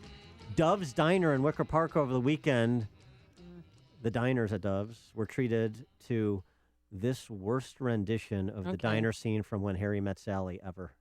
To our beloved community members, this country decided the murder of a child was justified. While you are here, I'll have what the white privileged are having. They're not going to stop until Mayor Emanuel resigns. They're not going to, and there's more groups forming now. We have the Color of Change group and the Black Youth Project, and and Dogs Lives Matter group now too. Maybe they'll all combine. Yeah, I'll tell you what. They come to Palace Grill on West Madison and try and get between me and my bacon, the little Frank's hot sauce on it. We're going to have a situation. Before you see it on TV, share it on Facebook, or read about it in the paper. Hear it here first. This is Chicago's Morning Answer on AM 560. The Answer. And now, a moment of objectivism with your Ron Brook and the Ayn Rand Institute. How does economic inequality emerge in a free society? From a bunch of win-win transactions. When J.K. Rowling wrote Harry Potter books, she created something of value, a bunch of great stories that millions of people willingly and happily paid $20 a piece for. Now, what happened to inequality as a result? It grew. Rawlings became a billionaire, while her fans saw their income stay the same and their wealth go down by a tiny amount, $20. Inequality grew, but everyone was better off as a result. That's the way inequality arises under freedom, and that's why it should. For more, see my book with Don Watkins, Equal is Unfair, America's Misguided Fight Against Income Inequality. Visit ARIradio.com. From the Ayn Rand Institute, I'm Ron Brook. This has been a moment of objectivism from the Ayn Rand Institute. To learn more, listen to the Yaron Brooks Show, Saturdays at 4 on AM 560, and visit ARIradio.com. Why are Ayn Rand's ideas so compelling? Her worldview, her philosophy, expressed dramatically in her novels Atlas Shrugged and The Fountainhead, embodies the ideals stated by the Founding Fathers in the Declaration of Independence and sets forth the requirements necessary to achieve a flourishing life. She called her philosophy objectivism and said it was a philosophy for living on Earth. Today, decades after her death, objectivism continues to stir debate and inspire passion for the spirit of individualism and the enduring American dream. You've heard me talking about the new website, upstream-ideas.com. If you haven't checked it out yet, then do so in 2016, because otherwise you're missing thoughtful expository content you won't find anywhere else from those who operated in the political and policy arenas, including me. Check out an op-ed I penned on our Attorney General, Lisa Madigan, and her decision on fantasy gaming sites that's posted today. Each week, you can watch the latest episode of Against the Current. That's our long-form interview series with policymakers and opinion leaders. You can also watch Illinois by the Numbers, our video series that breaks down Illinois one number at a time to explain what the policy challenges are, and there are many, why we have them, and what we can do about them. And you can check out highlights from each Sunday's Illinois Rising program, which tackles state and local politics and policy with deep thinkers from the Illinois Policy Institute and Illinois Opportunity Project. At Upstream Ideas, questions are asked that don't get asked anywhere else. Points of view are heard that are not heard anywhere else. No sacred cows, no punches pulled. It's all at upstream-ideas.com. You may think being totally blind is the greatest challenge I face, but actually, it's the fact that I'm often wide awake at 3 a.m. and struggling to stay awake in the middle of the day. This is called non-24, and it affects up to 70% of people who are totally blind, like me. It makes just getting through the day a real struggle. Learn more about non-24 by calling 855-856-2424 or visiting learnmorenon24.com. Sponsored by Vanda Pharmaceuticals. Coming up on Chicago's Morning Answer, the Iowa primaries are just days away. We'll speak with Matt Strawn, former chairman of the Republican Party. Now, I have a question. I didn't see the end of the Rose Bowl. Did Stanford end up beating Georgia Tech's 222-0 victory over Cumberland in 1960, the most lopsided college football game in history? It was a little bit closer than that, thanks. Okay. At least we scored unlike Michigan State. I turned it off at 35-0, so I didn't know. It was tracking. Yeah. So I just didn't know. That's and why then at 8:38, the Fraternal Order of Police President Dean Angelo will be here. But first, let's go back into the newsroom and say Happy New Year to Mike Scott. I'm happy my Wolverines won. Changes to the Independent Police Review Authority do be announced a little later today. A Naperville teacher accused of sexually abusing a teen. And a mainly cloudy and cool day ahead. WIND Chicago News Time, 8 o'clock. Fox News Radio. I'm Dave Anthony. The last time the Inland Regional Center was open in San Bernardino, California, there was mayhem and murder. Try to relax, everyone. Try to relax. I'll take a bullet before you do. Now, a month after the terror attack that left 14 dead, the county health center will reopen. Many staff members have continued working this past month, visiting homes of mentally disabled children and adults. The director of the IRC says employees have been telling her they want to return to the office. The specific conference center room where the shooting took place will remain closed, and it's not clear when or if it will reopen. Fox's Jessica Rosenthal. Armed protesters are calling on more patriots to join them at a standoff at a wildlife refuge in Oregon. Fox's Tanya J. Powers has more live. Well, they're protesting the prison sentences of Dwight and Stephen Hammond, who have already served time for an arson conviction, but they're due to report to a California prison today after additional sentences were ordered. Among the group that's taken over the Malheur National Wildlife Refuge, the sons of Nevada rancher Cliven Bundy, who was involved in a 2014 standoff with the government. There have been very vindictive behaviors because they refused. There have been intimidations, and the list goes on. That's Ammon Bundy. He called the extra prison terms an attempt by the government to bully the ranchers, Dave. Tanya, President Obama meets with the Attorney General today discussing a series of executive actions on gun control, wanting to expand background checks. Republicans are critical, including from presidential candidate Jeb Bush. His first impulse always is to take rights away from law-abiding citizens, and it's wrong. Ben Carson's detailing a flat tax plan today, wanting to repeal the tax code. This the days after the Republican made changes to his campaign as Carson falls in the polls. If I didn't do anything and our campaign was going in the wrong direction, people would say, see, you have no leadership. You don't know how to do anything. In the Democratic race, former President Bill Clinton will start campaigning for Hillary today in New Hampshire. And the House plans yet another vote today to repeal Obamacare. This one could reach the president's desk for a veto. Fox News Radio. Fair and balanced. Partly sunny skies this morning. We have 25 degrees at 8:02 on AM 560. The Answer. Good morning. I'm Mike Scott. The flooded Mississippi and Illinois and other waterways in this state have receded in places, but in a few areas they're still rising. Governor Bruce Rauner wrapped up 3 days of touring flood-prone parts of southern Illinois, urging those who are in flood-prone areas to leave quickly. The levees are breached in those low-lying spots. That's where the water's going to flow immediately and very quickly. And this water can move fast. Governor Rauner has declared 12 counties disaster areas and concluded 3 days of touring flood-damaged areas on Sunday. The acting head of the authority that investigates complaints against Chicago police will tout her plans for reforming the agency following outrage over Chicago police shootings, one in a video showing an officer shooting a black teen, Laquan McDonald, 16 times. Sharon Fairley, appointed by Mayor Emanuel to reform the Independent Police Review Authority, will outline her changes later today. 2 bodies pulled from a frigid Wisconsin lake and 2 other men missing after 4 friends left a home Sunday morning. They were all from this state, ages 20 to 23. They had gone to visit a friend whose parents have a home on Lake Beulah, about 35 miles southeast of Milwaukee. A suburban Chicago teacher charged with sexually abusing a 16-year-old boy in her home on New Year's Day. DuPage County State's Attorney's Office says 44-year-old Christine Taylor appeared in court Sunday, judge setting bond at $300,000. Chicago sports, Lions over the Bears to end the NFL season 24-20. NBA, Bulls beat Toronto, and on the ice, Blackhawks over Ottawa 3-0. The news is a service of Compassion International. There's a boy or girl living in poverty right now. They don't have enough to eat, are sick, can't go to school. You can help them with that poverty when you become a sponsor with Compassion International. Find out how at compassion.com/radio. 8:04 time for the AM 560 Business Beat. And from the Fox Business Network, here's Pat O'Neill. From the Fox Business Network, it could be an ugly start for Wall Street's first day of trading in the new year. U.S. stock futures are sharply lower after losses in overseas markets. Chinese stocks plunged nearly 7%, triggering an emergency trading suspension.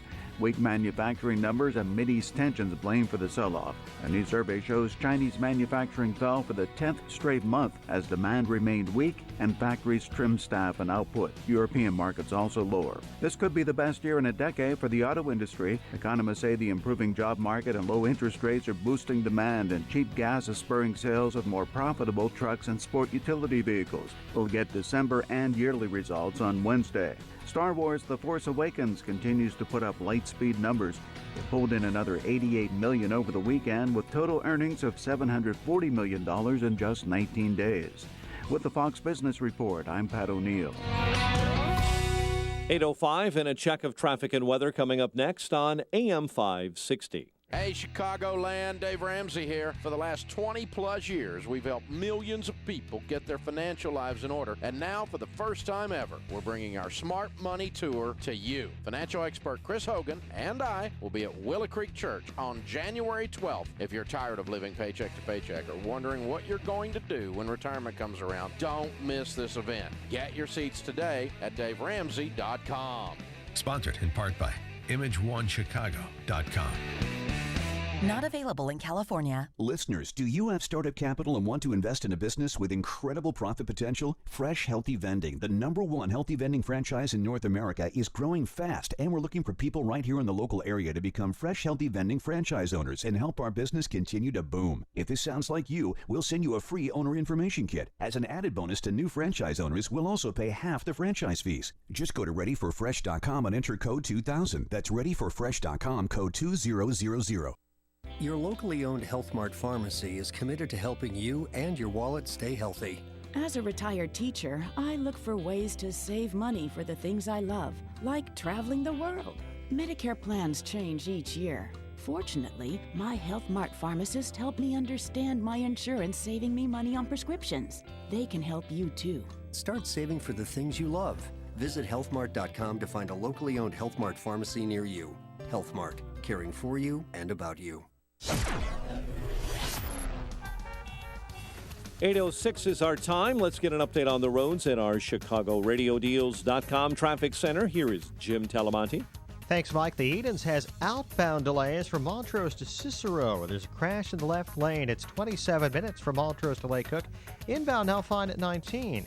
Inbound Kennedy, delays start at Montrose. 36 minutes O'Hare to downtown. 26 from Montrose, 23 in the Express. Outbound, 26 minutes downtown to the airport. The Eisenhower, with delays starting at First Avenue. 47 minutes, Thorndale to the Loop. Outbound fine at 29. Stevenson, 50 minutes, 355 to Lakeshore Drive. Outbound clear. Ride about 20 minutes, 95th to downtown. Southbound Lakeshore Drive, stop and go Montrose to Fullerton. Northbound Tri-State, heavy Plainfield Road to the Hinsdale Oasis and Roosevelt to North Avenue. Adams Tollway, stop and go Higgins to before Roselle with a crash in the left lane. Reagan Tollway, slow Farnsworth to 59 and 53 to 355. Veterans Memorial, northbound slow 63rd to the Reagan Tollway and southbound North Avenue to Roosevelt. Traffic answers when you need them most. I'm Jim Talamonte, AM 560, The Answer. Chicago's Morning Answer continues next. Your official Chicagoland weather forecast from the AirComfort.com Weather Center. AirComfort.com, 80 years of quality mechanical solutions for your business. Here's our meteorologist, Kevin Snyder.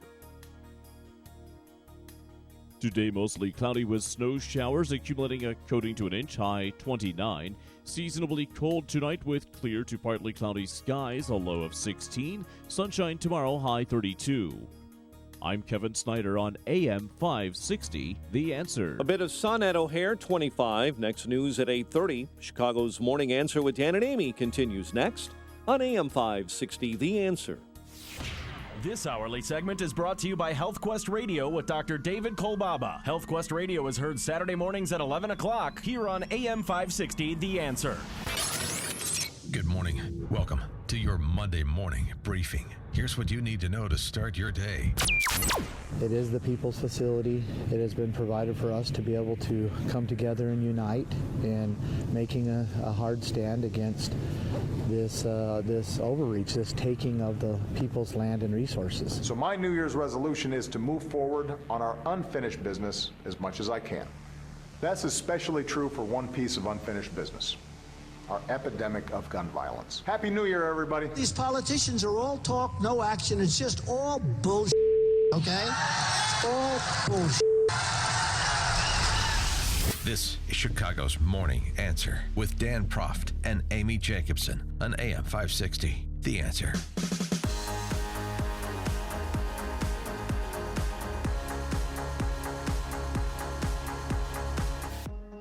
Good morning. Happy New Year, Dan and Amy. We're only 4 weeks from the Iowa caucus, February 1st, and then 8 days later, the New Hampshire primary. And so who's going to win? We should get a little status check on what's happening on the ground in Iowa. Seems like Cruz is continuing to surge, but Trump is hanging around. Any surprises? To answer those questions and others, we're now joined by Matt Strawn. He's the former chairman of the Republican Party in the state of Iowa. Matt, thanks so much for joining us. Hey, good morning, guys. Happy New Year. Happy New Year. Thanks for being on the program. So I'm just wondering, before we get into the politics. Wait. Politics. Well, I don't know if I'm just trying to see who had the worst holiday. Amy, you somehow managed to get stung on the lip by a jellyfish while scuba diving. But Matt Strawn, I mean, those are physical wounds. Those heal. Matt Strawn, he went to the Rose Bowl. He's an Iowa grad who went to the Rose Bowl. We scored at least. It was respectable, right, Matt? It was. We didn't have any Ronnie Harmon-esque 4 fumbles or drop touchdown passes. Nice. So, let's take a look at the silver linings. Now, I only watched a 35-0. Then I had better things to do. Did Iowa return for the second half? Yes, and we scored 2 touchdowns and a 3-point field goal. Okay. We won the second half. We won the second. I don't know if you know this, but we did. We won the second half. Yeah. Well, the good news about that outcome in the Rose Bowl is that it's not like Iowa fans can go around saying, "Oh, if only we would have got the chance to play Alabama." Yeah, I mean, as we know. So now that was exposed. You don't have to worry about that conversation. So that's helpful. All right, so let's turn to something you two know something about, politics, since you obviously don't know anything about college football. Wow. Well, you know what, Dan? Too soon. And take off that Stanford tree shirt, too, really. Right. Yeah, I mean, that's the cardinal to you. Well, let me at least say this, though. The best was from the mouths of babes. So at halftime, I texted my wife at home and asked how the kids were holding up watching the game. And she informed me that my 11-year-old just asked if he could go downstairs and play the Xbox. There you go. At halftime. Yeah. I love it. There you go. So let's talk a little bit of Iowa caucus politics. Trump firing up the faithful in Iowa over the weekend with his Roman Moroni-like lingo that's become so popular on the campaign trail. But Ted Cruz still seems to be in pole position in Iowa. Is that the proper understanding of where the race is at? Yeah, it is. As we start the stretch run to February 1st, I think any candidate here would trade places with where Ted Cruz is. He has, more than I have seen in recent years, really consolidated the various clans on Iowa's ideological right. Our Tea Partiers, our evangelical Christian conservatives, even those libertarians that may be a little, more hawkish and have turned away from Rand Paul. So that's a pretty potent coalition when you have a field this size. So as we're I'm sorry, please go ahead. Donald Trump, I mean, I've heard now that he's just going to focus on New Hampshire and kind of concede Iowa. Is there any truth to that? I don't see that yet on the ground. I mean, I think the 3 storylines I see that are unfolding as we, approach February 1st is one, can Cruz continue, to keep that coalition intact? And, today I think it's more likely than not that happens. 2, Donald Trump, as we've talked about throughout the last year, the wild card is in a caucus setting. where people actually have to show up and spend a couple hours in an appointed time the night of February 1st. Do those first-time caucus goers that are showing up at his events, do they actually participate? Do they show up? But then the third one that is not getting as much attention, but I suspect will over the next few weeks, is there an establishment alternative that emerges in third place here? So watching that battle between Rubio and Christie and Jeb, can one of those three use Iowa to get a little bit of momentum going into New Hampshire? And on Trump, though, he seems concerned about Cruz. He's spending money. He's kind of refocused the message in some of these rallies, both in Iowa and Biloxi, Mississippi, over the weekend. Make sure you get out and vote, or focusing on the vote. All these people turning out for his rallies, he needs them to translate to votes, and he appears to understand that. So the combination of an ad barrage on television to continue kind of dominating people's consciousness, plus some kind of ground game or at least effort through his communication channels to make sure people turn out. Does he have a chance to kind of reestablish the front-runner position in Iowa? I think he does, or at least have a very clear top tier of Cruz and Trump in Iowa, which I think, I don't think Trump necessarily has to win Iowa, but he can't get embarrassed here. Right. And I don't think there can be a big gap between he and Cruz. And his team, they're doing the right things on the ground. They're doing caucus trainings. They're explaining and demystifying how the process works to these people that have been drawn to him, who generally have a distaste for any party politics. But it's still an open question, and it's one that we're really not going to learn until caucus night, whether these folks show up. Because as we've talked about in the past, and for your listeners that don't know the caucus process, it really is the ultimate insider's process. 1,681 precincts gather at 7 o'clock on February 1st to organize their political machinery in that precinct for the year. So when you look at who Trump's supporters are, that's pretty much everything they're against. They're against insider politics. They're against the political machinery. So can they be convinced, and are they angry enough to take that frustration out on that machine all across the state at 7 o'clock on February 1st? How is Dr. Ben Carson doing? I mean, his campaign manager quit, communications director quit. Is he dead in the water? Boy, it's tough to see. Tough to see if he can relight that pilot light here in the state. I know, as we've talked about throughout the summer and the fall, he had a really solid base of support, and I still think some of that original support of 7 to 8% of Iowa caucus goers is there. But where you saw him rise up to 20, 25% in the fall, before the Paris attacks, before Santa Bernardino, that there were evangelical conservatives who were interested in his biography and wanted to give him a chance. And once national security and terrorism really jumped to the front of the issue matrix in the race, those folks, by and large, migrated to Cruz. And I want to go to that third storyline that you mentioned, which has been underreported, kind of the fight to have a strong third-place finish that provides a springboard to Iowa. Chris Christie has put most of his eggs in the New Hampshire basket, but now he's in Iowa, and now he's going after Marco Rubio specifically for missing votes and other attacks that he can lodge at Rubio to try and move into a surprise third or fourth place finish in Iowa that gives him momentum into New Hampshire. Same with Jeb. And if Marco Rubio falls down to fifth or sixth or seventh finish, that could really undermine his position in the conversation of, Cruz, Rubio, and Trump that we've been having for the last couple of months. Yeah, there's no question, Dan, and that's kind of one of the looming questions over the race. When you look at the early states, which one can Marco Rubio put in his column as a win? Other than Bill Clinton in 1992, there's been no other candidate that has secured his party nomination without winning one of the first two states. So at least in Iowa right now, it doesn't look like Marco Rubio has the horsepower to win. But what he can do is he can knock down some of that competition potentially going into New Hampshire and South Carolina and Nevada. But Christie, Rubio, and Jeb, who do you think? I mean, you've been kind of right on the last 6 months of the ups and downs of this caucus process. Right now, those three, who do you think is really kind of starting to pick up some steam and maybe moving into that surprise third place finish? I would keep an eye on Chris Christie right now.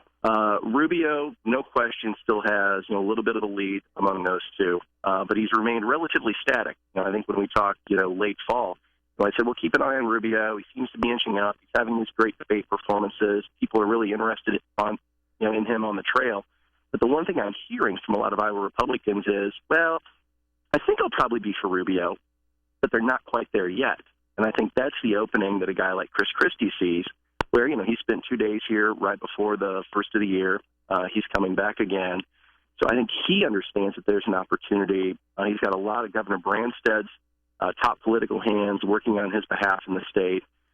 So if Governor Christie can use Iowa for either a third-place finish or a strong fourth-place finish, that's a lot of gas in his tank going on to New Hampshire when, we still have the establishment here, by and large, completely up for grabs. It's a jump ball. And speaking of New Hampshire, Bill Clinton heading to New Hampshire today to campaign for Hillary. Is Hillary a shoo-in in Iowa? Is that a done deal? Not entirely, just because it's still Hillary, and I was quirky enough. And this will be my Republicanism coming through. The one thing that has really disturbed me throughout the course of the caucus is, and it's the Trump factor has eclipsed almost every other storyline. But the fact that you have someone who is a socialist sitting up to 40% of the Democrat caucus vote in Iowa tells you more about the state of today's Democratic Party than I think anything happening in the Republican Party. If Hillary is the nominee, let's assume she is. Let's even assume Trump is the nominee, just for the sake of this question.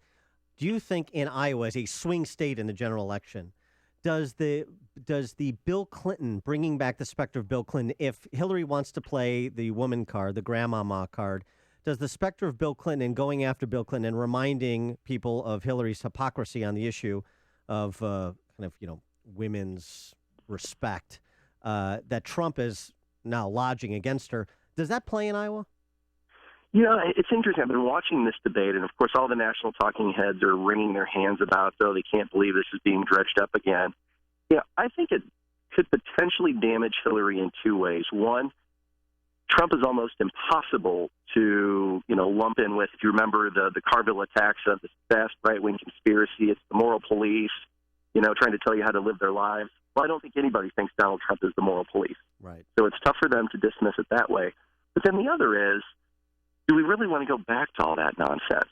And, even though people relatively were pleased with Clinton's presidency from a policy standpoint among swing voters, it's just, do we really want to go back? And the more we're forcing backward looking in the race, I think the more that benefits our candidate, who hopefully will be very forward looking. So I'm not of the belief that it is, something we shouldn't really talk about or just have in hushed private, conversations. That's interesting. Good analysis. Matt Strawn, former chairman of the Iowa State Republican Party. I think we have some music that may be familiar to Matt. Well, besides the game, the Stanford band, which really isn't a band, they play, stop signs and garbage lid covers. They decided to tell that to Cal. Yeah, during their halftime show, they did a dejected farmer left with only his cow, and they played the theme song from FarmersOnly.com. You might be familiar with it. Where's Jill? She's really lonely and out walking the cornfield again. Do you think they will ever find his true love? So that's great. Now we have to pay Matt a royalty. He composed that song. How bad was it in the stands when they were making fun of farmers? Well, and I kind of take it in good humor, but the one thing that you shouldn't do when your Hawks are down by 5 touchdowns and everybody probably has more than their share of Coors Lights in their gut, not a time to start offending Iowa farmers. There were a couple that were sitting around me that were trying to rally a posse to take the field during that would have been more entertaining than the game. Hey, great insight, Matt. Thank you. Matt Strawn, former chairman of the Iowa State Republican Party. Matt, thanks always for joining us. Appreciate it. Hey, no problem. Have a good week, guys. You're listening to Chicago's Morning Answer with Dan Proft and Amy Jacobson on AM 560. The Answer. I'll get you a copy of that song, Dan. As a late Christmas present. Sunshine right now, but some snow's moving in. Lake effect snow. You could have 3 inches downtown in the suburbs. A dusting to an inch, a high of 29 degrees. Then tomorrow, no snow, just plenty of sunshine. Still crisp and cool, a high of 30. Let's get the travel times. Where are the trouble spots? Here's Jim Telemonte. Well, Amy, that snow is already a factor in the South Bend area, also in Berrien County, Michigan. If you're headed east, beware. Meanwhile, around here, the Edens has outbound delays. Montrose to Cicero with a crash on the right shoulder now. 26 minutes, Montrose to Lake Cook. Inbound fine at 19. Kennedy, delays start at Montrose. It's 41 minutes. O'Hare to downtown, outbound 26. The Eisenhower, 45 minutes, Thorndale to the Loop, outbound 32. Stevenson, 50 minutes, 355 to Lakeshore Drive. The Ryan, about 20, 95th to downtown. Southbound Lakeshore Drive, slow Montrose to Fullerton. Tollways have mild delays here and there. They're mostly lighter than usual. Adams Tollway eastbound before Roselle Road, there was a crash. It's now gone, but the delays start around Bartlett Road.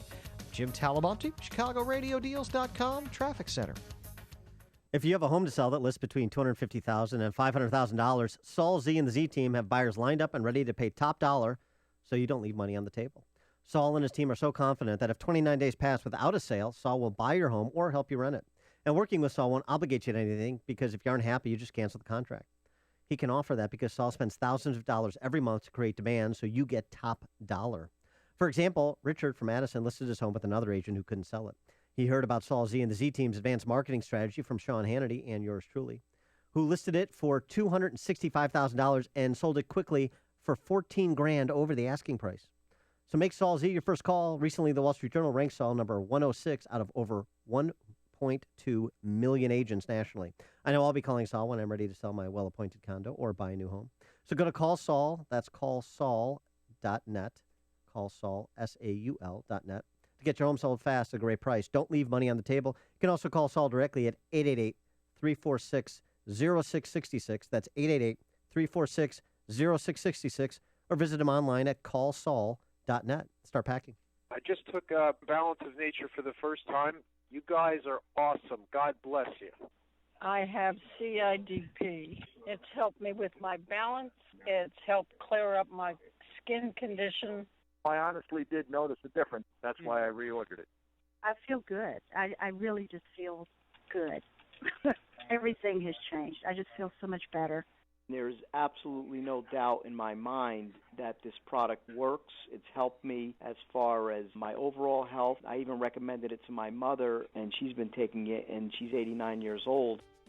Get started early on your New Year's resolution with our best price of the year. Call now to find out how to get your free month's supply of Balance of Nature. Call 800-2468-751. That's 800-2468-751. Or go online to balanceofnature.com. Use promo code CHICAGO. It's easy to take your commercial HVAC system for granted. It's always there, keeping your building comfortably warm or cool. Until you have a system failure.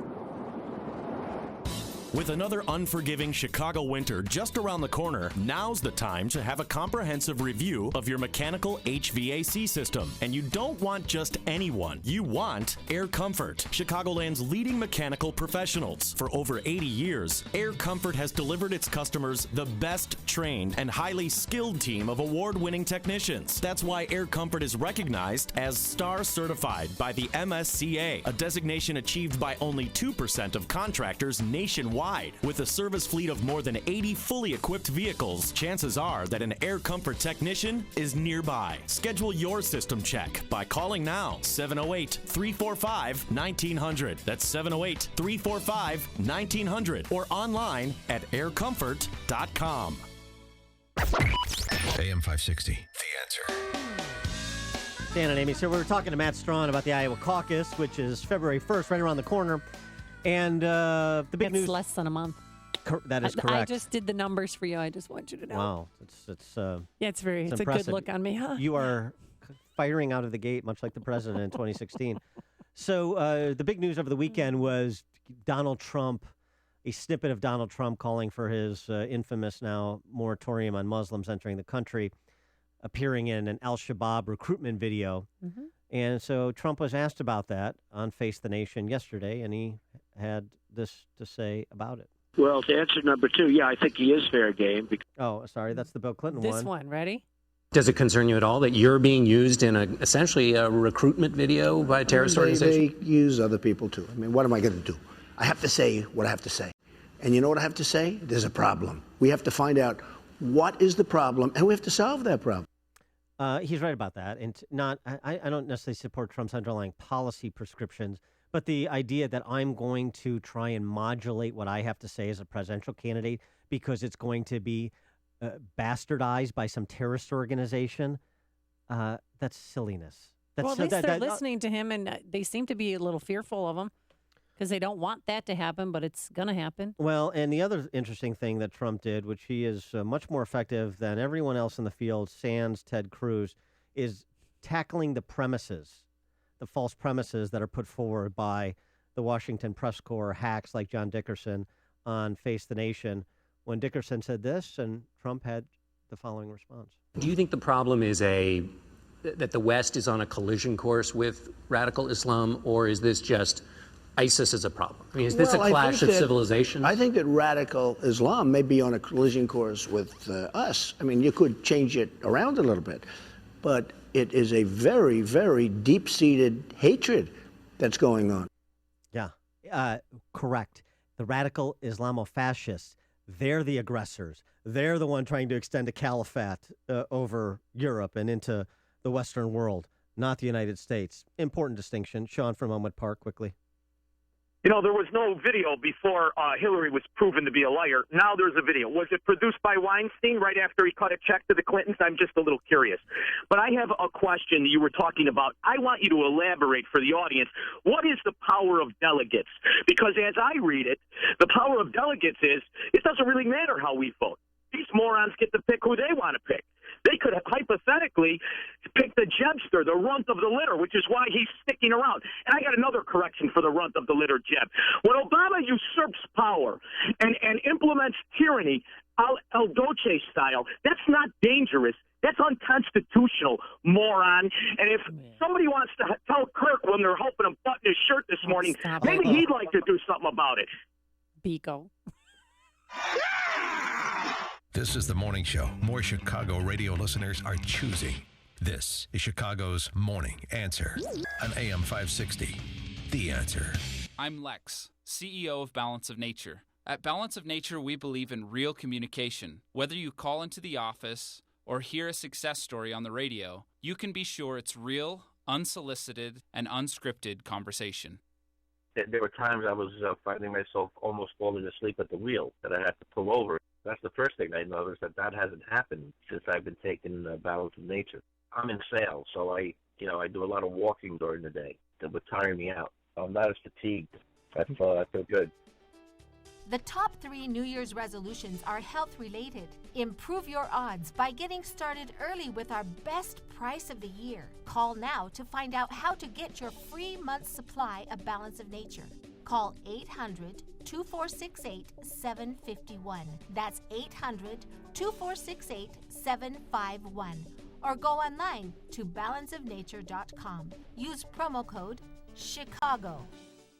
You know what, Dan? This trip sells out every year. And this year, we are going to Los Cabos, Mexico, April 2nd through the 9th. That's Saturday to Saturday. And we're staying at the beautiful Secrets Puerto Los Cabos Golf and Spa Resort. It's adults only. Is that a Trump property? No, it's not. Oh. But it's Trump in its unique style. I've been there. It's gorgeous. It opened December 2013. It's all inclusive. Again, adults only. That's very nice. All suites are so I can wear my fronts. thong. You can wear whatever you want there. Right. Knock yourself out, Tootsies. It has 8 restaurants, 4 bars, 24-hour room service. It has 2 beautiful sparkling pools, which have an ocean view, access to 3 miles of pristine beaches. And just for you, Dan, adjacent to the resort, 2 spectacular 9-hole golf courses designed by Jack Nicklaus and Greg Norman. So, and I'll tell you what. I'll play you in golf. Well, I'll play you in golf. That's fine. And I get to shoot off the women's tees. That's fine. Okay. And the next person who calls in to book the Sexist. trip gets first dibs on putting suntan lotion on my back. It's okay. How about that? Sign up quickly. Get more information and book your trip today by visiting 560theanswer.com. Keyword escape.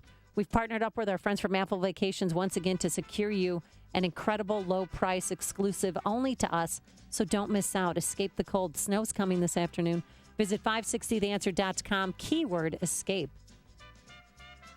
And coming up on Chicago's Morning Answer. At 8:38, we talked to Dean Angelo Sr., the president of Fraternal Order Police Lodge 7. Do Chicago police officers feel like Tiny Dancer has their back? We'll put it to him at 8:38. And a long night of drinking ends in a cold manner for one man. We'll explain. But first, let's go back into the newsroom. Here's Mike Scott. Amy and Dan, good morning. We have some sunshine right now, 26 degrees, cold and snow showers on the way for the bulk of the day. The president expected to use executive action to strengthen gun laws, he says. One of his proposals is to expand background checks on gun sales, by forcing more sellers to register as federally licensed gun dealers. Sudan and Bahrain have now severed diplomatic relations with Iran following Saudi Arabia's similar move.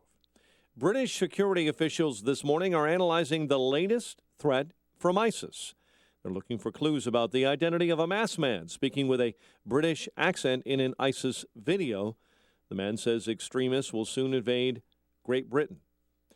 At least 8 are dead, buildings damaged following a strong earthquake in remote sections of northeast India and in Bangladesh.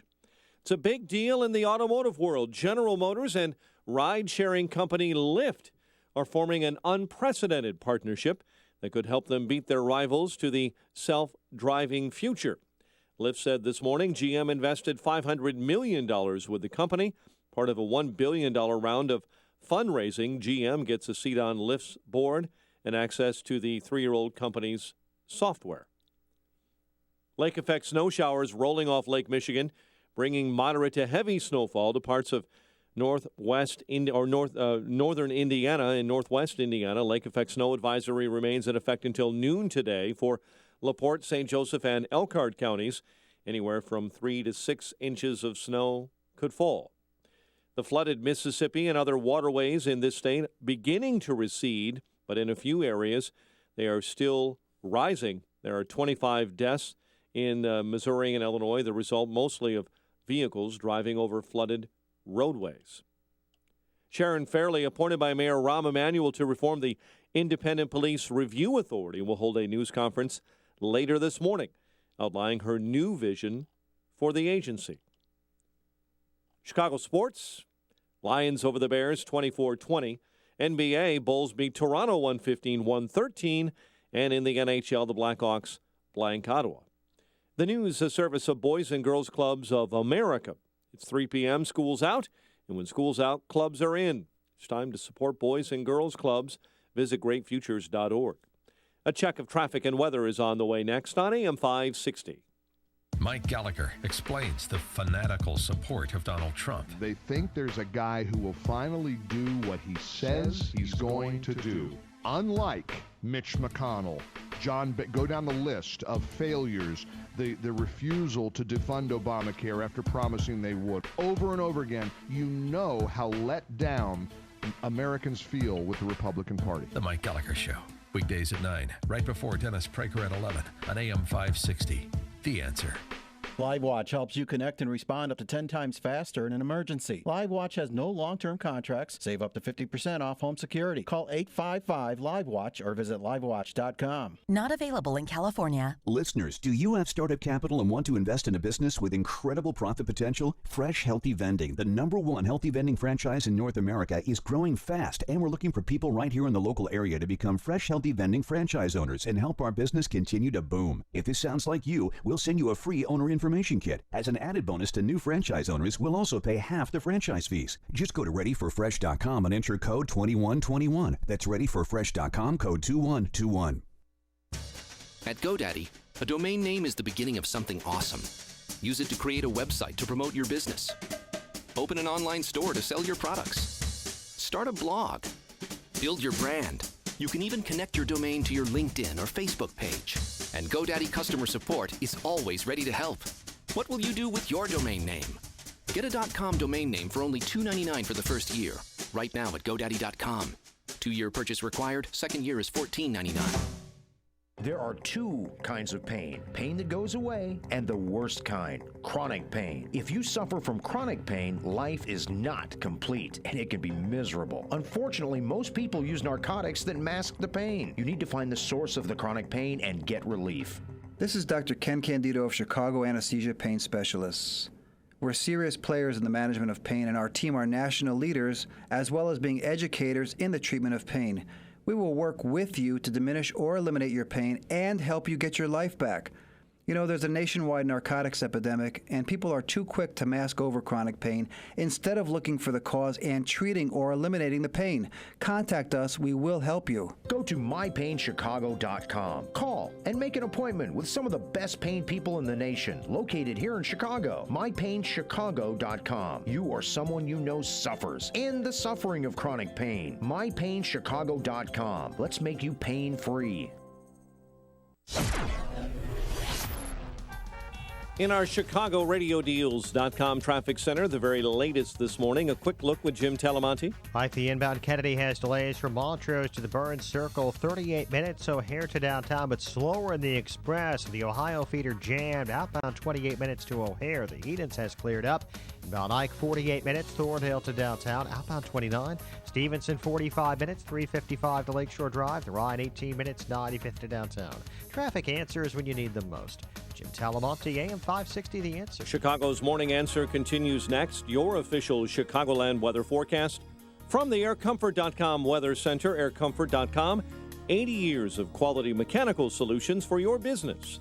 Cloudy and cold for the most part today with snow showers, a coating to an inch, high 29. We're seeing some sunshine and 25 right now. Next news at 9. And Chicago's Morning Answer with Dan and Amy continues next on AM 560, The Answer. This hourly segment is brought to you by Kelly Financial Services, helping you secure your financial future today. Visit kellyfinancialservicesinc.com.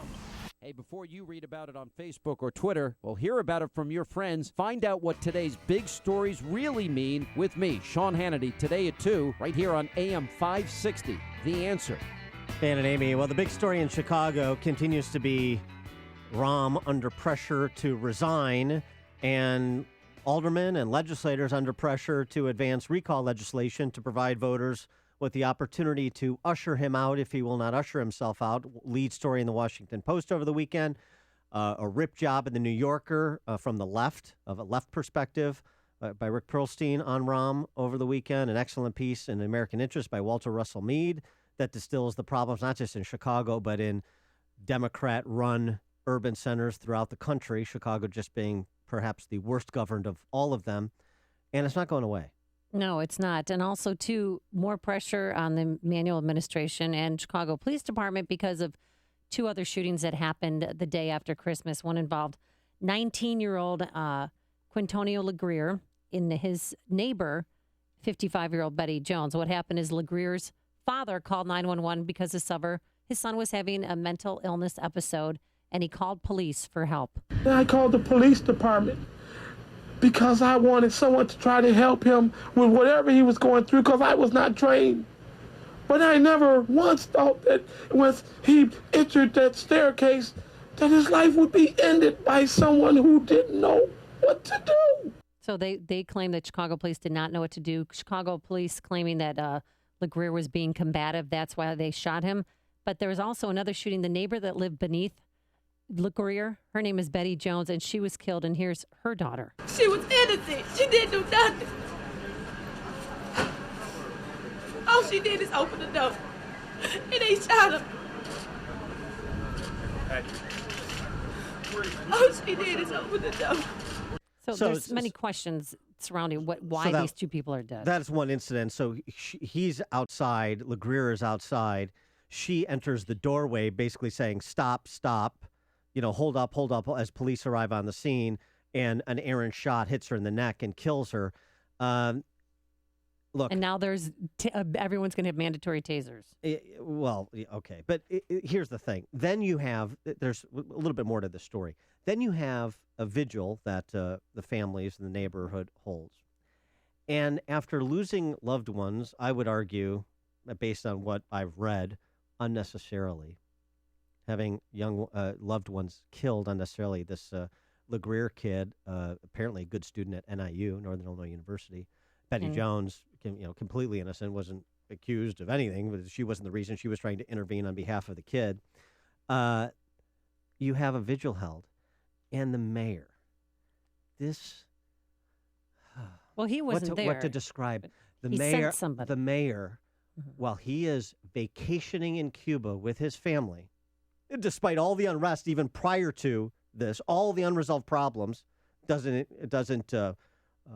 interrupt his lifestyle whatsoever. He sends some surrogate to offer crocodile tears by proxy at the vigil, and then there's a bit of a fracas at the vigil because you could understand why families don't want to suffer the further indignity of having to listen to some flack for the mayor after having family members, in their view, unnecessarily killed. Yeah, Mayor Emanuel sent his deputy chief, Vance Henry, to attend the vigil, and he was tackled, punched, kicked repeatedly. He went to Rush University Medical Center, whatever. But and he was treated and released, but he's not pressing charges. Well, good, because I saw some Facebook posts that were retweeted as well. There's some argument about who instigated the confrontation. Some are arguing that the mayor's aide did. And frankly, I don't care if he did or not. You have no business being there. Yeah. No business being there. It's a slap in the face for those victims' Of course, family everything members. that Tiny Dancer does is a slap in the face to Chicagoans, period. And I don't understand how anybody can continue to abide this regime. And you think some senior leadership change at the the Independent Police Review Authority and equipping cops with tasers, that's going to change the culture? Come on. It's ridiculous. But for more on that, we're now joined by FOP Lodge 7 President Dean Angelo Sr. Dean, thanks as always for joining us. Appreciate it. You're welcome. Good morning. So let me ask you this question. Do you think, you talk to rank-and-file Chicago police officers on a daily basis, do you think that those men and women in uniform in the Chicago Police Department believe that this regime has their back or is trying to stick it in their back? Well, based on a lot of the rhetoric that's come out of City Hall, I don't believe that the rank and file thinks that anyone has their back but us. Well, in this shooting that happened the day after Christmas, can you tell us anything? Was LeGrier being combative, and what happened with Betty Jones? Well, I know what you know. I have not been involved in any of reviewing the investigative reports, which are still continuing at this point. There is so much that's unknown at this time. I do know that the officer responded to a threat that he made the determination within a matter of seconds on taking, the steps that he took. No one wants to ever use their weapon throughout their career if they can, exhaust an entire career with never using their gun. That's what everyone looks for. The choice that you make is based on the behaviors that you're confronted with. And I think in this situation, like other situations, the officer believed that they had no option but to do what was done. Was the same officer that shot LeGrier, did he also shoot Betty Jones? I believe there was one officer that was involved with utilizing his weapon, so I would imagine yes. Let me ask you this, Dean. Do you think that the so-called Ferguson effect that's been much discussed, do you think that's real? Personally, I do. I think that there is a trickle down that occurs when officers are dealing with people on the street now that's different than a way that they might have, or the proactive approach to policing, I think, is sort of slowed down. That being said, though, police officers are out there to do their job. They raise their hand, they take an oath, and if they're confronted with a situation that they are placed in the position to do what was done the other day, that's their job, and they'll take that action. There is a concern that officers have that they do not want to be the next headline, and that's real. We're talking to Dean Angelo Sr. He's the president of the Fraternal Order Police Lodge 7 in Chicago. Dean, let me ask you another question. Just trying to get into the psyche of officers that most people just aren't privy to. I was talking to an officer over the holiday, and he gave me a perspective that I hadn't really considered before. I thought it was interesting, and I wonder if you think this is something that is pervasive. And that's this. Part of the response sometimes we get a call and of a situation involving violence or the potential for violence, and we patrol these same neighborhoods all the time, and we develop relationships with a lot of members of the community in the neighborhoods that we patrol. And so when we get a call that somebody that we've developed a relationship with, that somebody that we know is potentially the victim of a crime or is in a bad situation, it's hard not to be personal about that. We get upset because we're trying to protect those that we've developed a rapport with, that the law-abiding, which is the majority, and even in the worst neighborhoods. And so sometimes that can engender an overreaction because we feel like we're rallying to the defense of somebody that we care about. Well, I think officers keep everything in perspective. Are there relationships that are developed over the course of your career? You got to remember most policemen are working in the same district for a good portion of their career, so they might be there for 10 years, 15 years, even longer. So they see the kids grow up. They see them when they're toddlers. They see them through grammar school, and they see them through high school. And you do have relationships with families out there. You look out for those kids. You look out for the seniors, and you develop a good rapport. And I think that's the silent majority that's out there. Those are the individuals that want their kids to be able to play in their front yard or sit on the front stoop, or the senior wants to be able to go to the local grocery store without being accosted, without being threatened or harassed. And those are the population that we don't hear from, that like the police presence, that want more police in the community, and that are supportive when a police officer goes to the corner and has either the opportunity to search and or ensure that there's no weapons or narcotics, or move people along when they're there for no lawful purpose, so that the corner is clear for someone to go to the store. Dean, are the tasers going to help police officers combat crime? Is that going to help them in situations such as what happened with LeGrier and Betty Jones?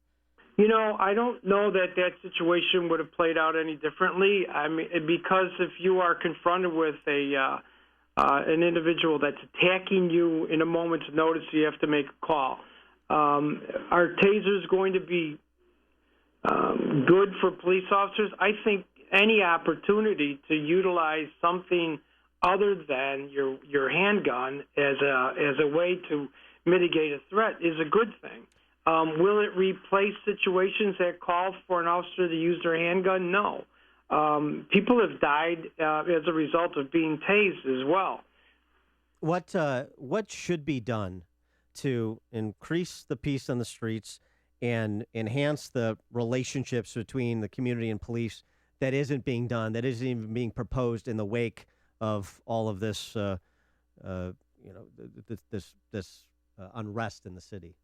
Well, you know, I think that's a good question. And if you look at the headlines, or if you look at the people that continue to voice their disdain with the police department, no one's come up with a conference, no one's come up with a meeting, no one's come up with a plan. There's so much politics, I think, behind this that there are some that want this, disruption to continue, maybe through the election. I think that there are people involved that are trying to point fingers and cast blame because they're supporting one candidate or another. And I've not heard one person call for a meeting or a sit-down or a scheduling of any type of activity to address these issues. It's the same rhetoric over and over again. Things are bad. People need to go, and there's no talk about what do you want to do about it. All right. He is Dean Angelo Sr. He's the president of Fraternal Order of Police Lodge 7 in Chicago. Dean, thanks as always for joining us. Appreciate it. You're welcome. Quickly, Verlin on the south side. All right. Before I go off on my tangent, Happy New Year to both of you. Happy New Year. Thanks, Verlin. Now, this is what I want to say. This is another example of no regard for black life. How do you shoot through a 54-year-old mother to get to some 18-year-old mentally ill college student? Oh, man, listen, it's all a bunch of crap. I was stuck up at gunpoint and beaten with baseball bats. You know what the Illinois Constitution says? Not a knife, not a golf club, not a baseball bat constitute a deadly threat. Those officers are going to have to start using better tactics to subdue people. There's no reason for that woman to be dead right now. I agree with you, Verlin. Thanks for the call. The stories you need to know to start your day. This is Chicago's Morning Answer on AM 560. The Answer. Plenty of sunshine right now, but it's a-coming around 9:10 this morning. Lake effect snow is going to start 1 to 3 inches if you live downtown. Out in the suburbs, dusting to 1 inch is possible, and a high of 29 degrees. Travel times, here's Jim Telemonte. At least the timing isn't too bad, Amy. Most of the morning rush is now winding down. The Edens Expressway is delay-free. Inbound Kennedy still slow. Irving Park to the Burns Circle. It's 40 minutes. O'Hare to downtown. That Ohio feeder's jammed. Outbound is 24 minutes downtown to the airport. Inbound Ike delays start at Harlem. 53 minutes. Thorndale to downtown. Outbound it's fine.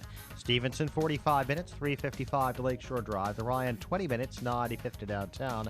Northbound Tri-State heavy Roosevelt to 290. Adams Tollway a little heavy Roselle to 53. The other tollways now are looking pretty good, except the southbound side of the Veterans Memorial. It's slow between North Avenue and Roosevelt.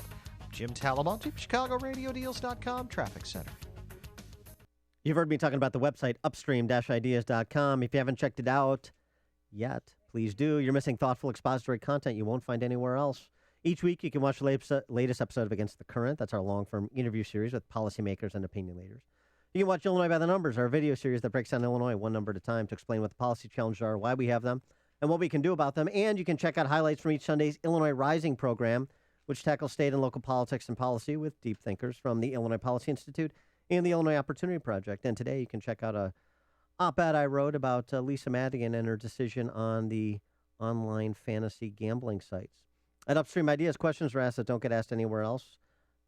Points of view are heard that are not heard anywhere else. No sacred cows, no punches pulled. It's all at upstream-ideas.com. The most recent U.S. Supreme Court decision on the Affordable Care Act made one thing certain. We will all have to deal with this ever-changing law until at least 2017. If you're tired of calling a bureaucrat at an 800 number to help you navigate Obamacare, then you need a local expert on your side. That's right, your own health insurance mentor. C. Stephen Tucker from healthinsurancementors.com is someone I know and trust. He's a 20-year licensed broker who's been educating AM 560 listeners on the Affordable Care Act for the last 5 years. Thanks, Dan. If you have a pre-existing condition, a canceled plan, or your premium increased, now's the time to get covered. 2016 open enrollment begins on November 1st and ends on January 31st. During this 90-day window, you cannot be denied coverage. Depending on your income, you may find a more affordable plan. The new healthcare law is very complicated and you do need guidance. It costs you nothing to use a broker, so why not tap into my expertise? Thanks, Steve. How can our listeners get in touch with you? They can visit healthinsurancementors.com or call me directly at 630-674-1551. That's 630-674-1551. This is Joe Walsh. I'm excited to tell everybody who's considered buying a MyPillow but hasn't that now with the buy one get one free offer, you'll also get a 60-day money-back guarantee. Basically, you can try MyPillow risk-free. You've got nothing to lose and could be enjoying your best sleep ever. What are you waiting for? It's so important to get a great night's sleep. MyPillow helps with snoring, headaches, neck pain, insomnia, allergies, and more. Plus, it's washable, keeps its shape, and gives you support where you need it most. That's why it's the official pillow of the National Sleep Foundation. For the MyPillow buy one get one free offer and 60-day money-back guarantee, visit MyPillow.com or call 1-800-489-0201. Please use the promo code Joe. Do it now. This offer is for a limited time. 1-800-489-0201 or online at MyPillow.com. Promo code Joe, 1-800-489-0201.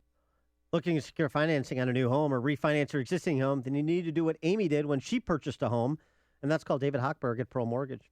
Don and his father love David's commercials and religiously listen to his radio show and enjoy when he answers listeners' questions on the radio. So when they both purchased homes and needed a mortgage, they naturally called David. Wrong. Don used his father-in-law's mortgage guy, and his father used the supposed mortgage expert at his bank.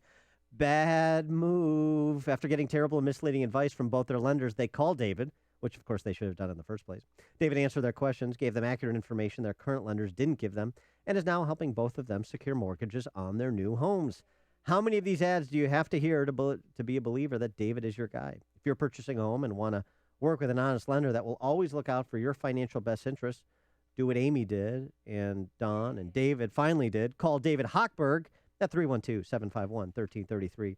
That's 312-751-1333. Or visit am560david.com. That's am560david.com. David's helped Amy and thousands of AM560 listeners, but he can't help you if you don't call. So call David, 312-751-1333. That's 312-751-1333. Pro Mortgage is an equal housing lender, Illinois residential mortgage license C4358, licensed by DBO under California RMLA NMLS 19186, promortgage.com/licensing. Imagine what you would do if your business had a surplus of utility savings. More than 30% of your building's annual energy use comes from your heating, ventilation, and air conditioning system. Air Comfort, Chicagoland's leading mechanical service provider, understands that you have better things to do with your money. There are new energy incentives offered by Chicagoland's largest utility provider that could help your business save hundreds, even thousands of dollars every month in utility costs. As a preferred partner, Air Comfort works closely with your business. They will identify the opportunities to reduce energy usage, select, purchase, and install equipment, and even help you complete and submit your incentive paperwork. Start saving on your utilities by calling now for your free consultation at 708-345-1900. That's 708-345-1900 or online at aircomfort.com. Air Comfort, a tradition of excellence since 1935. Having a